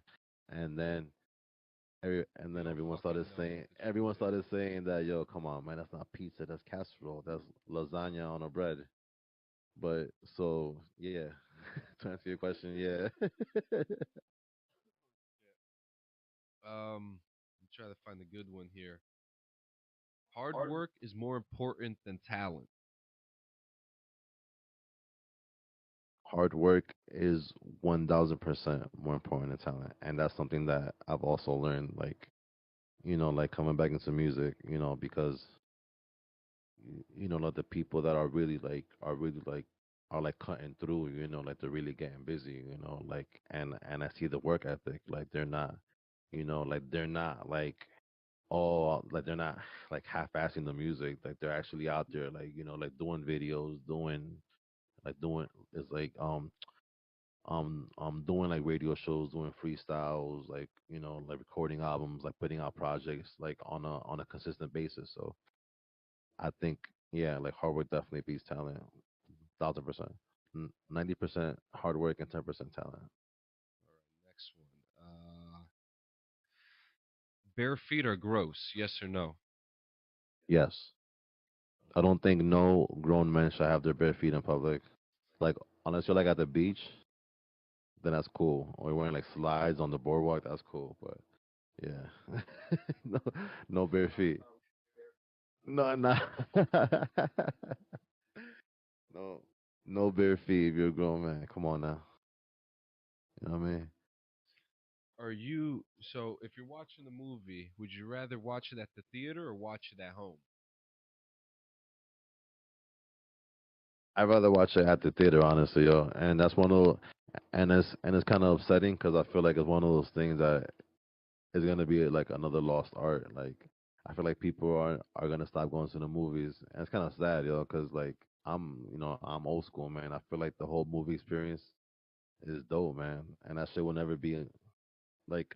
It was like you can't match that. Yeah, like it's cool to watch a movie at home. I get it, like on your bed, but I'd rather like I'd rather go get a whole. I'd rather go to the theater, man. I mean, that's gonna be always classic, no matter what. Yo, Key, we gotta fucking open up 12th Street movie theater back up, bro. Yeah, we gotta open up Summit Theater back up, yo. Speaking about that, actually, so I'm just gonna put that out there, but we gonna make it happen for sure. I'd actually like to invest in that, to be honest with you. Yeah, And the last one I got for you, I'm trying to find a good one. Texting is as good as a phone call. better.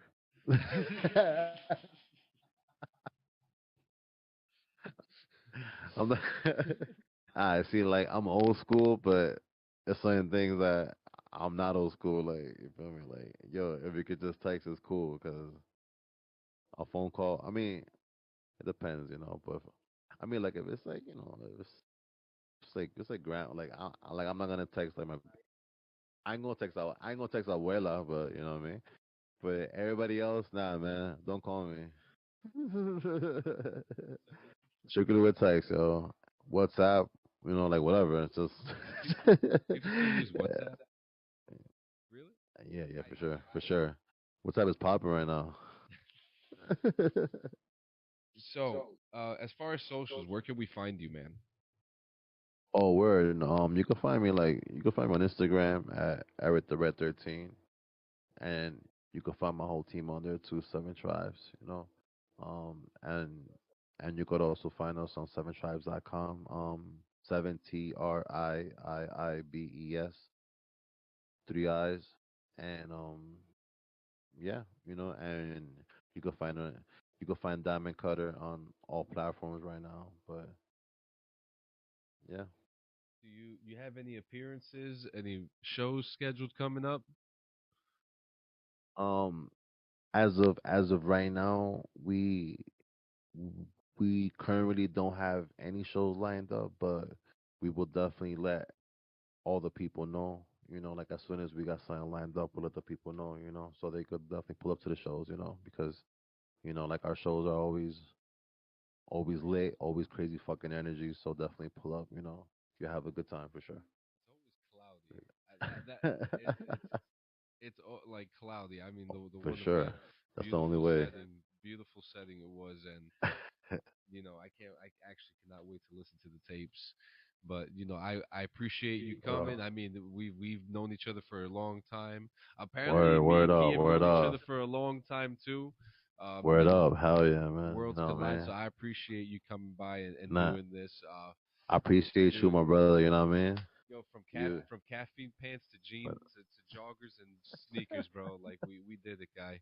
Uh, I know we're old now, bro. That's it. yeah, we are. Yeah, we are. Shit. Thank you, brother. I appreciate you.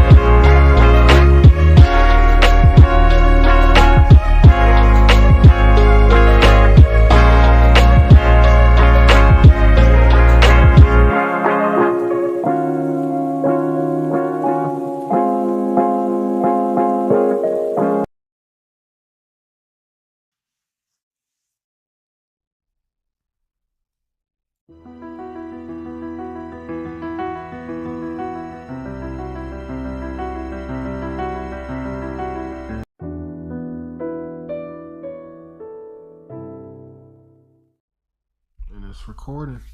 No, you're recording. I am recording. So what's it feel like to be wrapping up basically a whole season by yourself? What do you mean a whole season? A whole game. Oh man, no, it's technically I could wrap up the whole series with this episode. Technically. But we got what, one more after that? Yeah, and it'll legit probably be the shortest one of them all. Of all of them, it'll be the shortest because after you go to the Mutant Valley and you take care of the mutant problem, it's pretty much rounding all the troops to take on the ASC. And if you did it like Greedfall, where you strategically made sure you maintained all your relationships, it's like maybe you really have to literally travel, talk to the mutants, the technomancers in the Mutant Valley, and then in the city of Noctis, and you have like your 3 factions that are gonna help you fight them. And then you could do the extra shit in Ophir if you really want to build your reputation back up with the city. But after that, Dude Man loses his power, and then you go to the last dome to figure out what happened with Mars and Earth, as well as what's Zachariah's next plans. And there's multiple endings. Oh, I didn't know there was multiple endings. There's multiple endings. Yep. Multiple. Yeah, it's the same thing like Greedfall. Greedfall has multiple endings as well. Don't do this to me. Mm-hmm. Why are you doing this to me? I didn't deserve this. Yeah, because you didn't finish either. There was no fault on Greedfall. No, it's time. It's time. Yeah. I was guilty of it, and when I finally put in the time, it was a great story. Yeah, there was nothing wrong with it. I forget what happened. I just fell out of it. I think subconsciously we don't want to finish good games because when we finish it, it's over. I'm having that problem with the next game right now on the new playthrough because I know what's about to happen, so I'm just fucking off doing nothing. Well, you've played it like what, 2-3 times already? This will be my 3rd time. Yeah, it's like Mass Effect. I think after the 15th time, I was like, I think I'll wait for the sequel. Pretty fucking much. And then the sequel comes, and you're like, which one's the run? Which one's the run I want to carry over? What's the run I'm feeling? The slightly aggressive guy, the positive aggressive guy, the aggressive guy. God, imagine trying to do Mass Effect on this podcast. Bro, we'd have to do it 3 times. We haven't even gotten through Halo.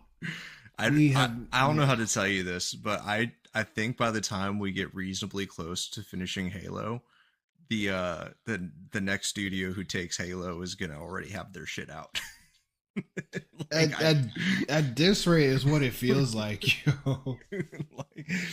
like Halo it was bold. It was bold of us to start with Halo. Well, we didn't fucking think the background would take us this long, and I'm like, don't get me wrong, I love Halo, I love the universe, I love Halo all the way up to 4, and Fair. Locke getting his shit kicked in by the Chief. I'm not gonna say I like Halo 5, but I enjoy watching Locke get beat up. He deserved it. Yeah, nah, man, I kind of want to be done with it already. Same, but we never will be. Oh, we never fucking will be. But think of it this way, like at least we're taking our time with it, and like we won't have to like go back and do anything. Like the only 2 things that we have to the side are like the alien lore and then the big thing that's coming later, and then the Forge saga, and that's it. I hate 343 Studios. Oh, everybody does. I hate them. No, not for the dumb shit they can't put in a game. Not that. Not because they've had like over 10 years of practice. Just the fact that they took the lore and just fucked it. Just fucked it all up, bud. Yeah, they're not a great company. I don't know what they were thinking, to be honest with you. I really don't. It's like once 343 took over, like fully took over, fully transitioned from Bungie. It was like everything was collateral damage, both the comic and the word in itself.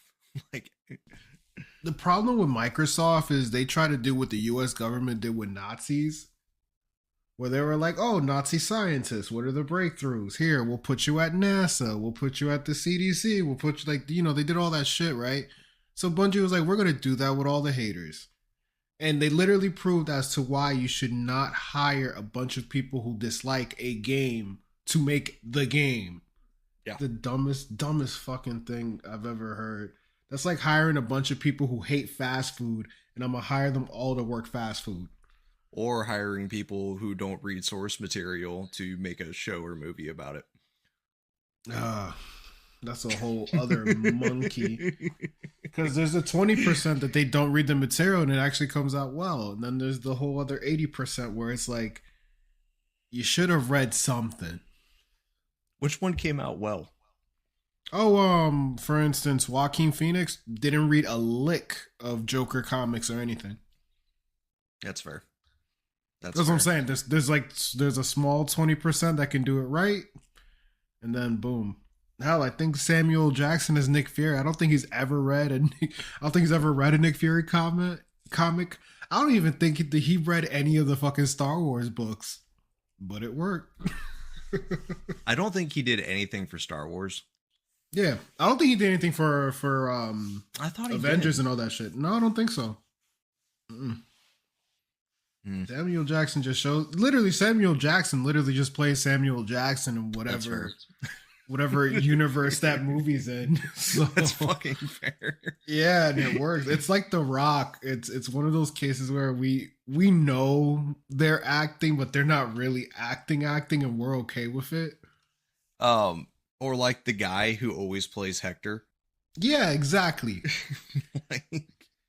like my man deserves an Oscar. Yeah, he is always Hector. Yeah, it's a good paycheck. For like not being like a considered a big name celebrity, my man is pretty well known in the streets. Like everybody, if you see him, you'll know who he is. Yeah, he's pretty you can't miss him.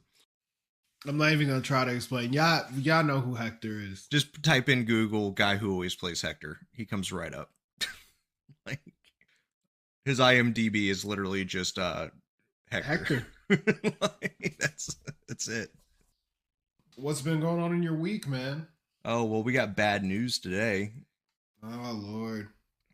Coolio. Oh, yeah. No, that was yesterday. I thought that was today. No, it was yesterday. Was it yesterday? Mm-hmm. The news kicked off yesterday night, but it didn't pick up heat till this morning. I got you. Everybody was in disbelief because Coolio was 59. Yeah, he's young as fuck.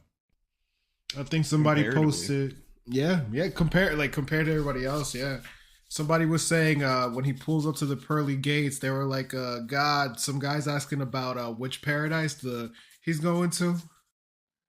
Now it's officially a crime that the JoJo season did not have Gangster's Paradise as its theme song. It is. It's officially a crime. Let's see. Coolio died. Adam Levine revealed he's in an open relationship.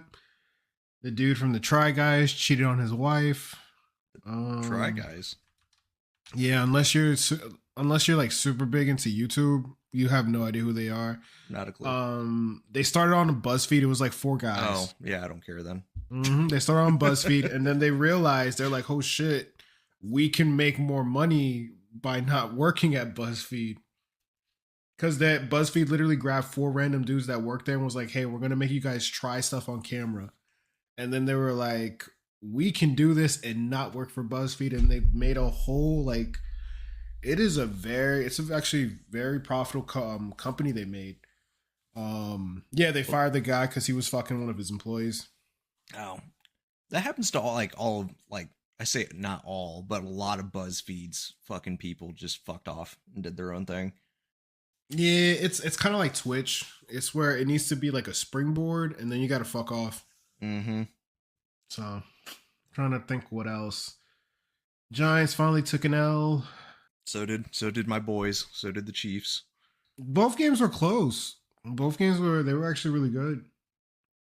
Really, really good.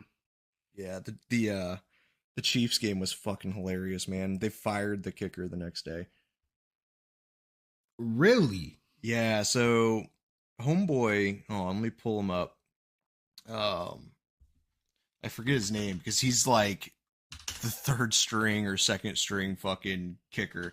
And homeboy, yeah, he got fired the next day. Oh, Matt Amendola. Yeah, Amendola, he got fucking canned. Fucking canned. And it's funny because if you read 6 days before, because our main guy Buckner, he's got a fucking ankle injury, which as a kicker, like, you know, bro. Yeah. So 6 days ago, the Chiefs put out like they have full confidence in their replacement kicker, Matt Amendola. and then 3 days later, he's fucking fired, man. And if you pull up his shit though, like this dude is not a like good kicker. I don't know how to put it. Like you can tell that we just always put money on Buckner never getting hurt. Is the only way I could put it. But he missed. Like he fucked up the game. Don't get me wrong. He fucked the game. But I think he only missed like one field goal and then one extra point. But you gotta remember, that's the problem with being a kicker in the NFL is you don't have very many moments to shine. Mm-hmm. And when your moment comes, it has to count. Like you there's really no room to fuck it up unless you play for the Denver Broncos, which there's plenty of room and there's plenty of opportunity to kick the ball. But yeah, especially when like we only lost the game by I can't even think. We didn't 3 points. It was 3-point loss. So everybody was pissed at him, and rightfully so. But yeah, it was just fucking funny, man.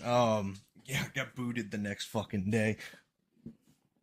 Fucking yeah. I feel bad for him because it's like it's one of those things, man.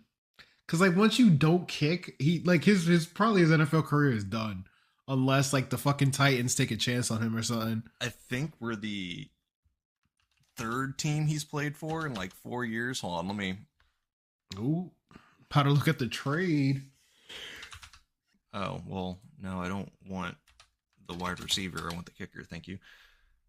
Depending on where he was kicking before, it might explain why he kicked so good. I want to say he was fucking drafted by the Jets. Yeah, it was the Jets, but I don't know. He's got 2 years of experience. Yeah, so he got picked up by the Jets in 2021 and then immediately like got fucking dropped like a few months later, and then the Chiefs picked him up. Bro, that's just a game of fantasy. Again. That's like, literally just a game of fantasy. Yeah. Somebody fucking treated this dude like a fantasy pick. Fucking yeah, dude, it was fucking Wednesday. He was on the waiver wire, so they said, fuck it. We need a kicker. Also, thoughts and prayers to Tua. Thoughts and prayers. What happened to Tua? He got hit in the head again. Oh, that's not good. Yeah, head and neck. He got pulled out of the game. And Teddy Bridgewater had to step in. No shit. If I was Tua, I'd be very worried. Not about the neck injury, but about fucking Teddy Bridgewater. Fucking, Damn, dude. Yeah, and the Dolphins been picking up some fucking steam. Speaking of. Yeah, man. They're very popular. They're very, very, very popular. I say that, I just looked at the score today and they lost to the Bengals, but they were doing hot for a while. Well, you gotta remember the Bengals is like a thug team. They're like the Bengals are like the old school Raiders now. That's fair. That's fair. Oh man, they're Belichick probably looking at them like, those are the criminals I need. Right. Bring them Belichick's fucking rule book and you'll never fail. Fucking. Oh yeah. Also, did you hear about Aaron Rodgers? No, but it's funny because I was also going to bring him up, but you say your thing first. Oh yeah, he magically won the game because apparently he saw something on the jumbotron that nobody else noticed. I'm like, what the fuck did he see? I forget what it was. I need to go back because he went into it. He said it was a call or not a call, but like when they they doing signals and shit, and he told the defensive coordinator like, hey, sweep the knee, and then that's all they needed. Fucking Aaron Rodgers, man. The dude gets man. It's impressive, and it's weird to think that might have been the last time Tom Brady and Aaron Rodgers were going to play against each other. Ooh, yeah, that is something that kind of... That's a weird thought, right? Yeah. Yeah, because Tom Brady's marriage won't survive another season of football. No, neither will his cheekbones. Oh, man. No. Yo, how old is Tom Brady again? Like, what, 45? He's old, man. Yeah, he's getting up there. Let's do a quick fucking Pullerino. Yeah, yo, because fucking him and Aaron fucking 45? Rodgers. Yeah, 45. I thought it was. Yeah, yo. Well, Rodgers is in his 30s, right? I believe 38. I thought Aaron Rodgers was 40. No. Yeah, he's only 38. Hot damn. Go the way my man out here doing the drugs. So so far, like, really nothing came out of that. No. Like, my man legit came out, and I get it, everybody in the NFL in the off season smoking weed or doing whatever, but like, I mean, what are they gonna do? Clearly nothing. My man is one of the highest paid quarterbacks, and that's I think his money's guaranteed money on top of that. So yeah, like, what are they gonna do? Yeah, like, they ain't gonna do shit. I'm looking at you, Cleveland. I'm looking at you. God. Oh man, but yeah, dude, football's been good. It's been good. I'm also love the fact that nobody's doing fantasy. Yeah, it feels like everybody has dropped fantasy this year, and it's fucking wild. There's a lot of happy wives. Oh, I just get my wife to do it with me. Oh no, I'm talking about the other people. You know how like some people like their wives are like, oh, it's his identity from fucking now till February. Yep. Those people creep me out. So wait, are we not having a destination draft? Is what you're saying? Nah, man. I'm set. Damn. I was trying to go to no, not even. I'm trying to go to Reno. I'm trying to go to Reno for my next fantasy draft. Yo, the Browns beat the Steelers? Well, I mean, dude, the Steelers, like, honestly. Yeah, but the Steelers are like a mid team. They're not bad, but they're not good. It's the Steelers. Yeah, their defense is what keeps them from being bad. The Bengals, Jets. I don't know who somebody laughed to themselves when they put up that fucking lineup. Panthers. Lions and Vikings was a fucking close game, 24-28. Yeah, the Lions got a little sizzle. Oh shit! Did you hear what happened with the Washington Commanders? What? I mean, we're still waiting for like the fucking owner to own all this shit that's happened. Except, he's floating in international waters. So the Commanders, right? So for their opening, they were selling these mugs. Mm-hmm. And then it said Commanders on the mugs. But behind it was an image of Washington, the state.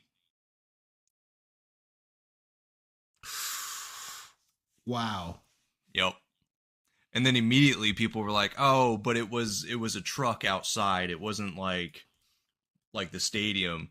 And the Steelers, or not the Steelers, I just expected it to be the Steelers, but the Commanders had to come out and say that was their official team truck. It wasn't just like some dude selling mugs. It was their team fucking truck. Nah, bro. That's my boy, Ted. Ted out here trying to buy his kids fucking new uniforms for the school year, bro. That's his mark. He put Washington State because he wants people to remember General Washington. No relation. No relation. No relation, just cause. God, I can't wait. They won a game against who? Who the fuck did the Commanders beat? Apparently the Chargers, but who lost? Yeah, The dude. Jaguars. Never mind. Yeah, never mind. I feel so bad for the QB for the Jaguars. I feel so bad for that kid. Dog, I don't even know who their QB is. Oh, he was the big shot. He was the do you remember blonde-haired Jesus that was the quarterback for Clemson? Oh, no shit. Yep. And guess who his first year coach was? Who's that? Urban, I like to tickle the girls at the Ohio bars. Myers. Urban Myers was my man's coach. Man, coaches in Ohio always be acting up. Are we ever going to talk about that? Like, it's always Ohio coaches. I feel like there needs to be a deep dive in like what all goes on in these college programs, especially like the bigger schools. Never going to happen. I mean, clearly, NCAA loves their money. But yo, like, if Urban Myers was such a dick in the NFL, like, I can't imagine the tyrant that asshole was on the college level. Oh yeah, but he actually got a deal with Fox. He's going to do commentating for college football. Who is? Urban Meyer. No shit. Swear to God, yeah, they brought him back. He's getting uncanceled. A lot of uncanceling going on. Yeah, a lot of people are coming back into the world. Yo, this dude was born October 6th, 1999. He's only 22 years old. Who? The fucking Jaguars QB. Oh yeah, dude, he's a young kid. And like my man's gonna get washed out of the NFL and go play in the Canadian League. No, he'll be a second string somewhere. He'll get picked up. Well, hopefully he gets his. I really do hope he gets like a second win somewhere else, just because it's like he hasn't gotten a legitimate start with the Jaguars at all. You know, it might be one of those cases where it's good for him in the long run. You know what I mean? Picks it up first string qualities here that'll make him like maybe he'll buff out. You know what I mean? Become a fucking OP QB who just doesn't have any tools. But worst case scenario is he just goes somewhere else, becomes a second string, becomes a super solid fucking second string. Yeah, we'll see, man. I mean, look what happened to fucking Chad Henne. That dude's as solid as a fucking second string as you can goddamn get. You know, I would disagree with you, but we've seen what Geno Smith did to the Broncos, so anything is possible. That's fair. That's fair. That's fair. Anything is possible. What else is happening in the world? Oh, there's hurricanes. People are yeah. getting blown. Yeah. I don't know if you want to keep that comment or not as we get the death count. No, I'm keeping it in. People are getting blown away.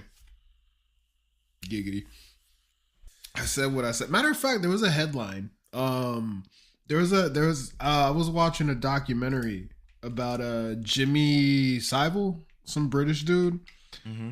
Apparently he had a lawyer, and this defense attorney was so good. Like the news article that like did his expose was like the man that gets them off, and I'm like,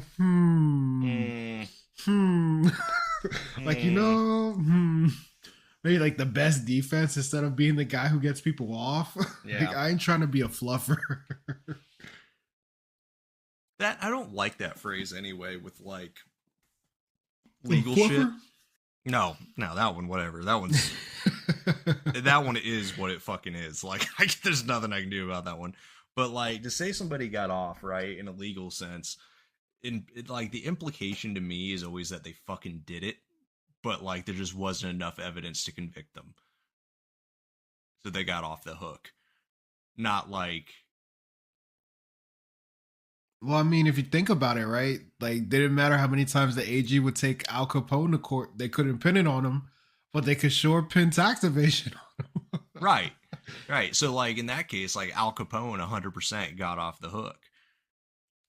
But Joe Schmo, it sounds odd. Yeah, exactly. You know what I mean? Like, so, I don't know. That's just weird. It might be just me. Might be one of those things. I'm just overreading it. Hey man, you're presumed innocent, always and forever. Even when you did do it, you're presumed innocent. Yeah, except for the trial by fucking by the public. If it's a Twitter trial, it's over. Dog. Guilty. Guilty. Any hot movies or anything come out? No, but I took your advice. Oh Lord, that could be anything. No, I finally sat down and the wife and I had a movie night and we watched Prey. Oh yeah, that's cool. That's cool. Yeah, you're right. It was a solid movie. It's a solid Predator movie, and I mind you, like, yo, there's like certain things that works and doesn't work, but it's the fact of like, I just enjoy the fact that she wasn't some OP fucking. She was kind of OP. She was kind of OP. Okay, to be fair, I will say this, because like for what Ray, for instance, because I remember when John Boyega used the lightsaber, it looked dumb, but when she used it, she fucking had her form and everything. Like, yeah, she did like the tree kicks and running and all that, but so did everybody else, and that's what I appreciated about the like her brother and all that. Like, they can do some of the shit she was doing. That's fair. I did like the tomahawk on a rope though. That thing was dope as fuck. And mind you, she like legit thought it out. Like, she literally like went through the motions. It was like, hey, I should put a rope on this shit. Yeah, because that's how she missed that rabbit. Like, it was really well done. Like, the cinematography was fucking great. How it told it, like, because that's how it's supposed to go with cinematography. It's supposed to be like telling the story without saying anything, you know. So I really enjoyed that aspect of it. I thought it was a pretty dope movie.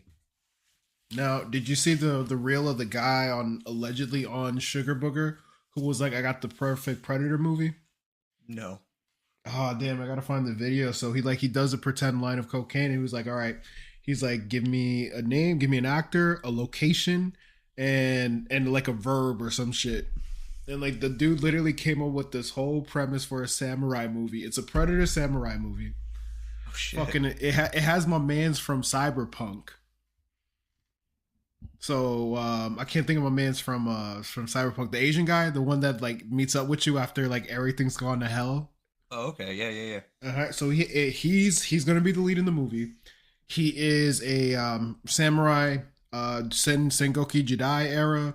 His master died, so you know he's like lost honor and all this shit. So he has to train, the son of the master.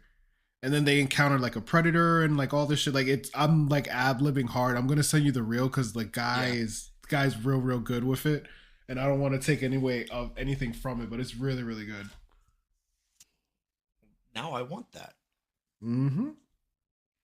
I wouldn't mind older predator. Matter of fact, I think what the gun that she got at the end of the movie was the gun that my man's got in Predator 2.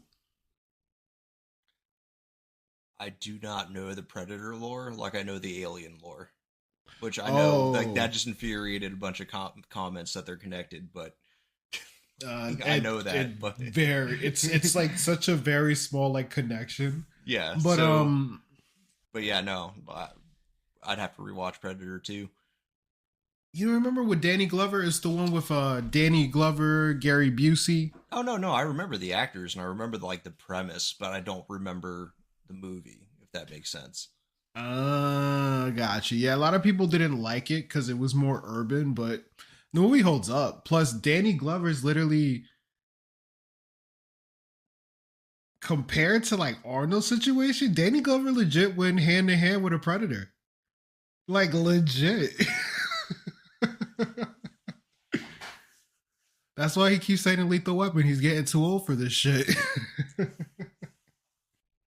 Can you imagine that, dude? You're a cop making 30, 35, 37K a year, and you gotta fucking chase a whole alien menace across Los Angeles during the historical heat wave.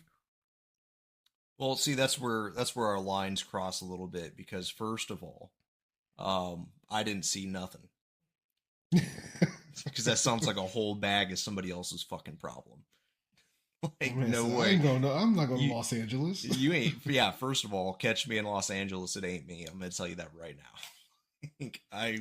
I don't feel like stepping in fecal matter. I don't want to download an app that tells me where the human poop is all over the streets. Like, I'm good. Yeah. Honestly, I think that movie might do too much justice for LA.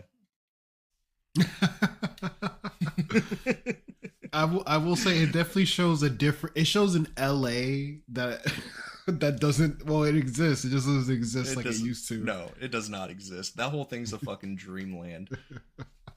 It's a pipe dream. Whoa. Shit doesn't exist. It was a super gang infested LA, so That's true. Fair enough. But the heat wave is still accurate. That heat Yeah. wave has not left. No. Yeah, but that's kind of like saying like water is wet. You know, like it. Yeah, no shit. California is hot. Yeah, but it was hot. You know what I'm saying? Yeah, maybe if they never mind. We'll stop it. You're gonna get me in trouble. You're gonna get me in trouble. Man. Oh boy, but yeah, all that shit went down. Found a new anime to watch.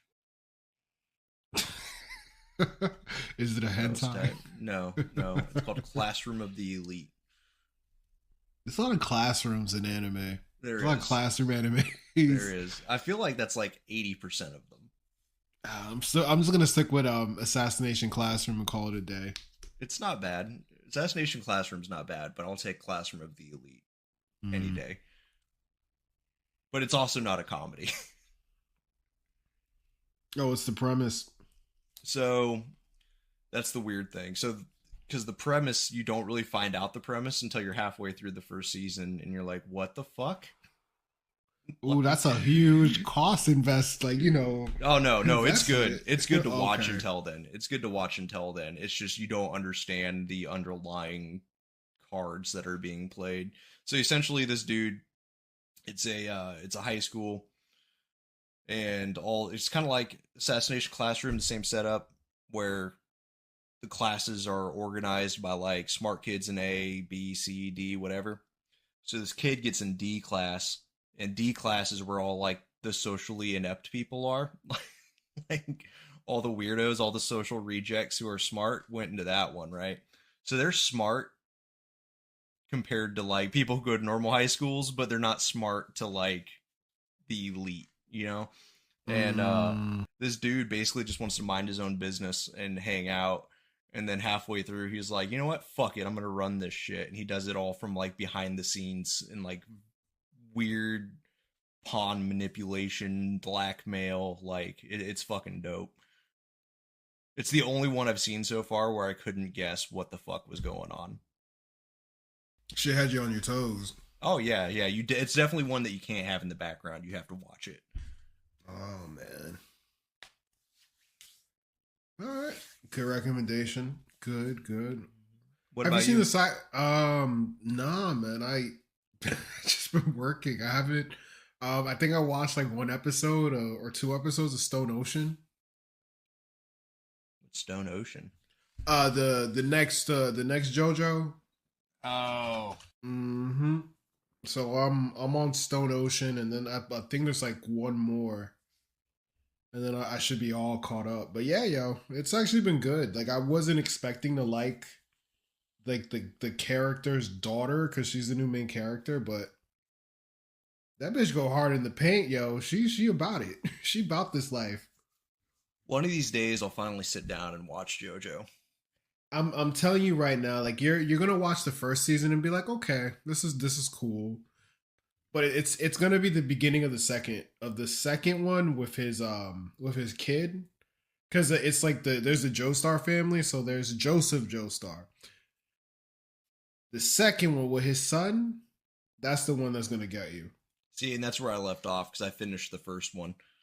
Yeah, because it's like, oh, this is nice. Yeah, I was like, this is a bullshit ending. Like, I was so mad. Oh, spoilers for everybody. the Joestar loses. Hard too. I was Yo, it's such a weird anime to watch, especially when you're Spanish, because the first season's emphasis on jamon is like so. And in my mind, every time they're like, "I'm gonna use the power of jamon," I'm like, "You're gonna use the power of ham on a vampire?" I feel like that could work. Just fucking I slap feel him like with a slice you of tell ham. me. I'm pretty sure I could fight a vampire with a fucking leg of ham. It has to be a cartoon like a ham. Has to be. I'm pretty sure I could take out a vampire with it. I mean, if the bone is in the ham, you're good. Well, that won't do anything. It has to be a wooden stake. It's not. I mean, not necessarily. It has to be a steak. The steak ain't gotta be made of wood. Oh shit! Since we're talking about it, so because that reminded me, because I think it was Dracula that this happened in, but I'm gonna fact check it. But did you hear it just came out like a few years ago, and I'm just now finding out about it because I'm always late to parties because nobody invites me. But hey. But so I think it was Dracula, but it could have been like another like renowned book. But when it was being translated, some dude, like the main dude who first translated it, and then it's been republished ever since, like halfway through, just decided that the book sucked and basically just wrote fan fiction for the second half of the book. Oh shit. Yeah, so like people are just now finding the actual story. I can't remember what fucking book that was. It wasn't Bram Stoker's Bram Stoker. Oh, Stalker? I can't remember. Translate. Man, I wouldn't even know where to go to find this because it was such a one-off fucking thing. Shit, what about Frankenstein? Is that a fucking fan fiction? Man, yeah, because this is all like, all I'm getting is stuff that's like how to be a book translator, and it's like, fuck off. I don't want to be a book. First of all, I barely speak English. Secondly, go fuck yourself. I would totally be a book translator. I'd be like, "Sir, you want me to translate that book for you?" And I'd be like, "Yeah," and I'd just sit there and I'd look at them. And they'd be like, "Why aren't you translating?" I'm like, "I am. Books don't talk, you gotta read them." Easy money. I'd be so rich. GG easy. So rich. Money up front, and then I just stare you in your eyes and make you feel dumb. What the fuck am I? This is a weird ass Google rabbit hole. Is the translator a servant of the text or an original artist? Depends on the book. If it's the Necronomicon, you are the servant. You are the servant of the book. I don't know why, but servant of the text goes kind of hard.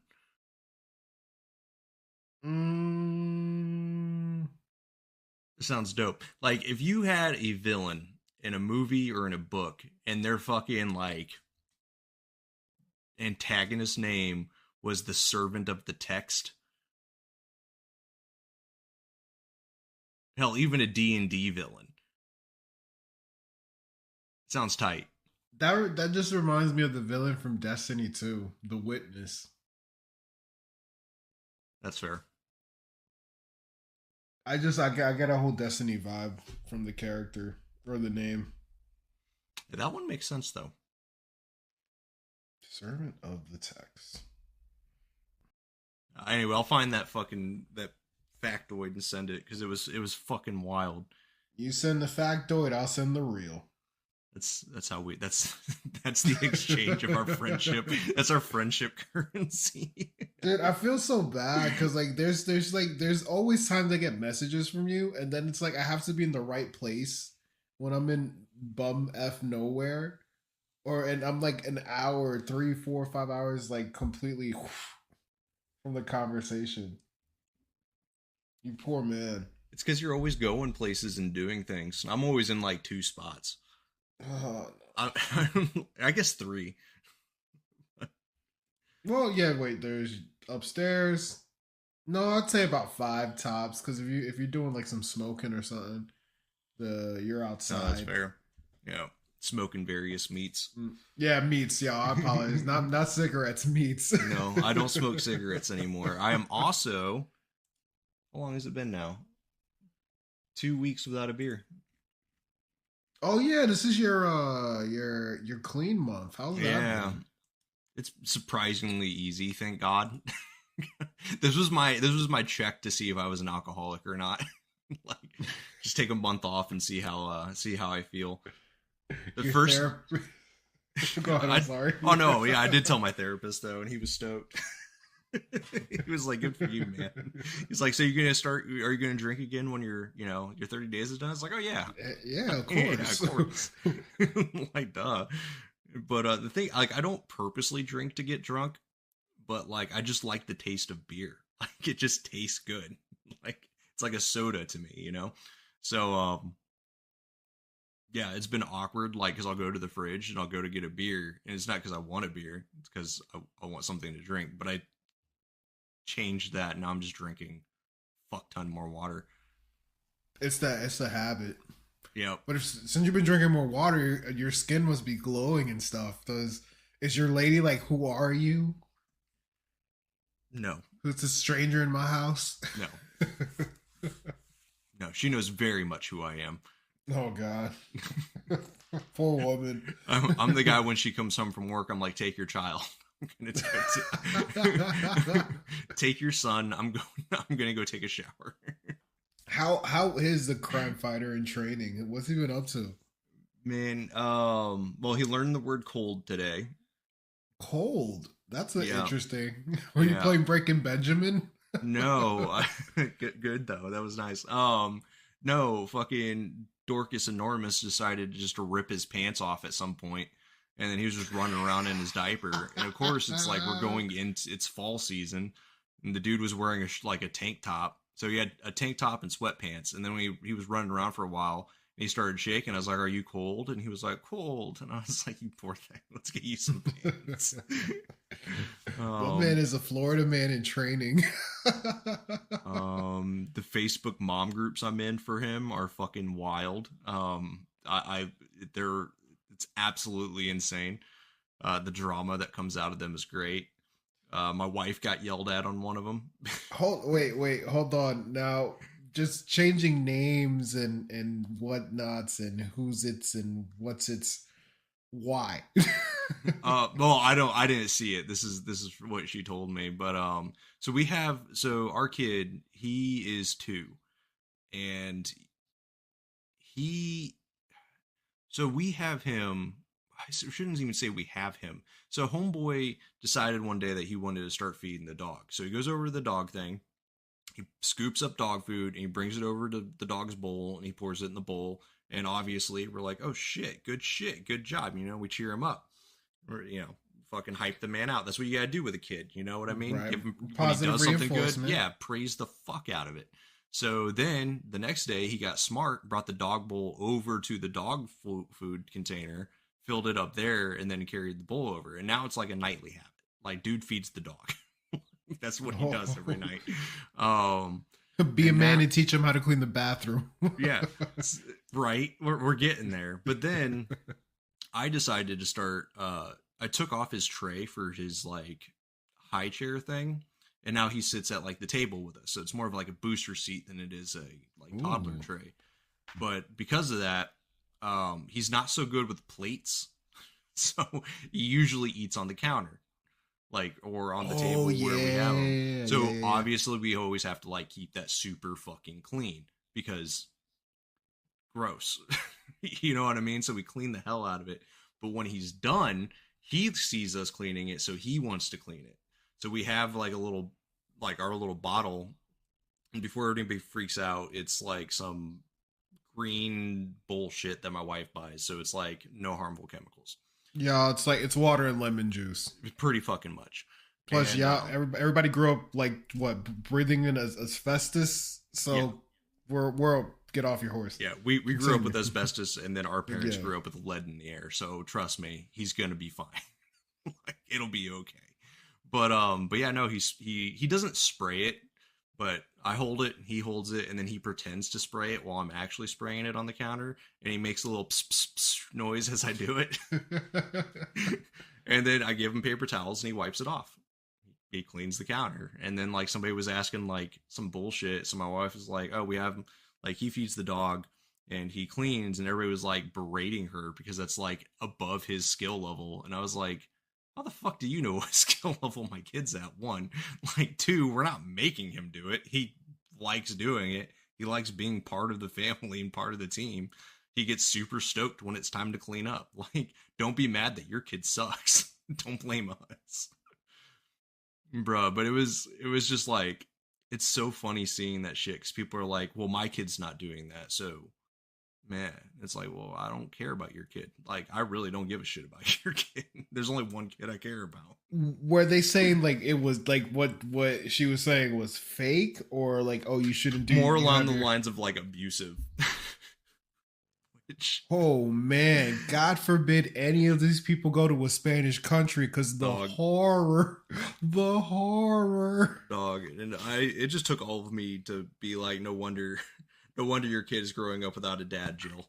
Her name's not actually Jill. But you know what I mean? My man, I know you said it. We don't even got to peep the profile, because it's just her and her kid. And that's how you know. That's really all you need to know. Like, I'll fuck you up. Try me. But it was just wild, man. It's just wild. It's not even that groundbreaking. Like, because, like, the kid my kid's friends with at the swim class is, like, a super baby. Like, he's like 2 weeks younger than my kid. The kid is like basically talking in full sentences, counts to 20. Like, it's like doing all sorts of shit. Yeah, smart as fuck, right? So like, yeah, my kid's not doing the same level as that kid, but he's doing other shit, you know? So don't be mad that your kid's not doing the shit my kid's doing. Your kid's doing shit my kid's not doing. Like, you know, I need the name of the swim class so I can give it a CPS. This is not going to go on anymore. Dog, that swim class is life-changing. Like, it's dope. I totally recommend all parents bring their fucking kid. I thought it was going to be stupid. Like, I really did. And boy, I'm so glad I was wrong. So are you saying swim with your child? Are you wait.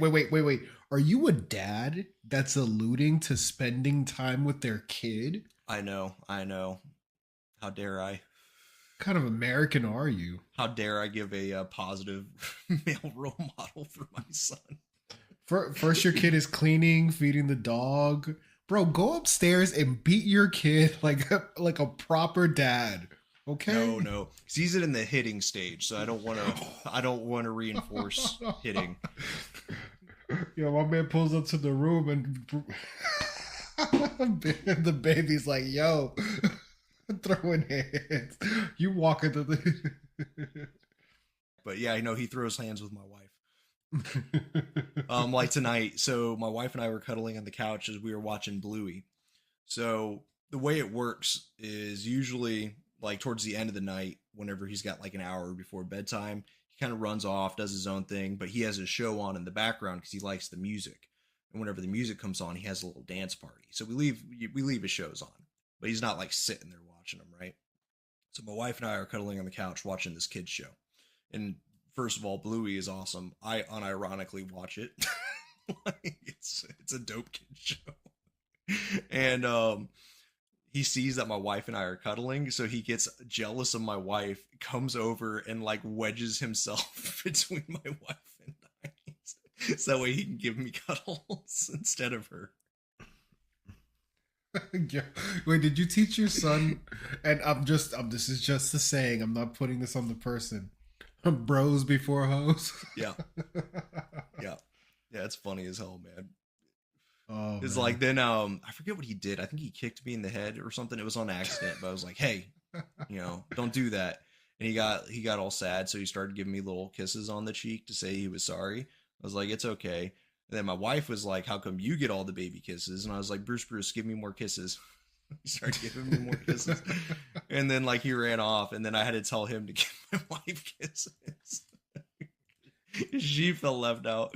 I'm over here being a goddamn mediator. Isn't Between that a the toddler curse? and a grown woman. Isn't it the curse with like kids and parents where like moms are like super upset that their children will always gravitate toward like the dad no matter what, even if they're like the disciplinarian. They'll be like, "Yeah, I'm hanging out with dad." Dad's the shit. I don't know why either. I really don't. Because of the two, my wife's the fun one. I just hang out and make jokes. He doesn't even get them. That's good. He's a guy. He prefers like not doing nothing than doing something. Dog. So when you were up here, you didn't get to see his awkward laugh. But if you start laughing at something he does and he doesn't know what he did, he'll do like an awkward, like, I don't know how to describe it. It's like a ha ha ha ha ha ha. It's like a fake awkward laugh. Like he's trying to be a part of the group. It's so fucking funny. My man does the predator laugh recording. Pretty much. Pretty much. He could be mocking me. That could be what he's doing. Oh, yo. I'm telling you, you're gonna wake up one night, he's gonna bow right in the throat. Yeah. If I get it, I get it. It's whatever. I'm the one that got caught slipping. I deserved it. It's on me, bro. Oh my god. So question is combat sports in the future? I don't know. We'll see. He has to do something. I don't care what it is, but he has to do something. If he wants to do that, if he wants to do football, baseball, he has to do at least one thing. He doesn't have to be one of those kids where he plays all the he doesn't have to do that shit. He can also be like chess club or some other dumb shit. I really don't care. He has to be in some sort of group activity. At least one. Yeah, no, you gotta build it up. Chess club is dope. Science club is dope. Technology is dope. So whatever he decides. No, it's not dope. The suspense is killing me. What's not dope? I don't know. I don't really have anything. Wow, the lead up. The lead up. No, Lord. Man. Oh, so what else you been up to? Yo, I live such a sad life now. I'm not even gonna front with you. Now. Yeah, now. Now, yes. Now. No, but yeah, that laugh was sad. No, that's how my kid sounds like. Oh god. No, I felt bad because like my homeboy actually wanted to see me today, and I'm like, dog, I gotta work and we gotta record. Like, yeah, it's just, dude, it's literally working or looking for work. God bless my lady, yo, because I was trying to run game yesterday, but yo, I'm so tired. I literally pass out playing now, and it's like affecting. Oh my god. Yeah, it's bad. It's bad. I'm so tired now. I pass out playing, so I can't even. I can't even finish half the stuff I'm doing because like it's funny because when I'm playing a game and I actually have like a composition notebook. So like I'm like taking notes and shit while I'm playing. Like I'll literally in the middle of a conversation or a cutscene, I'll throw the controls and start writing like a madman. Oh my god. That's how I've been able to get so far in the Technomancer. And I was trying to do that the day prior and yesterday, but yeah, man, fuck, I'm so beat. But no, man, I live a sad existence right now. What about you? No, I'm doing pretty alright. Doing alright. My man said I'm doing great. For everybody at home, we don't really get to conversate.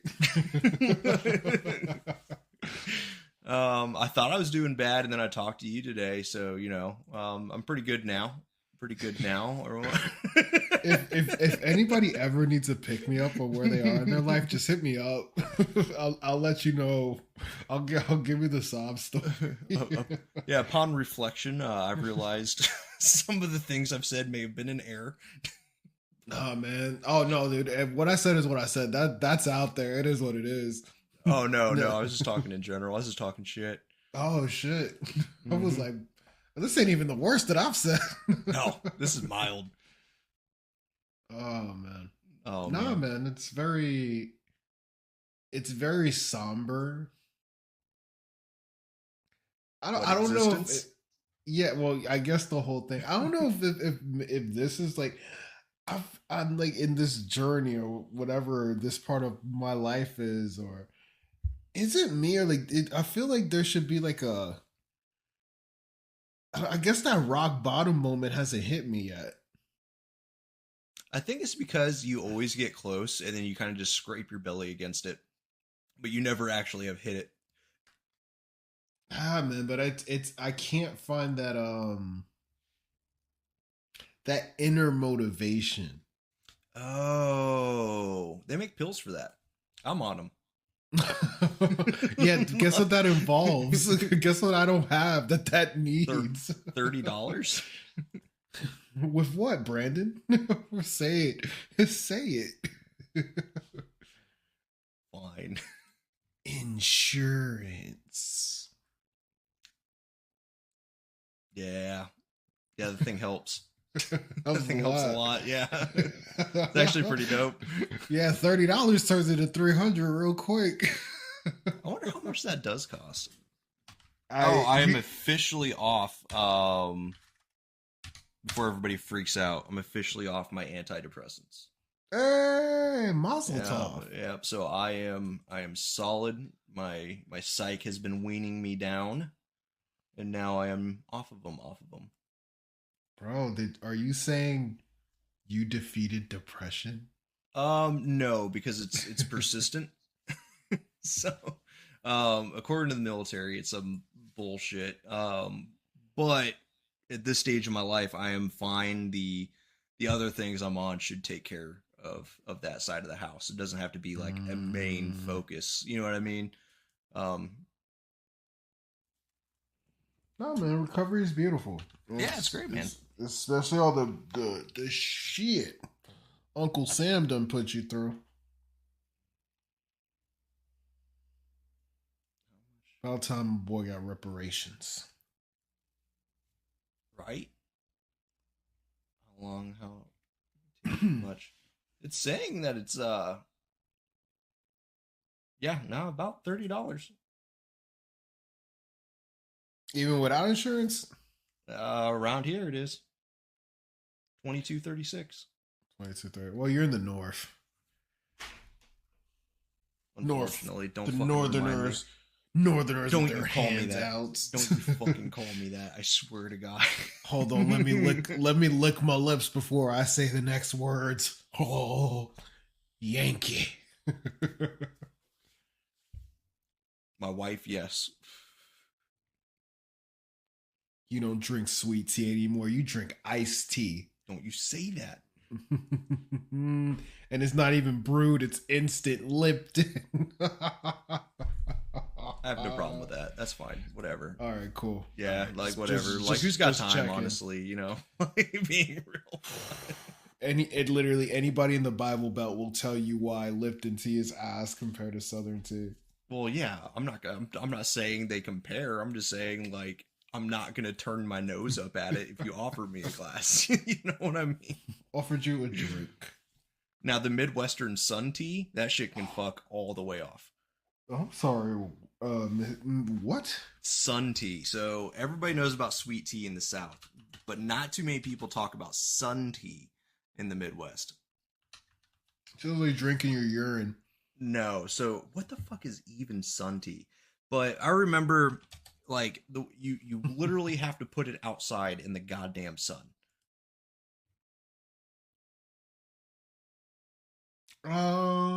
Wait, that sounds like I forget what it was. Where like sometimes when there's like a full moon or whatever, people put water outside with sun in there because it provides energies. Is that the kind of deal? No, I have no idea what you're talking about. That sounds like some crystals bullshit. I'll send you a link. Don't worry. Oh God. No, but this is like just instead of using hot water to steep tea in, you use the sun. Otherwise, it's made like exactly the same. Nah, I like my way where I throw the water in the microwave. I'm good. I believe in nuclear power. Oh man, speaking of nuclear power, when are we gonna Problems? Problems. when are we gonna solve that? Bro, there's only one person out here playing nuclear. It ain't us, unfortunately. Mm-mm. Yo, I legit think it's time we stop playing games and we send in solid states. There's only weird in the Midwest. Feels like drinking your urine. No, so what the fuck is even sun tea? But I remember, like, you literally have to put it outside in the goddamn sun.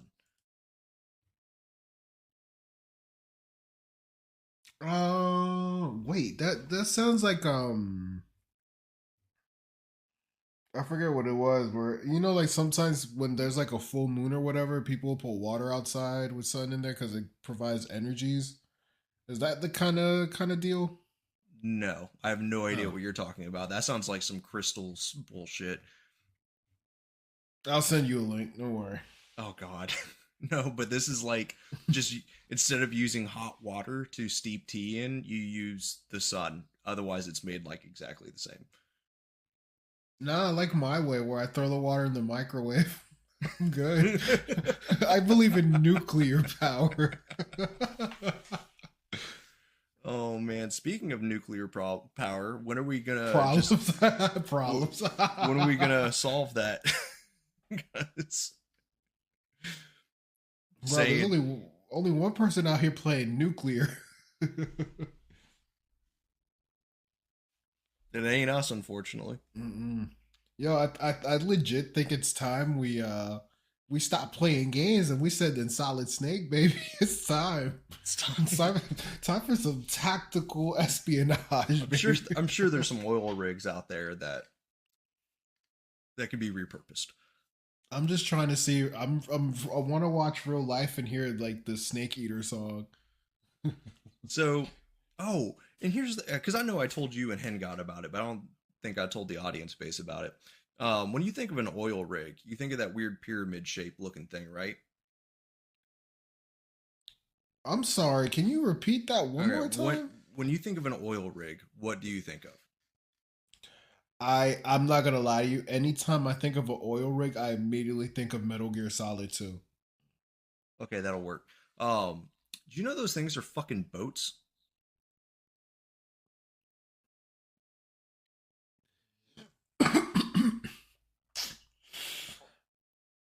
I'm not gonna say I never thought they were a ship. I always wondered like other than like the pipe, like how else do you keep it up? Like is it like floaties or something? Right, because I always thought it was like basically the top half of the Eiffel Tower, and they just kind of put it there, and then they built around it. No, those things are giant fucking ships. So it sails out, and then like it fucking it blows off. It's like no bow and all this shit, and then it's just like, no, it's still, like they still are pilotable. They're sailable while they're on there. In fact, they do have to like kind of sail them to like keep up against waves and shit.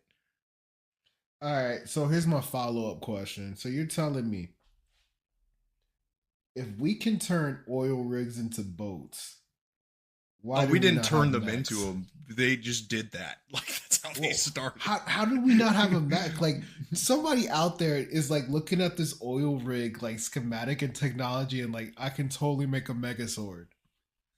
Dude, I don't know, but yeah, that was one of those questions that people have that because I'm sure everybody thought like, how the fuck do they? Because I thought they built it like bridges or some shit, and they like had to stop the water around it. You know what I mean? And then they built the post going up, and I was like, that's a long, like that's fucking thousands of feet, like that's fucking tall. No, they just float, which makes way more sense. Yeah, so there you go. There's the fun fact of the day, I guess. Oil rigs are just giant ships.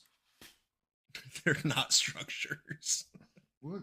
Damn, I actually had a question for you. I actually did have a question. Was it about oil rigs? Because I've been digging into them today. Nah, I see what you did there. No, it was, I think it was one of those random weird gamer quotes where, like, I know you don't know it, so I'm going to tell it to you. Who was it? Damn it, who was it? It was actually a really good one. I don't know. But hey, the Last of Us trailer dropped. I'm very excited, just like the game. I didn't play it, and I probably won't watch it either. So We'll just chalk that one up. I'm glad Pedro Pascal's getting more roles. He deserves it. Just gonna put that on the "is what it is" column, and I know y'all relax. We're totally gonna cover The Last of Us at some point. Eventually, it's just not high on the priority list.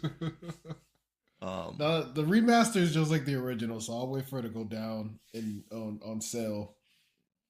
We'll get there when we get there. Not really sweating it, you know what I mean? Sweaty spaghetti, yeah. It's not one I'm bulldozing to be a part of the storyline. Oh man, damn, that's just gonna haunt me. I need to write down all these random shits. You do.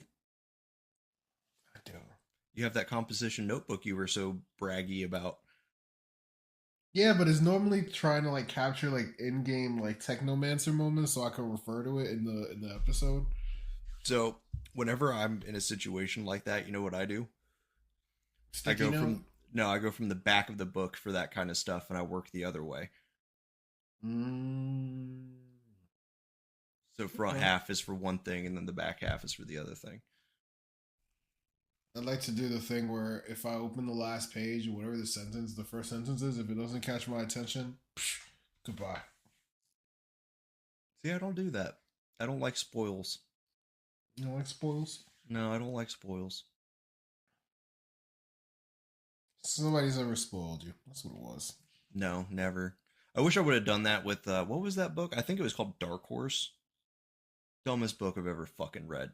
I really wish somebody would have stopped me or would have fucking spoiled the ending. Did you read an equestrian book? It was called Dark Horse, and it was essentially, I think it was called Dark Horse, but essentially this Quasimodo looking dude, is like a total cuck, and his wife is super hot, and she like just disappears, so he goes like searching for his wife across the world with his daughter. And it was fucking terrible. Did he find his wife getting her back blown out, or no? Never found her. Oh well, that wow, was not expecting that. Never found her. Nothing came of it. Just complete waste of time. Just like me reading it. I think it was called Dark Horse. I really do, because something about like a horse was in it, but like it was so fucking stupid. No, he was brooding thoughts. He was having brooding thoughts. I'll find it. So dark. I'll find it. Yeah, basically, it was Quasimodo looking for his wife. Well, there's gonna be a lot of bells on this thing. Word. I don't even know why I said that. I don't know. I don't even know why. I'm just saying words at this point. Once again, is what it is. Happy Thursday, y'all. Oh man, and then let's see here. Next week is Halo, right? Yeah, we're right back to our bread and butter. Next week is Halo. Follow up is another streamer interview. Yeah, we're just doing we're gonna get those ready. Yeah, spicing it up. The review for Technomancer will be around the 19th. Or I'm sorry, the 20th. And then it's on to the next one. On to the next one. Oh my god, it's so we finished something. Mm-hmm. We finished it. Finally, this podcast got off its ass and did something. For real, man. It's like the Dave Chappelle show skit. Wow, Calvin got a job. Pretty fucking much. Man. In other news, since we're doing some podcast updates before we sign out of here, in other news, we did get some we had a sound engineer from a very popular podcast, actually one of the most popular podcasts, reached out and gave us some tips on some sound quality stuff we can do on our end. So expect that to be changed up soon. If your ears are bleeding, it's Brandon's fault. It's always my fault. Always blame me because I can take it. Ken Dog's the sensitive one, but I'm very so. I was a crybaby. I ain't even gonna lie. Was. Mm-hmm. Was. I don't cry no more, Brandon. In public. I don't even cry in private. Oh, you should. Just get one out. It feels great. No. No. But no. Only rich people can cry. Poor people are not allowed to cry. That's expensive. That's so fair. That's so fucking fair. But yeah, but like what we had with Aggie, where like the audio was unsynced up, like everybody was on a different level. That kind of shit will be fixed. And then I do have a question for you. How come you just don't throw it on Filmora? Because that's how I even out all our audio. Because it was all in one. It wasn't separate at that time. Remember? Yeah, that we gotta.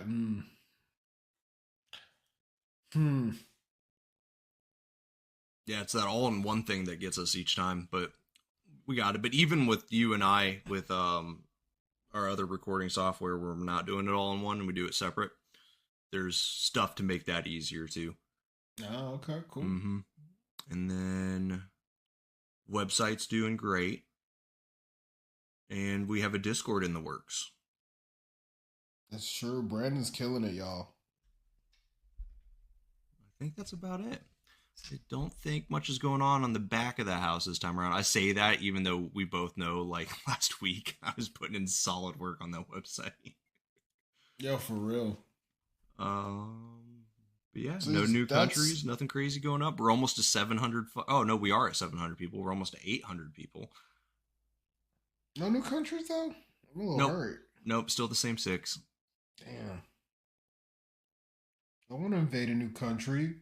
Dictators get to do it all the time. You said UN wrong.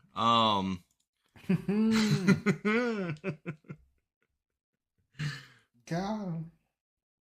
No, that's about it. Nothing really going on the tech front. Nah, it's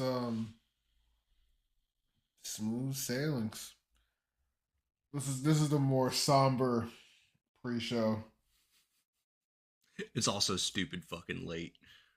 Oh my god, man! I was about to punch a hole in something or someone. Mm-hmm. So a thing that bugs me. What's up? So each week, since we've launched, each week we've almost gotten it to where somebody in the world is listening to at least one episode every day. That's dope. Mm-hmm. But we always miss it by one goddamn day. It's never a full week. Well, it's also football season, so That's true. That's true. We'll try again after February. Oh, I take that back. We had a whole month from May to June. Really? Mm-hmm. Hot damn. Actually, our second biggest listening peak was in July 1st. Oh, everybody was road tripping. Mm-hmm. Everybody, that's exactly what it was. See that, y'all? We're road trippers. Yeah, man. Well, I wish you the best of luck on your episode. Have fun. Heads will roll. Heads will roll. Proud of you. Oh no, man, you're good. I'm so sorry. I know. I was like, yo, I literally told you like, yo, take the day off. I got to do this episode. I'm gonna knock it out, and it's just like everything that should have happened today did not happen today. It's life, my dude. Life woke up this morning and picked you. I'm tired of life picking me. I'm waiting for the other guy to pick me at least once. No, never gonna happen. Yeah, I'm not that fortunate. No. Oh man. All right, y'all. Tune in. We're going back to Mars, baby. This won't be the last time on the podcast. Oh no. We'll be on Mars plenty of times. Well, at least this edition of Mars, and we're so close to the truth, man. We're so close. We're about to figure out why Earth abandoned us. Or did it? Dum dum dum. But all right, we'll see y'all later. Peace. Later, y'all.